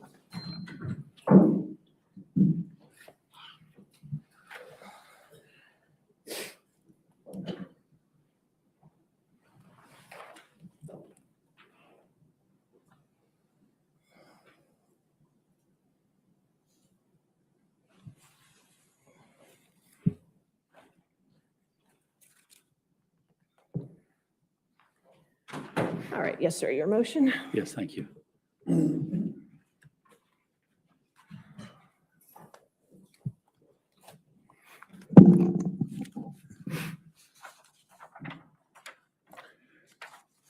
Your Honor, this comes on our motion to strike. You currently have before you a 5-count indictment that was returned on September 16th, 2024. The makeup of the indictment was designed to cover a whole series of circumstances. The 5th count was use of a firearm in the commission of a felony. In addition, there were 2 additional indictments relating to child abuse and child neglect that were then sought through direct indictment again in December. I'm moving to strike all of those charges.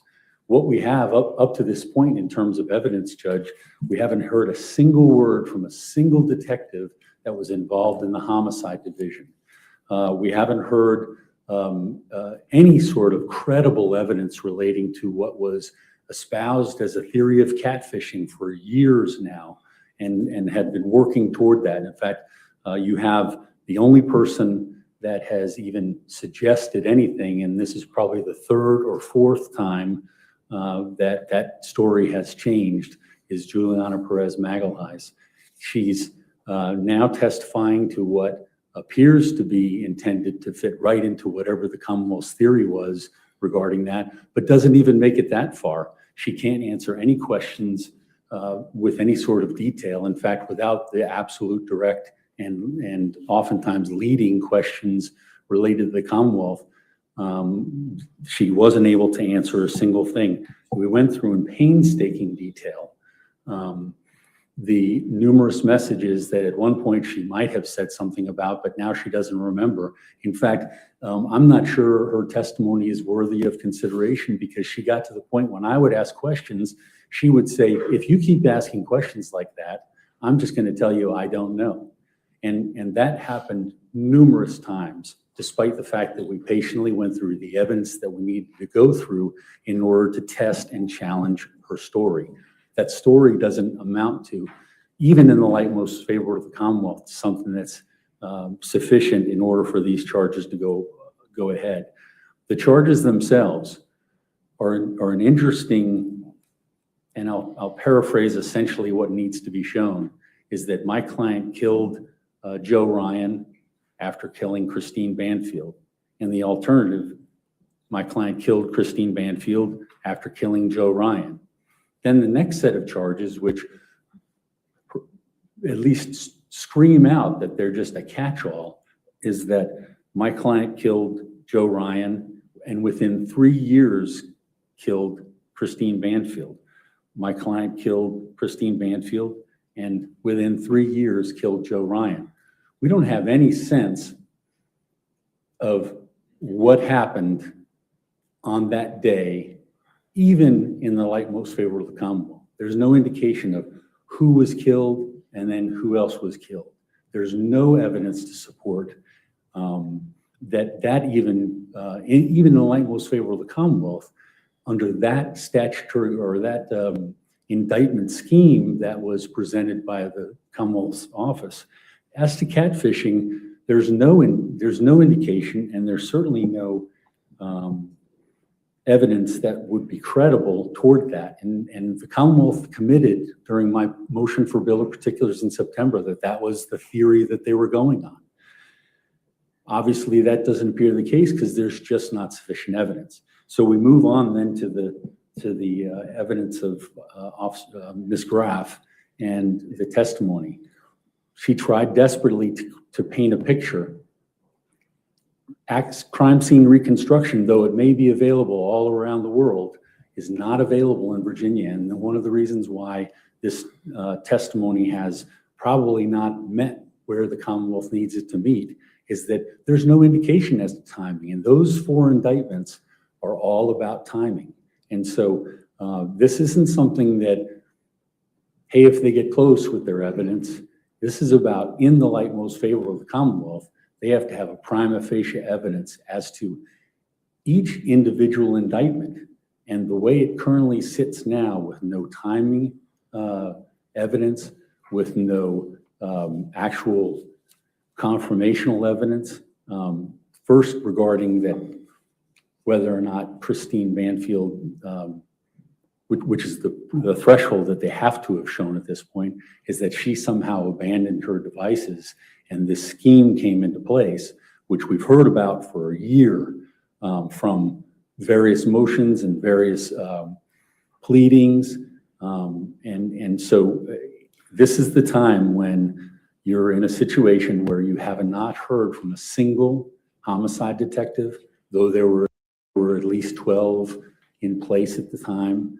You haven't heard a single thing from any of the command staff about this investigation. You haven't heard anything from the people that were doing this investigation except for Detective Leach. And Detective Leach has a specific purpose in this, and this is to introduce the items of evidence that he took photos of and the items of evidence that he sent away to the lab. There's nothing in any of the lab analysis that's been said that would implicate my client. And in fact, in listening to all of the evidence, it appears the testimony, the identification of any blood, if it was even done, would show that Joe Ryan and Christine Banfield are the contributors.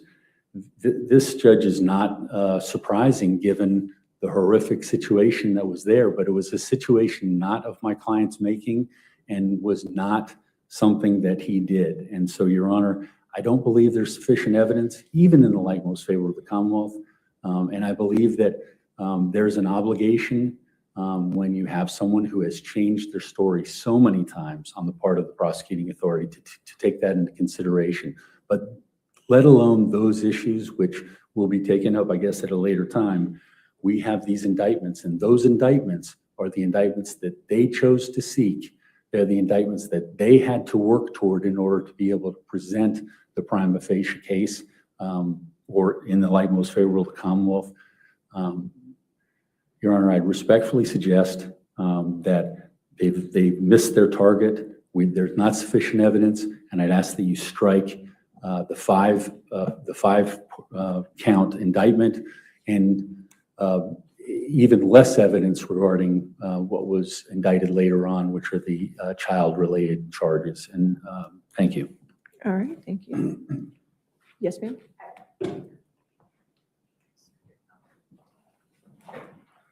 If there is anything specifically the court would ask the Commonwealth to address. If not, I would simply point to the court that in the light most favorable to the Commonwealth, the evidence has been presented that Mr. Banfield shot and killed Joseph Ryan, that he stabbed his wife, Christine, that all of that was done while his 4-year-old child was left in the basement, unattended, in a home where weapons were not only present, but were in use, that the event in the light most favorable to the Commonwealth was in fact staged by the defendant in conjunction with the assistance of his nanny, and that at this point, I believe the evidence is sufficient to meet the standard before the court. All right, thank you. Anything further, your motion, Mr. Carroll? No, Your Honor. Okay. And the factors of this case, just for the record, there's two different numbered indictments. The indictment 2024-666 are the indictments with the 4 counts of aggravated murder and a use of a firearm. As far as the 4 counts of aggravated murder, 2 of the counts are under Virginia Code 18.231 subsection 7, and 2 of the counts are under 18.231 subsection 8. As to the evidence in this case, in the light most favorable to the Commonwealth, I do find that there is evidence that can be considered by the jury for each of the elements of aggravated murder as they are outlined in the indictments count 1, count 2, count 3, and count 4 of 2024-666.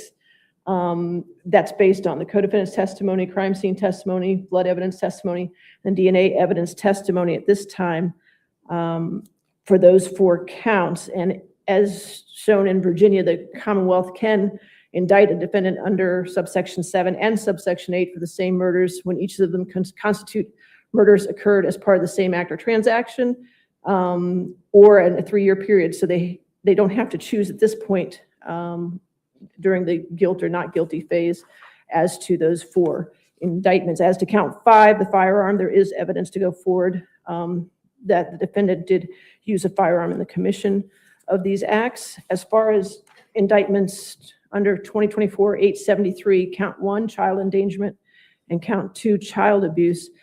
In these matters in Virginia, it has been found that you can put children in situations that would constitute child endangerment and child abuse. In this case, we have evidence from the co-defendant's testimony that the child was brought into the house, brought into a crime scene. And the light most favorable to the Commonwealth would be that she was there during the occurrence of the events that had happened to her mother and to Joseph Ryan. And therefore, there is evidence for child endangerment and child abuse. And it is clear in the Virginia law that you can go under both the child endangerment and child abuse, and it's not double jeopardy because each statute requires proof of additional facts not found in the other. So that's 2 distinctive offenses. So based on that, and as far as the co-defendant's testimony, I cannot find as a matter of law that her testimony was incredible. The weight of the evidence is up to the fact finder, so I'll deny your motions at this time, okay? So we'll go forward tomorrow. Has anybody been discussing jury instructions with each other, or? I don't think with each other, Judge, we have ours prepared, and we can certainly exchange. All right, if we could exchange those at some point in the next 24 hours and maybe talk about them. And if we'll see where tomorrow goes. You have at least 3 witnesses, correct?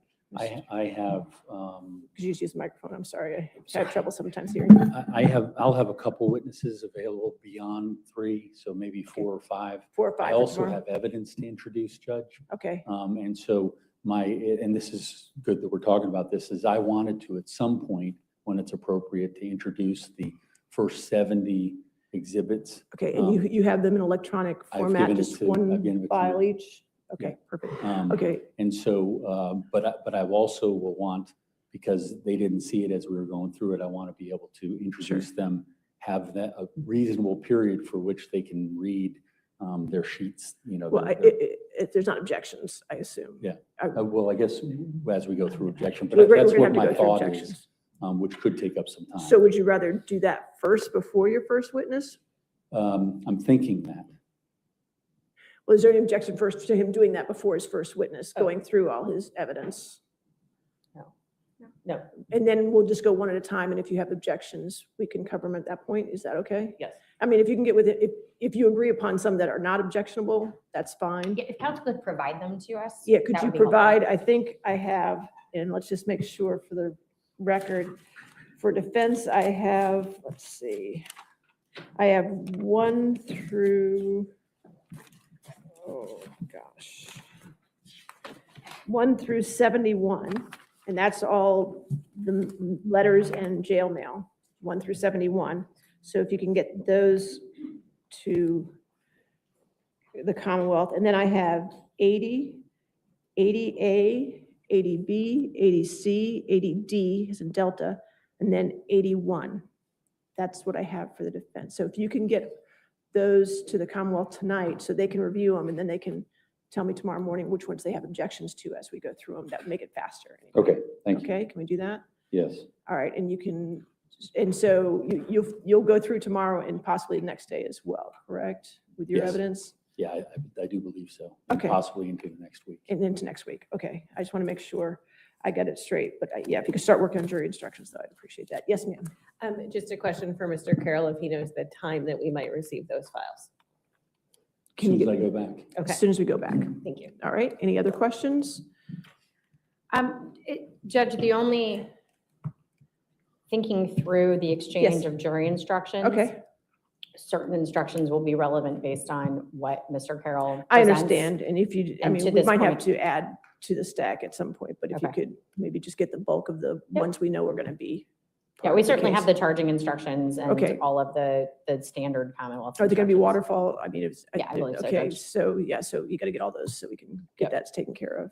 And maybe start thinking about a verdict form too, because it's going to be rather lengthy. Yes, ma'am. Okay. All right. Anything you have, Mr. Carroll? All right. We'll see you tomorrow morning at 10 a.m. then. Thank you. Thank you. All right.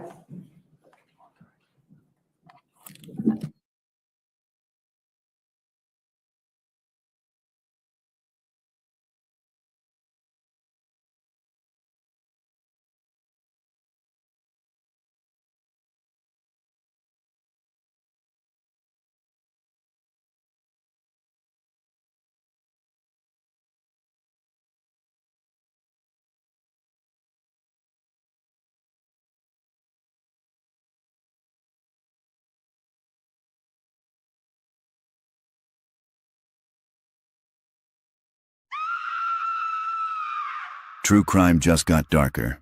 Catch the full episode on the link above. Subscribe to At Southern Sin today and hit the notification bell for more live original episodes Wednesdays at 8 p.m.